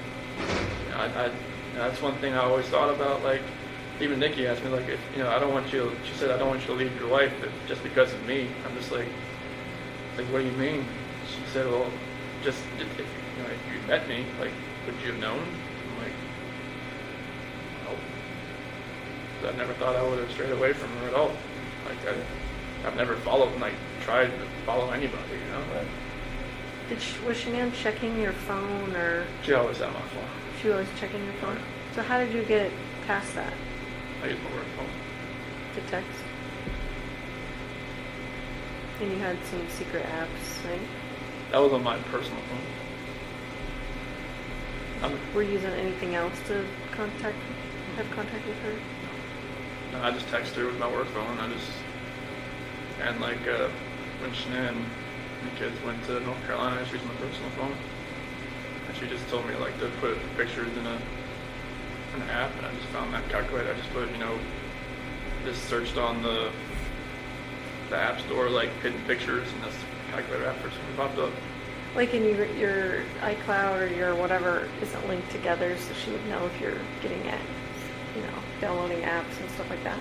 They used to be a long time ago, but when we got different phones, or when our phone contact list would be synced up from the cloud and stuff like that, I couldn't have, she had tons of phone contacts. I just couldn't have all that, but it's still kind of linked up at one point. But as far as she asked me to get my own iCloud account, just to kind of free that up a little bit. How about your Facebook account? You deleted that at some point. When did you do that? And why? I think it was, got back August 7th. Went to work. I think it was probably August 8th. That's when Nikki told me she told her friends about me. And I just figured, they'd probably look me up on Facebook and see that she was pregnant. If Nikki already knew probably already, but the reason why I did that. Did you and Nikki ever fight? We never fought, but like I said, I had to calm her down a bunch of times. Yeah, you started to mention that when we were talking to you before about her getting upset about some video or something about being bipolar, or Well, what are you talking about? I think either my dad told me about that, or John Walsh told me about she made a couple videos when she was just talking to herself, saying that she was bipolar or something like that. But a lot of things was like, when she realized that, okay, like she's the other person in the relationship, that, you know, I'd always put my wife first over her, and that's what kind of made her take a step back a few times, and then like I had to kind of like calm her down. Tell me about those times. What'd that look like? So the first one was probably around July 4th when I had to leave her house, because she wanted to kind of spend most of the day together before she went to like a baseball game or something. And like when I had to leave, it kind of just made her like kind of take a step back and wonder what she was doing. And I just, you know, told her like, hey, you know, just because of what's going, like, just because I had to leave doesn't mean like, you know, you have to just take a step. I was like comforting her at some point. I don't even know why I was doing it. Maybe I knew I was too far gone at that point, but it was. Because this is Shannan's pissed. She's called you 10 times. You were sleeping because you had your day off. Yeah. And then you go outside to talk to her on the phone and then tell Nikki that you need to go home just in case she calls back and all that, right? Mm-hmm. So what did she say to you, Nikki? She was in the shower. She said, okay. And then that's like, when I talked about it, I calm her down. She's on the phone.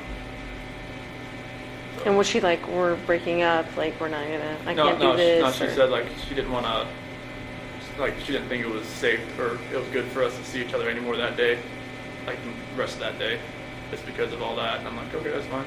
And she asked me to come over like later on after she got back from her baseball game. And so you did that? Mm-hmm. So what was the second one like? It was basically about the same thing. She was, you know, I didn't really know it at one point, but I guess she had set up a couple dates with like some eHarmony app or something, and they never showed up. And she'd already made plans with me, and you know. Wait, what do you mean? She set up dates when she had plans with you? Yeah. Why would she do that? I guess she kind of figured out they weren't going to show up. She went, I guess when she went to the baseball game, they never showed up, and there was another one, and never showed up either. So she's actively dating other people while you I guys didn't are know together? it until like a couple weeks later. How did you find out? She told me. What'd she say? She it was one conversation where I actually kind of fell asleep on the couch, and then like she had told me like, I'm not sure why she even told me about it, but it was very random, and she could tell that it kind of like took me back a little bit, because I figured she would have told me that if she was actively still like looking around. I mean, she didn't have to tell me, but I figured she Do you think would she have. told you though so that it would hurry you up and Make a decision. you're making a decision? It might have been, but you know, she never had anybody that's actually tried to like fix things as far as like, you know, hey, like I like where we're at as far as like the relationship goes, and actually like I did stuff for her around the house, around her little apartment, and like nobody's ever done that. She just thought it was different. So, What about our male friend? Where does he stand with her? What's his name? Jim, Jim. Thank you. he worked in the oil field, North Dakota, I believe, and I guess he's been a friend of hers for a long time, and it's kind of like a shoulder to cry on. Is always somebody that's always been around for her, and I guess he's had a couple girlfriends, and just I guess he's hadn't had much luck, I guess, in that department as far as like keeping girlfriends, and just him and Nikki have always been good friends. Just platonic friends? That's as far as you know. as much as I knew. Yeah. Okay. But I think they just been friends for a long time, especially up in oil field, North Dakota, or whatever he's working now. I think either Wyoming, they could go all over the place. When Sandy and Frank lived in the house for 15 months, what was that like? It was, it was tough. You want me to wait or No, Okay. please. Okay. It was tough, because I mean, go from just me and Shannan and Bella and Cece to 2 other people, and then now 4 dogs. Yeah. Yeah, Onyx he's a terror, 100 pounds of just heat-seeking missile everywhere, and like it was cool having more people around, but like it was stressful. Yeah. Like, because with Shannan, like having 2 dominant personalities in the house, with her mom there, it was kind of like what her mom would tell her kind of how to raise the kids sometimes, or like, do this, do that, like whenever they were sick, she was like, all right, rub peroxide on their feet, they'll be fine. just like, what? Like, okay. And like I wouldn't do it, and you know, Sandy was like, just do that, Chris. It's okay. But like it's just like little things like that, and it was like a clash every day. Yeah. It's kind of like every time I got home, I didn't know if Shannan was pissed or if she was okay. Because when they first got there, they didn't have a job yet, and so they were just around all the time. But then like once they got jobs and stuff, like I think it was a little better for Shannan because you know they weren't around the house all day. But it was definitely stressful, just you know, just vacuuming like every other day. Yeah. And just like cooking was great. That was awesome. But She's a good cook. you know, I was always like, you know, because they were down in the basement, so I was always really trying to keep the girls upstairs while they were sleeping, so you know they're running around downstairs, and I didn't want them to wake up. And I know Frank always told me that waking up Sandy early is not good, so it was just you know just kind of like walking on eggshells a lot. Yeah. It was stressful. Yeah. Yeah. You think that stressed your marriage with the time, or? I mean, it was 16 months. It was 15, 16 months. Yeah. It was a long time. I mean, it was great around the holiday times because they were already there, and like you know all that was great. Sure. Yeah, it definitely you know we never really had much alone time Yeah. because you always had to kind of plan it out. So Yeah. What was her purpose for living out there? they just wanted to be close to the kids Okay. because they're you know we FaceTime a lot, but you know it's not the same as like you know All right. with two kids. It's hard to fly back and forth. I mean, when they went back to North Carolina this past time, it was the first time Cece's been there. She was 3. Yeah. First time her brother ever met her. So were they trying to move to Colorado permanently, or they just? They were thinking about it at that point in time, Okay. but it, you know, Frank would have stayed. He didn't want to leave. Sandy wanted to leave. She wanted to go back. Yeah. Yeah. Yeah, it was a matter of like they knew their house wasn't being taken care of. And they wanted to go back and because they had put their house up for sale for a little while, but never bought. Mm. Okay. What about your financial stresses? Yeah, the bankruptcy was something I never thought was going to happen. I think that was back in like 2015, 2016, somewhere around there. But I never thought that was going to happen. And I never thought, a lot of it was from the wedding because they just put it all on credit cards. Mm. And so it was just, and then the doctor bills from like, you know, endoscopies and just like girls seemed like they were sick like every month. It seemed like some type of ear infection, which to figure out was just like, you know, put the tubes in their ears and stuff. There was like, you know, different operations here, a couple overnight stays in the hospital for breathing and stuff like that. So it was just, it all mounted up. I mean, I never thought it was that far gone, but, you know. Was any of that from Shannan's neck surgery, or were those bills pretty well paid up? Well, I think the bankruptcy never touched the medical part of it because you have to be like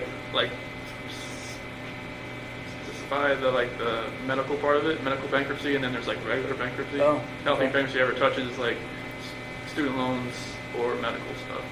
You have to like be specific with that. Okay. But I think it just took away like a lot of the furniture that we had bought, and then a couple other things inside the house. To kind of alleviate a lot of the. It took. We had to make the house payment up by phone every month, and I had to listen to the bankruptcy spiel like every time, and it's just like I didn't know how long it was going to take. But apparently it was. Once you're in bankruptcy, it's pretty much you never get out of it. Yeah. I think it felt like. Weren't you guys behind on your mortgage even when I talked to you? Earlier in like I think December 2017, and then January, February, March 2018. And that's when we took the 401k out, the loan out to pay for that. How was it that you were spending so much money? What were you thinking down? Just, you know, kids and just other bills that we had, and I knew the car was getting paid for by the bell. But, you know, I never really asked to see. I didn't even have access to the bank account through my phone. Oh, So like I never really asked to see what it looked like how far, but I just know she'd call me and tell me, hey, can you pay the mortgage today? I'm like, yeah, cool. And that was that's, from my little 4-wheeler incident where I sold it without actually paying it off yet, and she thought like, no, you're never touching the accounts ever. So I'm like, okay, that's cool with me. But I never saw the account for what was in there. I just like, hey, there's like when I worked at Longmont Ford, I got my check, I just brought it there. Yeah. So, There was a hair care company, I think it's called Monat. Does that ring a bell? You know anything about that? Mhm. Like maybe hair dye. I don't know. It's like a. Do you know she did like an auto order through that company and had stuff delivered for her, any kind of hair care product or hair care dye? not something. I mean, she had like little. I remember something like a little gift pack she had delivered once every month or once every 2 months. Had like a different array of different products in it. Don't remember where it's from. Was like we said, Monet. Monat, M-O-N-A-T. Mm-hmm. No. Ring a bell. Okay. There was an order that was made, like $251. That's why I asked if it was like an auto order type It thing. might have been an auto order. Yeah, It right. might have been something that I know that Nicole Atkinson, she's into all that stuff. Maybe Shannan got her. Maybe Shannan got her something, or maybe it was something she recommended. Okay. How about the HOA thing? What happened there? She was mailing to the wrong address. Oh, They had no. changed her address, and she'd mailed to the wrong address for a year. And then we got a letter in the mail where we were getting like sued over it. We had to pay our HOAs for a year. So we had to pay double for either a whole year or a couple months. That sucked. What happened to all the money that she sent to the wrong address? Don't know. I don't know. They said they wouldn't credit it or anything. I'm not even sure what the address was.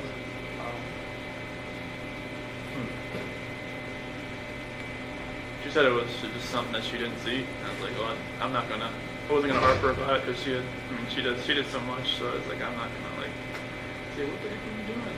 No, I just Sure. don't need that to go up. I know she felt bad enough. So Chris, what do you think we could have done better? What could have made you tell us the truth that night?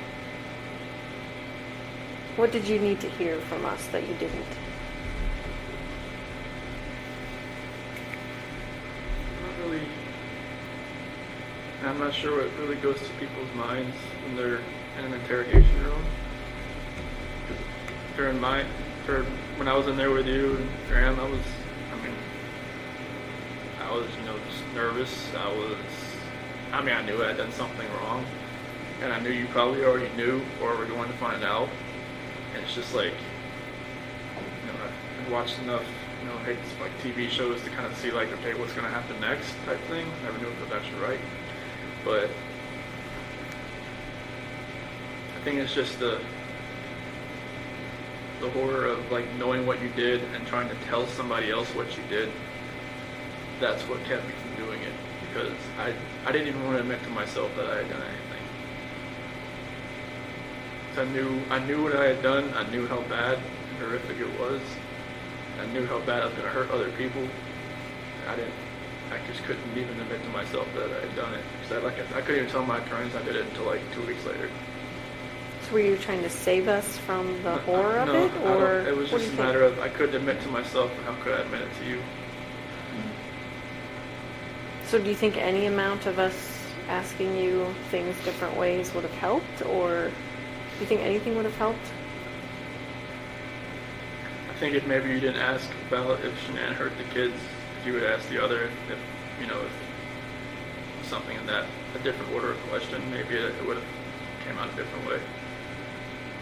Because that's the only reason I went with that story, is because that was Well, you weren't giving us anything I know. else. I know. That was the problem. I know. But so if we would have said, what do you think?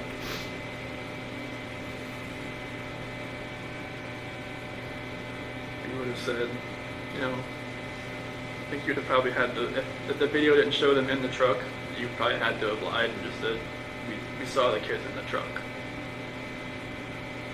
I mean, I hate to say you would have to, you know, lie to get me to say what you wanted me to say, but it might have been that.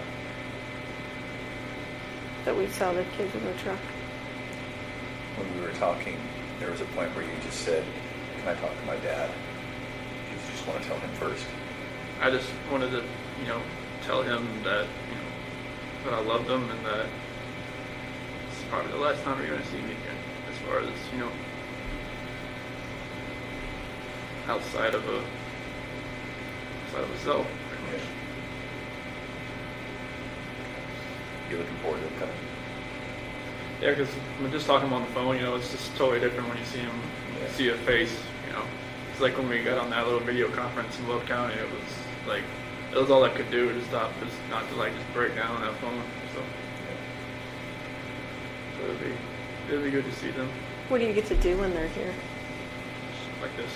Like in a room like this with a If table? there's a or- visiting center, like down in my unit, and I don't know what it looks like, but I know they said it's like tables, and it's pretty much they set up a time and you get a couple hours. It's That would just be good. yeah, it's just in that little center, and I'm not sure what else is in there, but I just know there's tables. I think there's like vending machines and stuff like that. But it'll be good to see them, and fortunately they can't bring their phones in or anything, so I was hoping they could maybe show me a video or two, but I don't know, or a picture. But they pretty much only let you come in with your ID. That's it. Can they mail you still photos or anything like that? Yep, they can Yeah. do the still photo. This is sometimes they try to play a video over the phone for me, and it's like, you know, it's really like fuzzy and crackles a lot, so you really can't hear anything. If you have any other questions for us, if you ever wonder, I wonder why they did this, or I wonder why the investigation went this way, or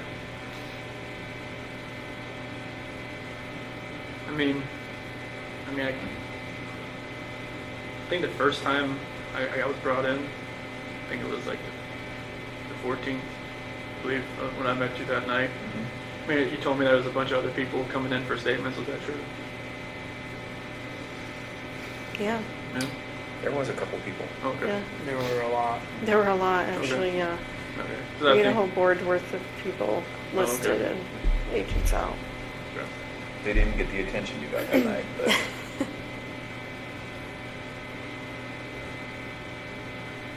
Yeah, I just wish none of this had ever happened, honestly. It's just like Yeah. you guys could have never had to come to within, you guys never had to meet me or anything like that.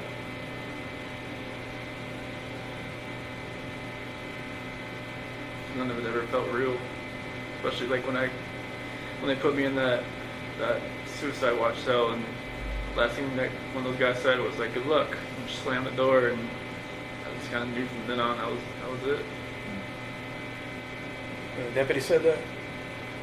One of the guys in, one of like, they call them the SOG guys, Special Operations Group in the Will County Jail. Yeah. That was it. Next morning, like when I got out to take a shower, I saw the newspaper and there was this big piece cut out of it. Just know what that was about, and I just kind of saw like my last name around, like, oh, it begins. if we came back to talk to you someday, would you be inclined to talk to us again? Okay. Yeah, they just took me off guard. I had no idea. Yeah.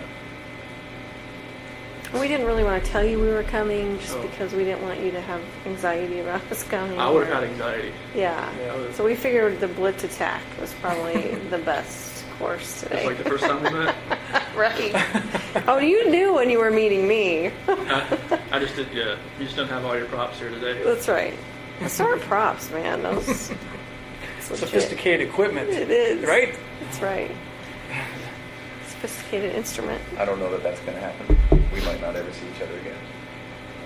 But I didn't think we would, honestly. your experience is definitely interesting. You yourself are definitely interesting. We see things in you that we didn't expect to, and we don't see things in you that we expected to see.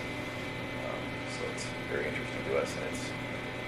I hope you can take to heart that today was a lot about us learning how to do better, how to talk to people better, how to do investigations better. I mean, like, I had never talked to a police officer before, or like FBI, CBI, anything like that. So that was all new to me. Like I said, everything that I've ever seen as far as the authorities has been on TV. So I didn't know like what to expect, especially when I got that interrogation room. It just felt like exactly what it looked like. Just like you got some poke and prod, and then leave. Come back in. It's like give me time to stew, give me time to think, and I'm just like it works. It just really like I don't know, just drills more questions into your own mind instead of just staying in the room and just asking questions all the time. Mm-hmm. You liked it when we took breaks? Like, you think that worked on you? I did. So you were like watching videos of the girls at one point. Do you remember that? Them giggling and laughing and... Like when I was in the interrogation room? Yeah.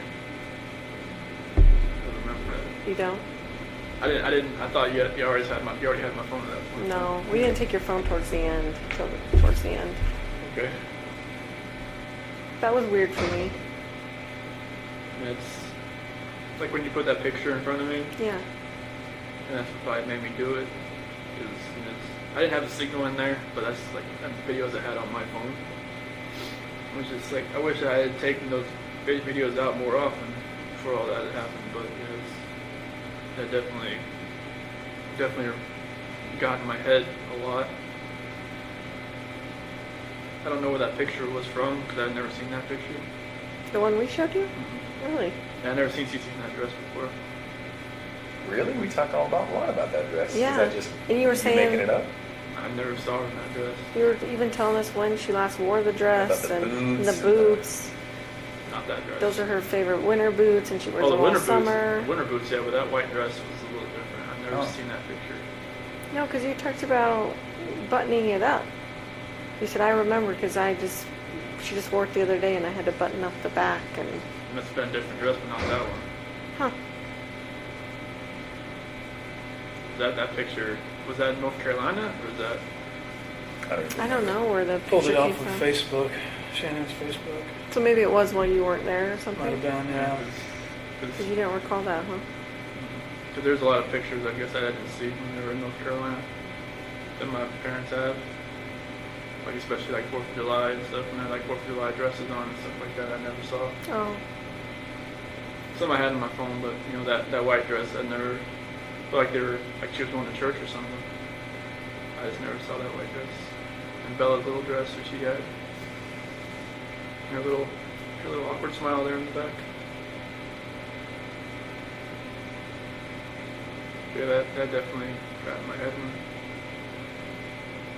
you did that. When we had the picture out there for you? See, and to us it didn't feel like that because we I know, I really didn't didn't show any elicit emotion. any emotion. I don't show emotion that much. It's like my dad. It's like we don't show emotion. Like Were you fighting it down, or were you just not a guy to show it? most of the time, I'm not a guy to show it. Like I hold it in as much as I can, and like in my cell, I cried a lot, obviously, but like I'm not really a guy to show it. Okay. I don't know. I try to hold it as much as I can. You were a difficult guy to read, especially at the house that day. That makes total sense now. Because I knew it was like, just because I was like in shock or just like disbelief or just like some people said I looked like I was a heartless, no soul person, soulless person when they did like the TV interviews or something. And I'm just like, I'm just glad I never saw it. I don't even want to know what I looked like, what I sounded like. But you were obviously feeling it then, you just weren't. Yeah, just like Showing it. nothing registered at all.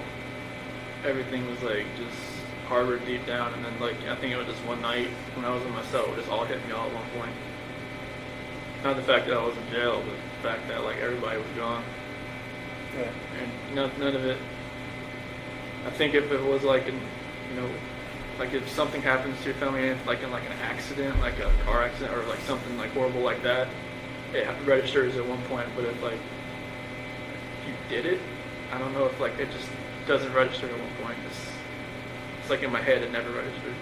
Does it seem real now? Oh, it feels real.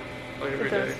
Like I see pictures, I just know like, you know, where they were at when they were doing that. You know, when I first had like some type of hearing over the phone, and I heard like Frank and Sandy and Frankie and them, they were on the phone, and I forgot what kind of hearing it was.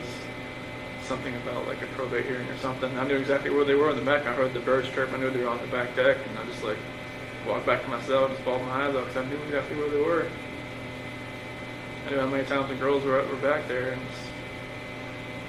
it's just weird how emotions is processed differently for me than everybody else. Like something like you said, if you lost your kids in the grocery store for 5 seconds, you'd be a mess. And then like, you know, for me it'd be like, you know, I'd be panicked, but I probably wouldn't cry. I'd be like looking around trying to find them, but it's just like it just processes different for me. I never knew why. Never know why.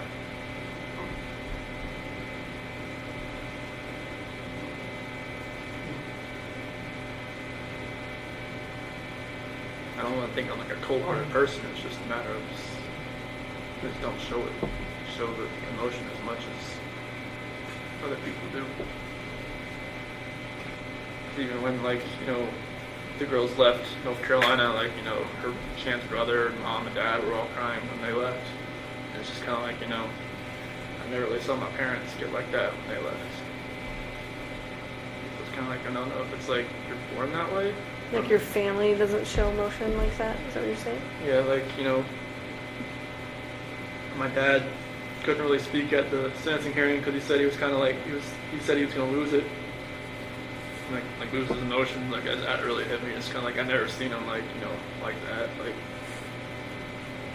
Like vulnerable? Like nobody's really ever seen me that way either. And that's why, like, maybe I just... Was it ever like you're a sissy if you're like that, or was it just something you just never did? I never saw my dad cry. So maybe it's just something that, you know, was imprinted in my brain that maybe I should never cry. Maybe, you know.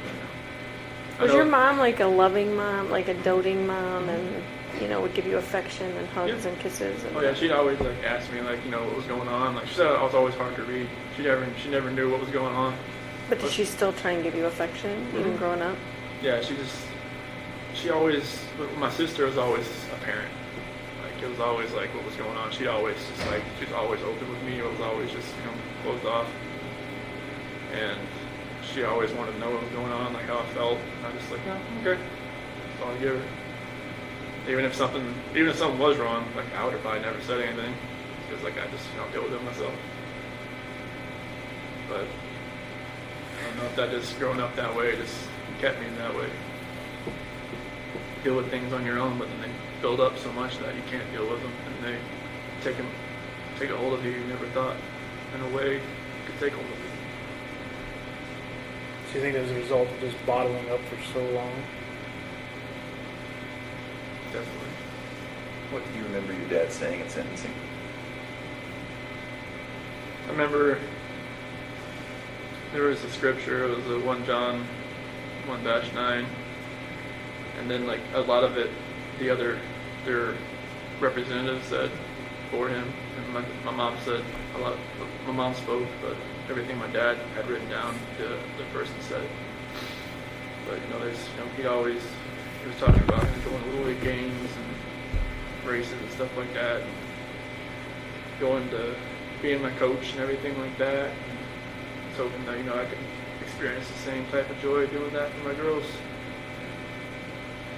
I remember your mom saying she loves you and she always will. Yeah. That was pretty important to hear. I think at the end she said, "I forgive you, son." Yeah, that was big, right?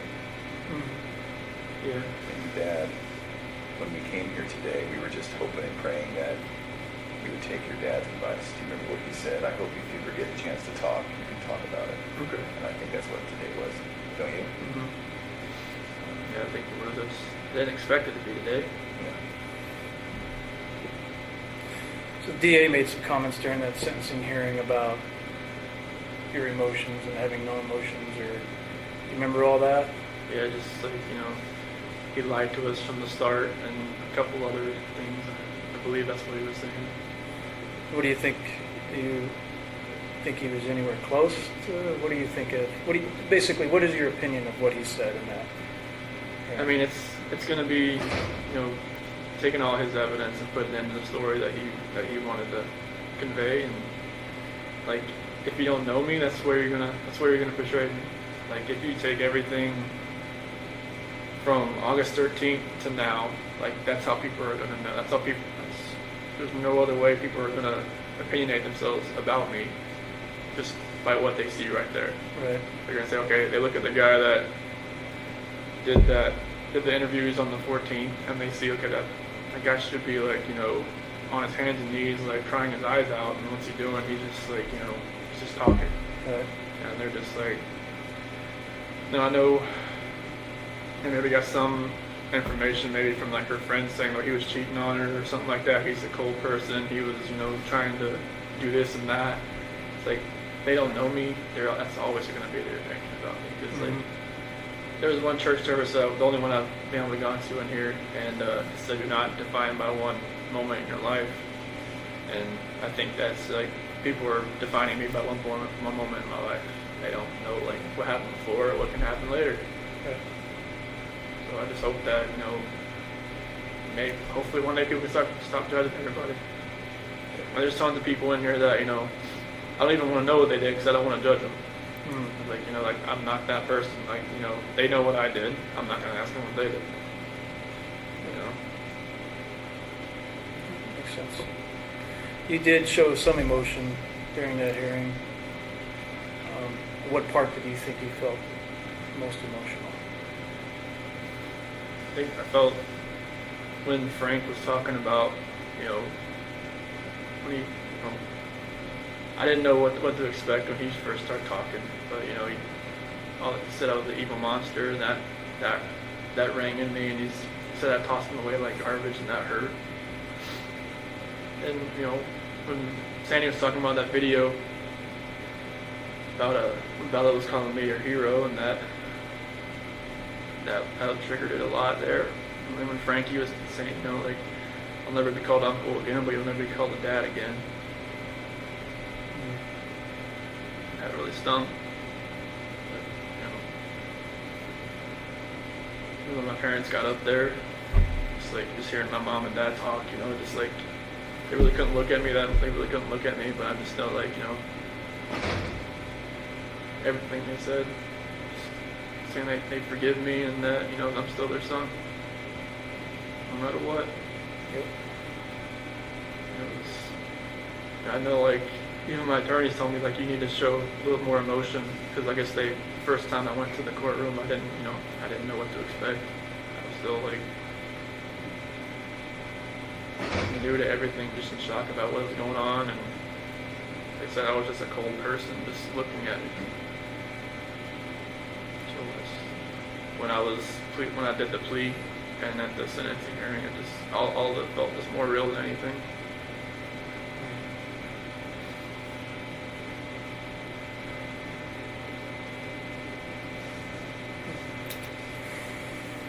I remember growing up, my pastor used to tell me, it's better to be 1 foot out of hell facing heaven than 1 foot out of heaven facing hell. Mm-hmm. So I think that's you. I think you've been to hell and now you're facing the right direction. Definitely, I definitely feel like I never knew I could have a relationship with God like I do now, but that's like the amazing grace with all of this, but I just wish nobody had to pay any kind of price for this. Yeah. I know there's a purpose for everybody. I just hope that I can find mine. Well, I think you're seeking peace, right? That's good. It's the only thing you really can do right now is to seek peace and pray that everybody can find it too. Good. For everybody that was involved, like for all of you and just all your team and everybody, friends, anybody that was involved. Okay. What do you want to happen with this information?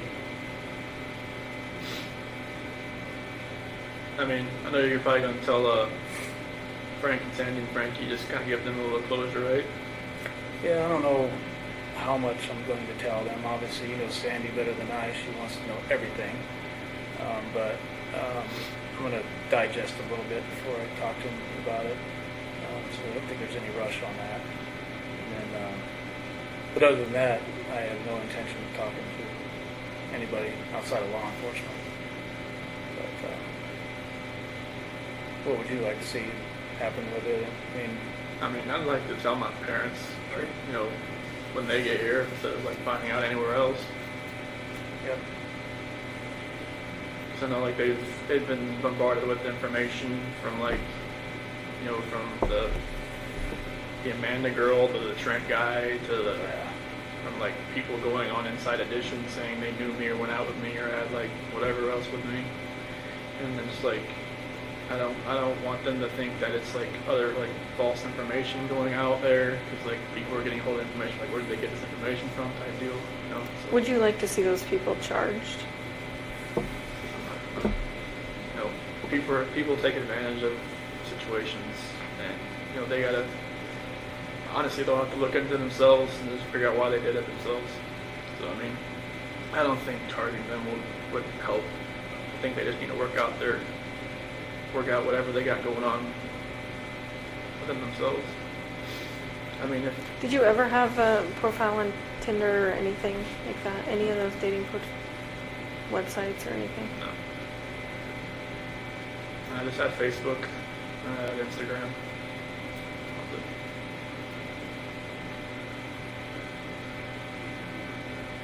I didn't even know what the WhatsApp thing was called. That's when I was like, John. You'd never heard of that? No, I was just like, I don't even know what that is, man. This guy's fishing for something.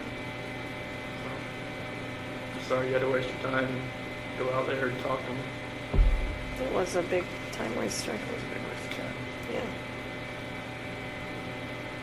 But you would not want to be listed as a victim in that case, as far as him being charged with like false reporting.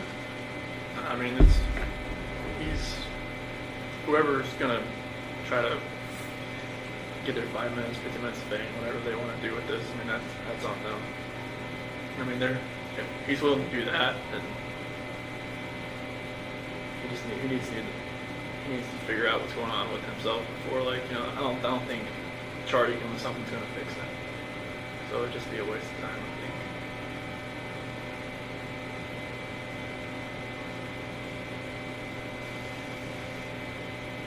Anything else before we send things away? Don't be afraid to ask. How are things in Colorado now? I mean, since all this has happened, everything's quiet now. Everything's Yeah. cool and Well, we had another guy murder his fiance, girlfriend, whatever you want to call it. So that's made a lot of news too. I'm sure you've probably seen that on the news. No. So- everything here is based. Well, I think the only thing here was like that Jamie Kloss thing. I don't know if you heard about that. Oh yes, we were Right. just talking about that out front. That the girl was kidnapped. Yeah. She Yeah. escaped after like 90 days. Yeah. Insane. That's crazy. He'll probably come here. Everybody Yeah, comes they here. said he's in some county jail. Is that right? Yeah, Is that what she was saying? Barron or something? Barron, Yeah, so all I see here is like stuff I trying to. It's like everything happened here. So if you guys stay tonight there, watch out. Sorry. Definitely. Yeah, Do you mind if I take a picture of you just to show what you look like now? You just look so different then. Just like It's not going to go on social media or Okay. anything. It's just for like our own records. okay, Is that okay? that's fine. That's good. Were you asking him something while I was? Nah. Sorry. No, I was just going to say it's like the roads in the background scary enough, you know. I know. When it's snowing, it's Mhm. horrendous.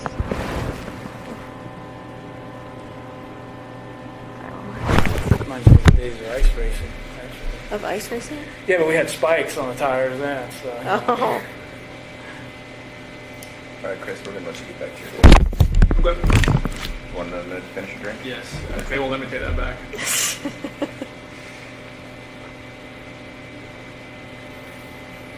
Yeah, I had to shave. They recommended I change my appearance at the RDC. So. Why is that? Just so people didn't recognize you? No.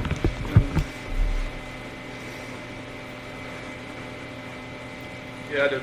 I just shaved it all off. And that razor, like I said, the razor they have here, it's a single blade. So like I'm A like, safety razor, right? oh, it's more than said. It's like it's more safety than actually a razor. That's why it doesn't shave. Is it like a sharp rock or? Right. Just imagine shaving the same spot for like 5 minutes, and then finally, Something starts yeah, going. it starts. It's like I gotta warm it up or something. I don't know. You'd probably be better just blacking them out on your fingers or something. That'll be more, everything here is for safety. So like, yeah, I think like once I get moved to GP, I could have something different. So Oh, that makes sense. 'cause most of the guys in my unit can't have razors, so that's Well, it. that makes you feel better, probably. Well, But they they're don't have to not- watch me. Other guys, they stand next to them while they shave. So that would be kind of weird. Oh. So do they have any other jobs, like if, like fleet, would you be able to go work fleet maintenance or anything like that? Or I is got that- classed down to like a minimum, Uh, or like a low medium. They have guys that like run across the street to like a records building and work over there. I don't know, like, they said it takes a while to get classed down from like maximum to medium. Yeah. So I'm not sure like if they've here. I don't know if they'd ever take me back to Colorado, or I don't know what their plan would be. right, I'm not sure if that happens or not. yeah. It's all pretty secretive and then right up to the minute they do it. Mm-hmm. Definitely. You guys gonna do exploring around here? I don't think so. Everything's covered in snow. We were- And it's We freezing. were such wimps when we walked out. Maybe go rent a snowmobile or two. Explore the hot tub You're at the right. hotel. Gotcha. You said it was baseball season, but it's not, so we go to Yeah. Brewers play or something. Well, NASCAR's back in full swing. I saw the last 2 laps last night when we came out. Oh, did you? And I went to over like 200 NASCAR races growing up, so Yeah. I went to one Daytona 500. It was one that Mark Martin almost won. I was hoping he would, but he got passed by Kevin Harvick coming out of turn 4. I was just like, Yeah. yeah, it was a wreck fest, I heard. So Yeah, so I heard I didn't get to watch it either, but you went to NASCAR school, didn't you? Mhm. Yeah. That was fun. it was a blast. Yeah. It was like my childhood, just reliving it all over again. Right. Seeing race cars on dynos and doing fabrication, welding, all that kind of stuff. It was really cool. Not sure if that school's still over there in Mooresville or not, but I'm guessing it still is.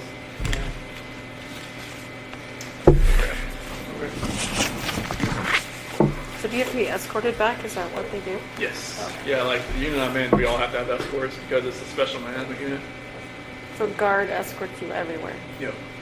So what about when you're all playing basketball together? Are the guards watching you? There's 3 of them in there. Do you ever get in fights playing basketball? No, we're just, we're, guarding each other, like blocking everything like that, but everybody's We're Go cool for it. with each other? Good. this way. Yeah, I'll take one. There's one right there.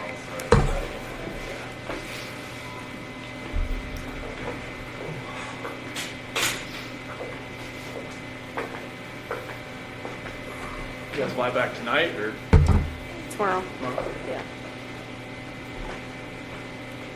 Could have flown back tonight, I guess, but I don't know what time their flights are even. It's probably the only time you ever come. My brother Oh, went to okay. school there, so. But I had never visited him when he lived there, so that was my first time driving through yesterday. It's a cute little town. Actually, this town's cute. Honestly, like the downtown. It's a pretty cute Mhm. place. It's just so desolate because it's so cold right now. I think it was like a couple weeks ago, it was like -50 with the wind chill here. Oh, Yeah, they said like the PSU counselor I talked to, she said it hurt to walk in here and breathe. 22. wow. Not good. Yeah, they were saying, like, on the news, like, for people in, like, Chicago and all those places not to take deep breaths because it was, like, freezing their lungs. Yeah. It was insane. It was like the deep cold from Canada that came through here that just like it froze everything. I mean, it was so cold in ourselves. We were just like going out to eat. We were like just like shaking like that because the heat couldn't keep up with Yeah, that. there's not much you can do. Plus, this place is old, so like all the windows like were Oh. they couldn't insulate it. Yeah. The wind was just like rush, man. Would you stay here if you could? I don't really know much about the state or anything about what's going on in here, but like from what I see, they say it's decent. Yeah. Like I said, it's a lot better than going anywhere else. Yeah, that's generally the word. Is if you hear it's not as bad as other places, that means it's pretty good. Yeah, so like I'm just hoping and praying that I can help people here and that they'll just keep me around. Maybe they'll make me like a personal care worker or something. Help other inmates, mentor them, because I guess they have a couple guys that are serving a life sentence that I've turned into personal care workers or counselors. Good. Help other guys when they come in. When I can do that. They don't have like the normal programs you would have, but it's fine with me. Mm-hmm. Like some guys like they want to get like extra degrees and stuff like that. They don't have that here. You have to go to one of the other places. Mm. So if you just said, I want to, do some more education stuff, would you get moved to another place, or is it totally up to them whether you get It's to totally do up that? to them. Because like I'm not sure how that gets paid for. Right. So like I'll just whatever they want me to do, that's what I'm gonna do. If they want to move back to Colorado, I'll be like, why? Why do I have to move back to Colorado? Oh, if they told you that, Yeah. you would question that? Oh, like after a while, if I was here for a long time and then say, okay, since you leveled down, we'll move you back. I'm like what? But know how that would go. Are you scared to level down, though? No, I mean it'd take years for that to happen, but like I don't know how it would be like in Colorado in a DOC there. A PSU counselor, she worked in DOC in Colorado and California. She said Colorado looks like California now. Really? She says bad about the gang violence and everything. I could see that. Yeah, I can see. Definitely changing. Yeah, I think people in this part of the country are just different overall. It's really, we kind of talked about that earlier. Colorado's not like it used to be. And people here just seem to be nice. Regardless. I think a lot of transplants probably moving into Colorado from other states. Yeah. Probably affecting that. Because no, Dave Colon, he said they were moving to Florida just to get away from Colorado because it's Oh, are seemed like they? it changed. Yeah. It's just so expensive and... Everything's expensive there. Mm-hmm. Houses just keep going up and up. If you want any kind of like a half an acre of land, you're just going to pay the same amount of money. Here, I think it's a lot cheaper, but the pay is it's much lower, I think, too. Yeah. Mm-hmm. Yeah, I was doing a little reading on the area, and the median house price up here is like $116,000. I mean, you can't even buy a mailbox in Colorado for that. No, it's like a No, P.O. box that's right there. true. Yeah. What, a P.O. box in Colorado? $100,000. Nuts.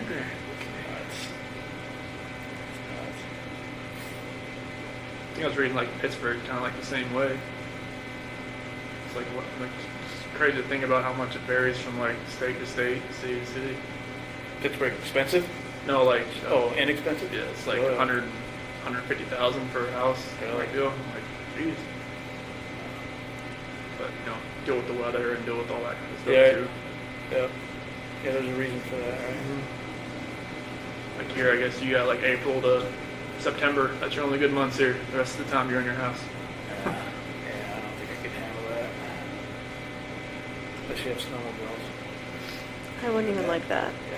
It's You still can't do cold that on every day, snowmobile. right? You start using the snowmobile for necessity, that's a problem. To Right. get to the store. You gotta put a license plate on a Daily snowmobile. commuter. Yeah, that's a problem. Kind of walk around Titletown all the time. Mm-hmm. Are they coming, or? Yeah, they just literally walked away with another person. Oh, they did. They gotta get to the end of the wherever and come back. Mm. This place is It's huge. big. It's a long hallway. So how far is your pod or wherever you're staying from here? All the way down that side. All the other way? Yeah. I think this is like the west side of the building here. Mm. I haven't gone much farther than this. Like all my stuff's always on the east side. But they got huge like pods that are like over 100 guys in them. So, but they move like 40 or 50 people out each day. You have a cellmate, right? No. Oh, you don't have a cellmate? Nope. when I go to GP, I probably will. I haven't had one. Most of the cells in my unit are single cell. There's like 3 that are doubled up, but they don't have the overcrowding they have, that issue they had when I first got here. That's what she was saying, that there was like 400 extra inmates Yeah. that they ended up shipping out to different places, so. Yeah, I never knew what the assessment part of it was as far as like how many people they had coming in and out, but it was like people coming in and out everywhere.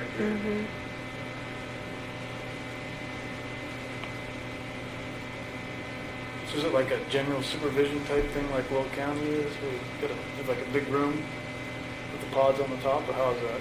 No, it's like you have a sergeant desk at the front of it and then a hallway of like 20 cells.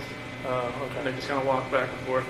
The RDC was like, you have like a cul-de-sac of cells, 3 tiers, and then like the perch for the sergeant right here. He can see in everybody's cell just from looking around. Right. Okay.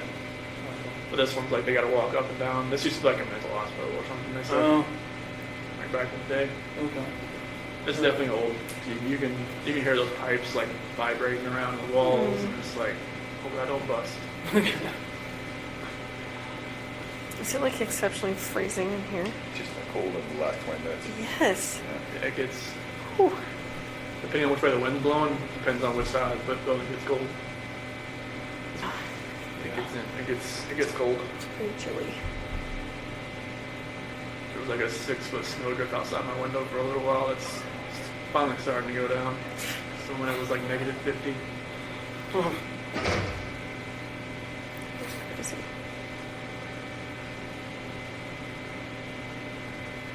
Yeah, it's a little too cold for I mean, we're the ones that chose to come in February, but she's ready for you now. Oh, okay. She is. Well, it's good to see you Good to guys. see you too. Take care of yourself, Thank okay? you too. Thank you. Thank you. Have a safe flight. All right, thank you.